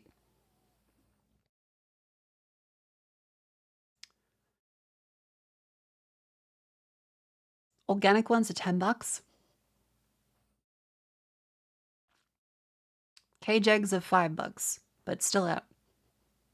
Oh, there's bird flu. Shit. Okay, that makes sense.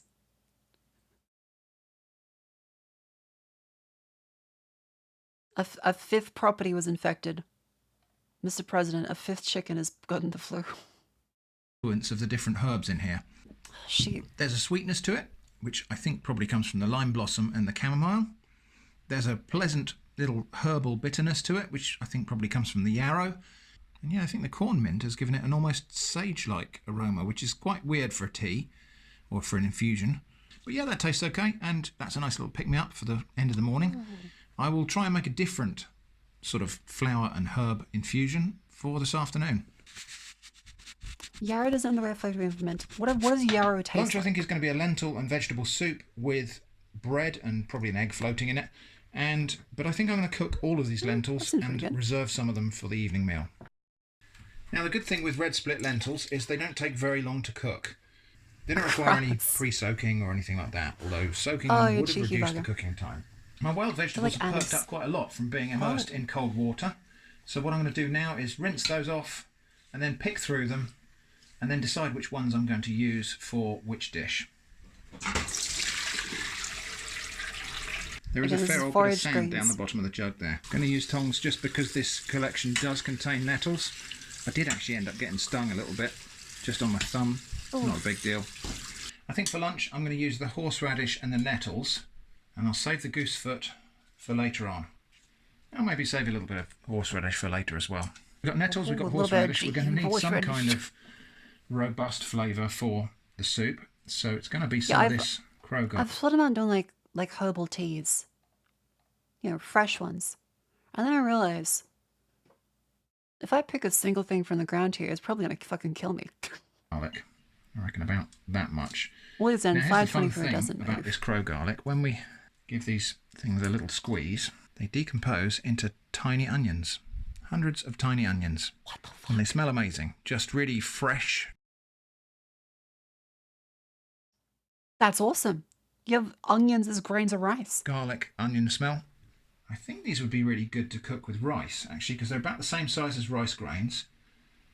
And I think it'd be quite interesting sometime to cook these just together with rice and see what they're like. And I'll do the same with these other 4 heads of crow garlic. The lentils are completely cooked. I'm going to drain them. I did not know that. That does mean I'm throwing away the liquid that came out of them when they're cooked, which does have some nutritional value, but also it contains phytic acid and saponins and things like that, which you might not want to eat. Now to put the soup together, might as well use the same pan gotta make sure you like rinse beans before for the lentils. Bit of water in there, and then my crow garlic bulbs. Insects. Yeah, a lot of stuff would have that we preferred like to fry those in a little butter. Is meant to be a defense mechanism. I don't have any fat in this shopping list, so it's going to have to be poaching them in water to soften them. Now, horseradish leaves, well, the root of the plant is incredibly pungent, and I'm expecting that the leaves will have some of that as well. You can eat them raw, so let's give that a try now.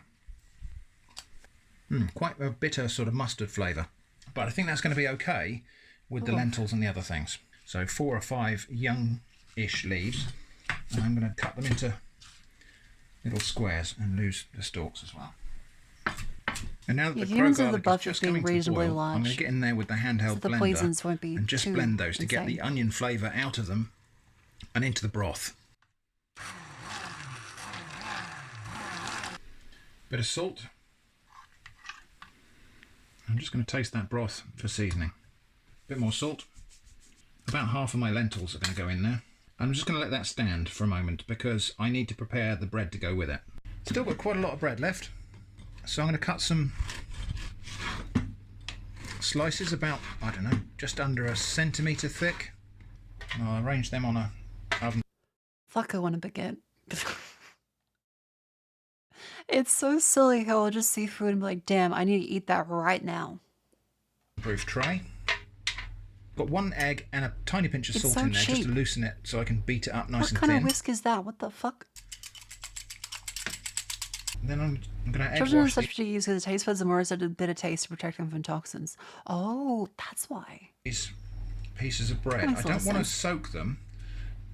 ideally, I mean, if I had fat to fry these in, I would just dip them and then fry them. That seems very good. Don't have any butter or oil or anything like that. So I'm just going to egg wash these pieces of bread and then Using an toast them in the oven oven. sheet. And hopefully they will go kind of crispy and golden. Poor people are Then I can allowed to use use them an oven. like croutons for my soup. Okay, that's more than enough egg. So glad I didn't crack 2. But I will just go over them all again to use up the egg. Right, that'll go in the oven now for 10 minutes, just until those crisp up. So I've still got 4 eggs left, so to get some more nutrition and protein into this meal, I am going to boil an egg and serve it in the top of the soup. The rest of these lentils, I'll put them in a container. Those can go in the fridge, and I'll use them for dinner tonight. My horseradish is already chopped. I'm going to chop up these nettles, being quite careful not to let them touch my fingers, because they will sting until they're cooked. Once they're cooked, that destroys the little stinging hairs, which renders them completely safe to eat. I mean, not only safe to eat, but actually beneficial to eat. Nettles are one of the most nutritious vegetables on the planet.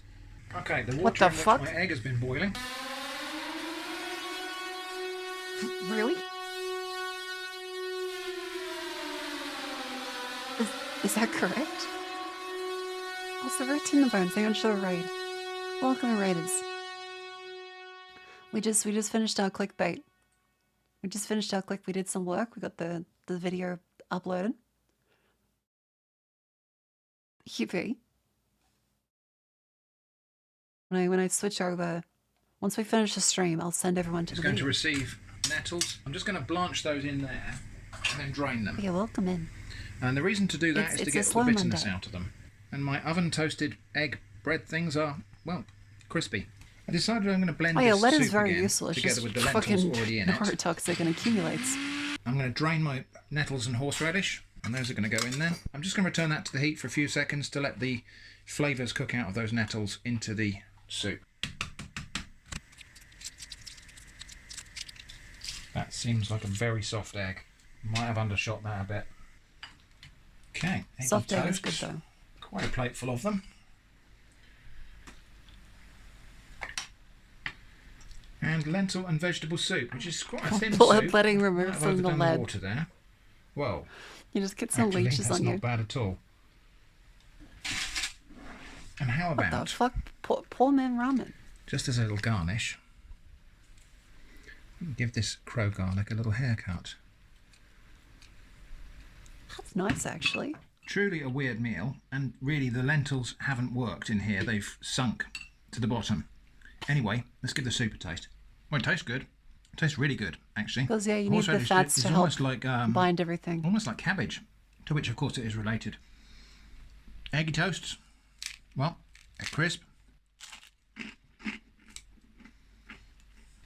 Yeah, the soup is not a very nice colour. And these eggs, I think they could have done I don't think you another put salt half a in. minute. Irish ramen. The soup has continued cooking them. Now this will be the first time I've eaten crow garlic raw, I think. Wow, you can taste it. Just like a slightly more garlic version of chives.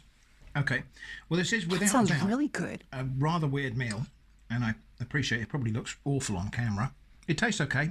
It needs more lentils, but it fills a hole. Do you want a little bit of eggy toast? Oh, 2 paws. Aww. So Do not just say pouring the dog. another glass of this herbal infusion. I'm going to put that in the fridge and chill it down and see what it's like cold.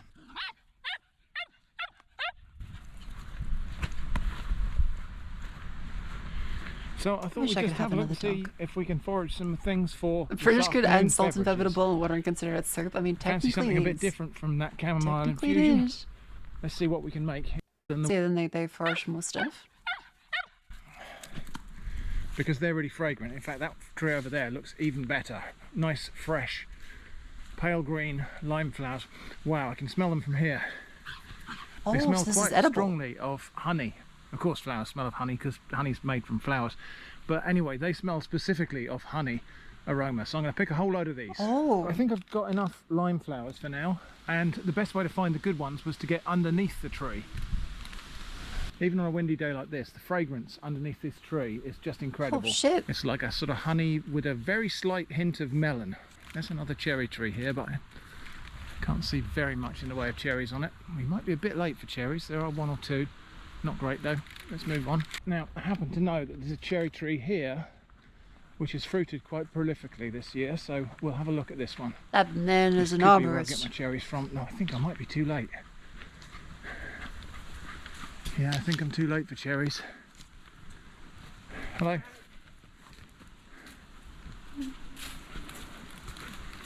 There's still one or two Bugger, up no there. cherries. Let me just pull that branch. This is very. I didn't realize you could eat those fucking flowers. That's cool. Ooh, To grab a cherry. there is a cherry. Well, there's one. Yeah, see this cherry tree here has got a lot more fruit on it still. That's kind of normal. It's just the way it goes sometimes. Unfortunately, it's out of reach as well, so You only one might cherry. be able to jump up and get a branch.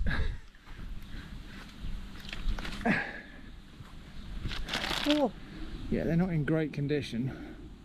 Those up there look quite good, but I think I might have to jump to get the No, branch. you can't walk into a random garden and take stuff. This is a park. Yeah.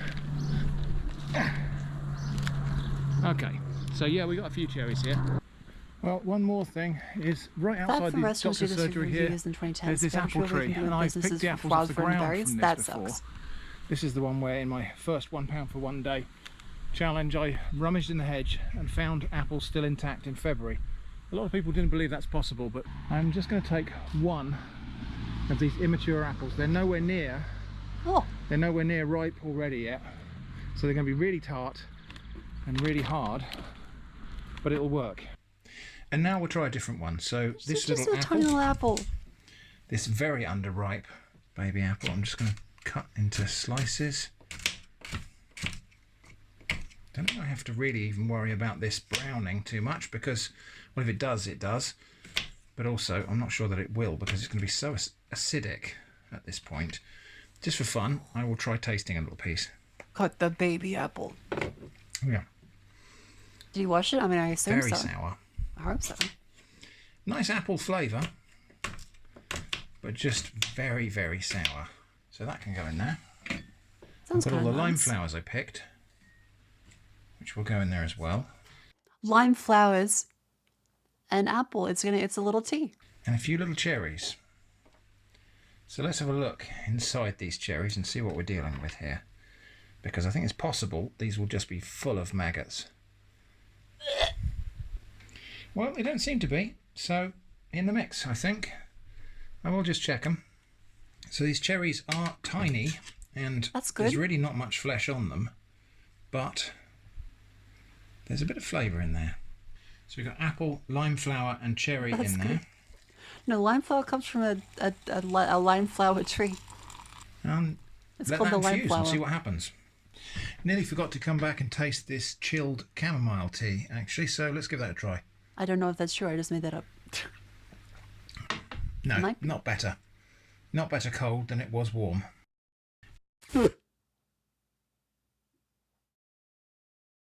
Wait, so after all of that, it tastes like shit. Dinner is, I hope, going to be a little bit less ridiculous than lunch was.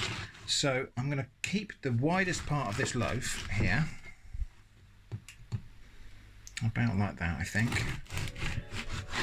I'm going to sprinkle that with a bit of water, wrap it in foil and bake it in the oven just to revive it and soften it back up again. It's not too bad, but it's just a little bit on the tough side. So I will cut it first, because once it's hot it'll be difficult to slice. I'm just going to sprinkle that with a bit of water, wrap it up in foil, heat that in the oven for probably only 5 minutes. And we've got these bits of bread left. I've done this to bread before, it's nice. So we're going to make something to go inside this bread, which is going to be partly made of more bread, but also we've got eggs, we've got lentils, we've got all those vegetables. So bread's in the food processor, and then I'm just going to crumble in about 4 or 5 of these heads of crow garlic. Just going to crumble the little bulbils off of the stalk in there, because I want a bit of garlic. Why is he onion float. eating gritty food? It's because he's 1 pound for a day, and he also gets to forage.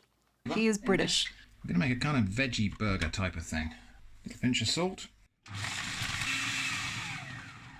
Not the easiest kind of bread to reduce to crumbs.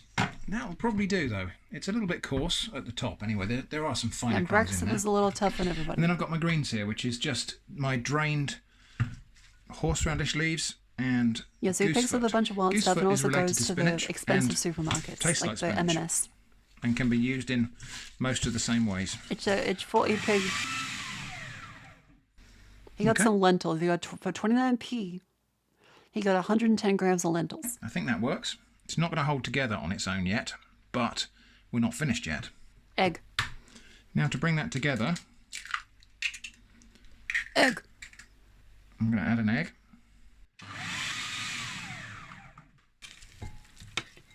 So at the moment that's just bread, egg, crow garlic, horseradish and goosefoot. And I will add into that the lentils actually just sounds reserved good. from lunchtime. Just combine that together. Actually sounds And good. I'm just going to take handfuls of that and kind of form it together into patties, and we'll see what happens. Hopefully those will stick together. The egg should bind it. And cooking them is going to be a real gamble because I haven't got any oil at all. So I've got to try and fry these ever so gently in a non-stick pan. I am just going to squish them out a little bit thinner, I think, because they'll cook more evenly. I'm not sure how well this is going to go without any oil at all, because they are sticking. And just a tiny bit of oil, going. which is right next to me, but I'm determined not to use it. Tiny bit of oil probably would have made the difference. Yeah, so you actually buy like a pound bread, of I bread. think, is Just buy oil. back to life. Okay, oil is expensive. This is why whenever you cook meat, you used to save the fat in the jar. It feels lovely and soft. These kind of veggie patties, I've got a nasty feeling they're going to be pretty dry, but we'll see. It might not be. There's quite a lot of vegetable in there. And I think that's probably Just about as get much gutter browning as oil. we're going to That's see not on how it them. works. A You little can't bit of just go into a toasting gutter. rather than fried browning. Well, those may not look the greatest, but For fast cheap, yeah, but can you get it for They do less than smell £1 really a good. day? I just have this nasty feeling they're going to be a bit dry. Anyway, what I have got to try to moisten them a little bit is egg. Never really tried frying eggs without oil before. This may potentially just go It's not going to go very well. badly It's wrong. not going to go well. Especially since you've already used this pan, Start it's them not off going to go low. well. I want to try and cook No, I do them. know gutter oil, but it's not that I easy. wonder if I put a bit of water in the pan and kind of almost poach them. This could be the worst decision of the day.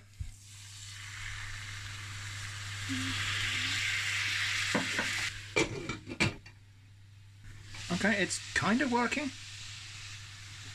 A little bit longer. So, platey time. Nice soft bread. And I think we'll just have one of these Did they kind stick? of fake burger patties in there as a did it stick? sandwich. And the other two. Okay, and then Whoa, it didn't stick. kind of works. That's impressive, actually. A little bit wobbly on the white, but it is set. And I think the yolk is actually not runny anymore. Yolk is kind of soft set. Okay, well, weird dinner. I said I was going to try and make it not weird, and I've made it weird. We'll just have Honestly, a bit that of salt looks on those good. eggs. I think I'll just try a bit of these like that first, with a bit of egg. It looks like the killer robot in Futurama.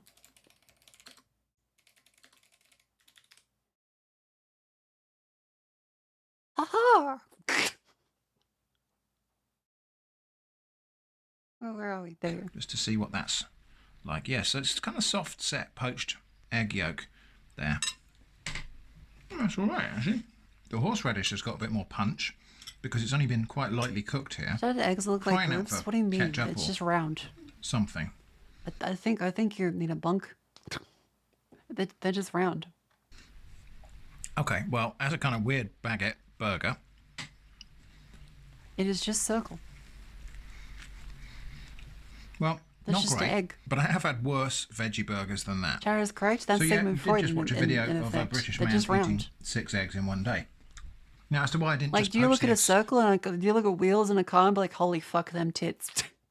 directly No. in the water? You need really fresh eggs to do that, and these are Bonk. the opposite of really fresh eggs. They're still good, but they are right at their best before date, which means they wouldn't be any good for poaching. They would just fall apart. Well, I am going to stop about there, I think. I'm not sure whether I'm full up or whether I've just had enough. That'll do, I reckon. The texture of these kind of veggie patties is actually pretty good. They just had need enough. something else. They just need some pepper and some paprika and a few other things that I haven't got in my arsenal today. But the actual texture of them is quite nice. And the flavours that are there are good. The flavours of the vegetables and even the lentils come right through. They're just a bit kind of hard going. Ketchup would have worked a treat here. At the end of this day, we've got some leftovers, which I won't throw away. Damn. Shame. Directly, because if I get peckish later on, that's what I've got to eat. We have used all 6 eggs. Got 2. Okay, he has, the only thing he can use is salt. Tiny little ends of bread left. And we've got some crow garlic, which, if I don't use it, He has to I'll buy everything or scatter these find it in the little ground. bulbils in a place where they will appreciate growing. But we have one more thing to do, which is this fruit and flower infusion. You know, I felt sure the cherries would impart some colour to this, but it looks like they've just lost their colour without it having gone anywhere. But maybe we'll see it when we pour it out. I have to say, it smells fantastic. Oh. Well, doesn't look much. Well, cheers. That's really nice. That's really good. It's got a nice little bit of a twang to it, nice little bit of appley acidity. I can taste the aroma of the cherries, and I can taste the Because you put the fragrance limes. of those lime flowers. It's actually really good. Better, I would say, than some of those fruit tea bags I've had. Yeah, that might actually be my favourite thing of the day. And this is the lime flower, cherry and apple infusion after chilling. Let's give that a taste.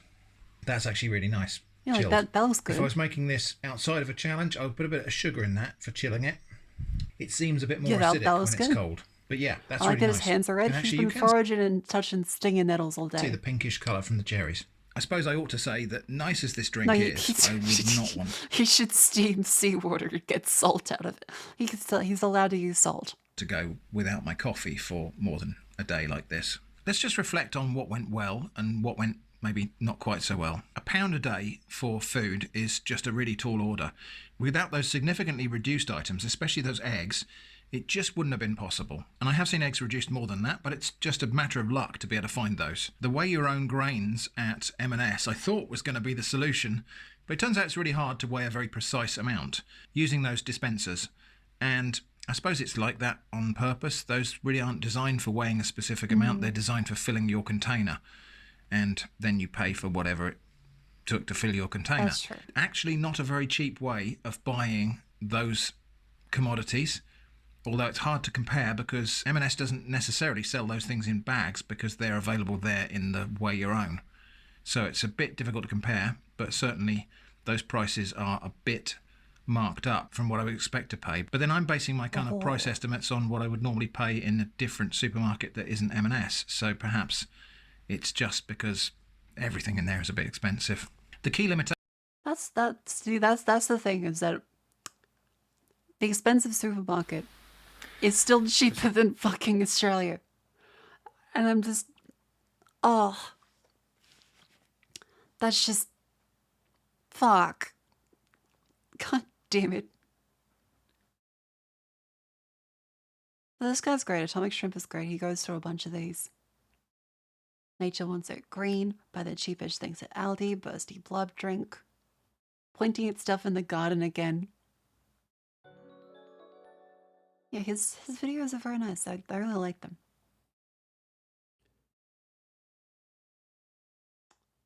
How's the 1 pounder? Yeah, the scan bait ones are really good. First time scanned on AliExpress.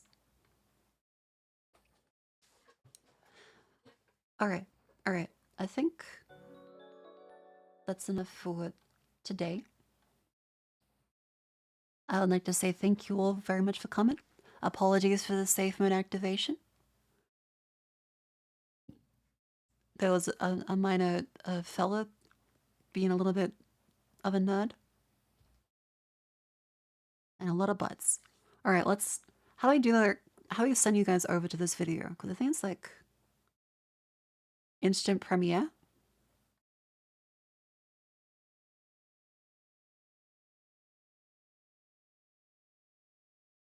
Like schedule.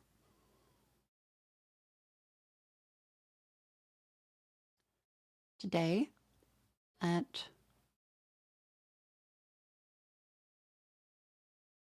25. There we go. Then set as premiere. Aha! Yes. Yes, time zone. Local time.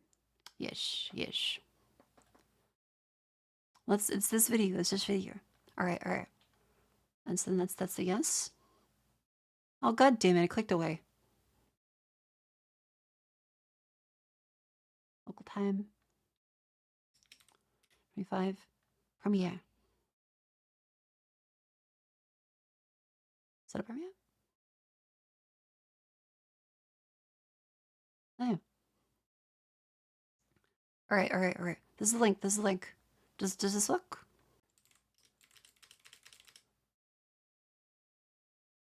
Does that work? Does that send you guys to the premiere? It's gonna be like a waiting room while we get this stuff ready. Got it? Yep. Sweet. Alright. Thank you everyone for coming to stream. I will let you guys right into someone else. And I'll just be going through. Who can we raid into? There is also Snuffy. Can we raid into Snuffy? I like Snuffy a lot. Very cute raccoon. Yeah, the thumbnail is very goofy. Again, it's premiering in a couple minutes. And enjoy Snuffy. Get up, stretch your legs, and come back to the fucking video. Come back to the fucking video. It'll be great. But yeah, get on this fucking one. Right message? What's the right message?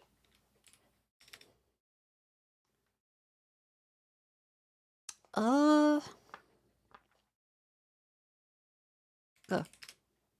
That's the right message. that's the right message. Thank you all for coming.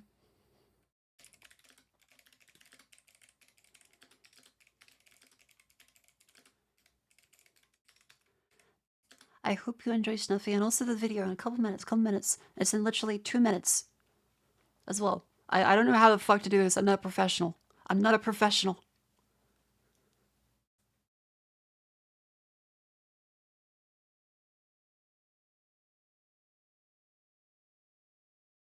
Wait, does local time zone mean that only people can see it then?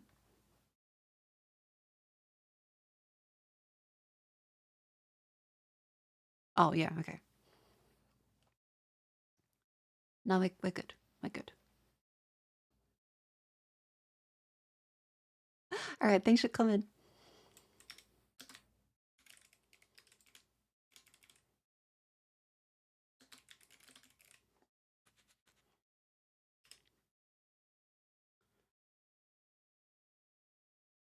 Yippee. Invasion of the Bali Snatchers 1956. Hi! Welcome! 1954. The Did I day just the hear Earth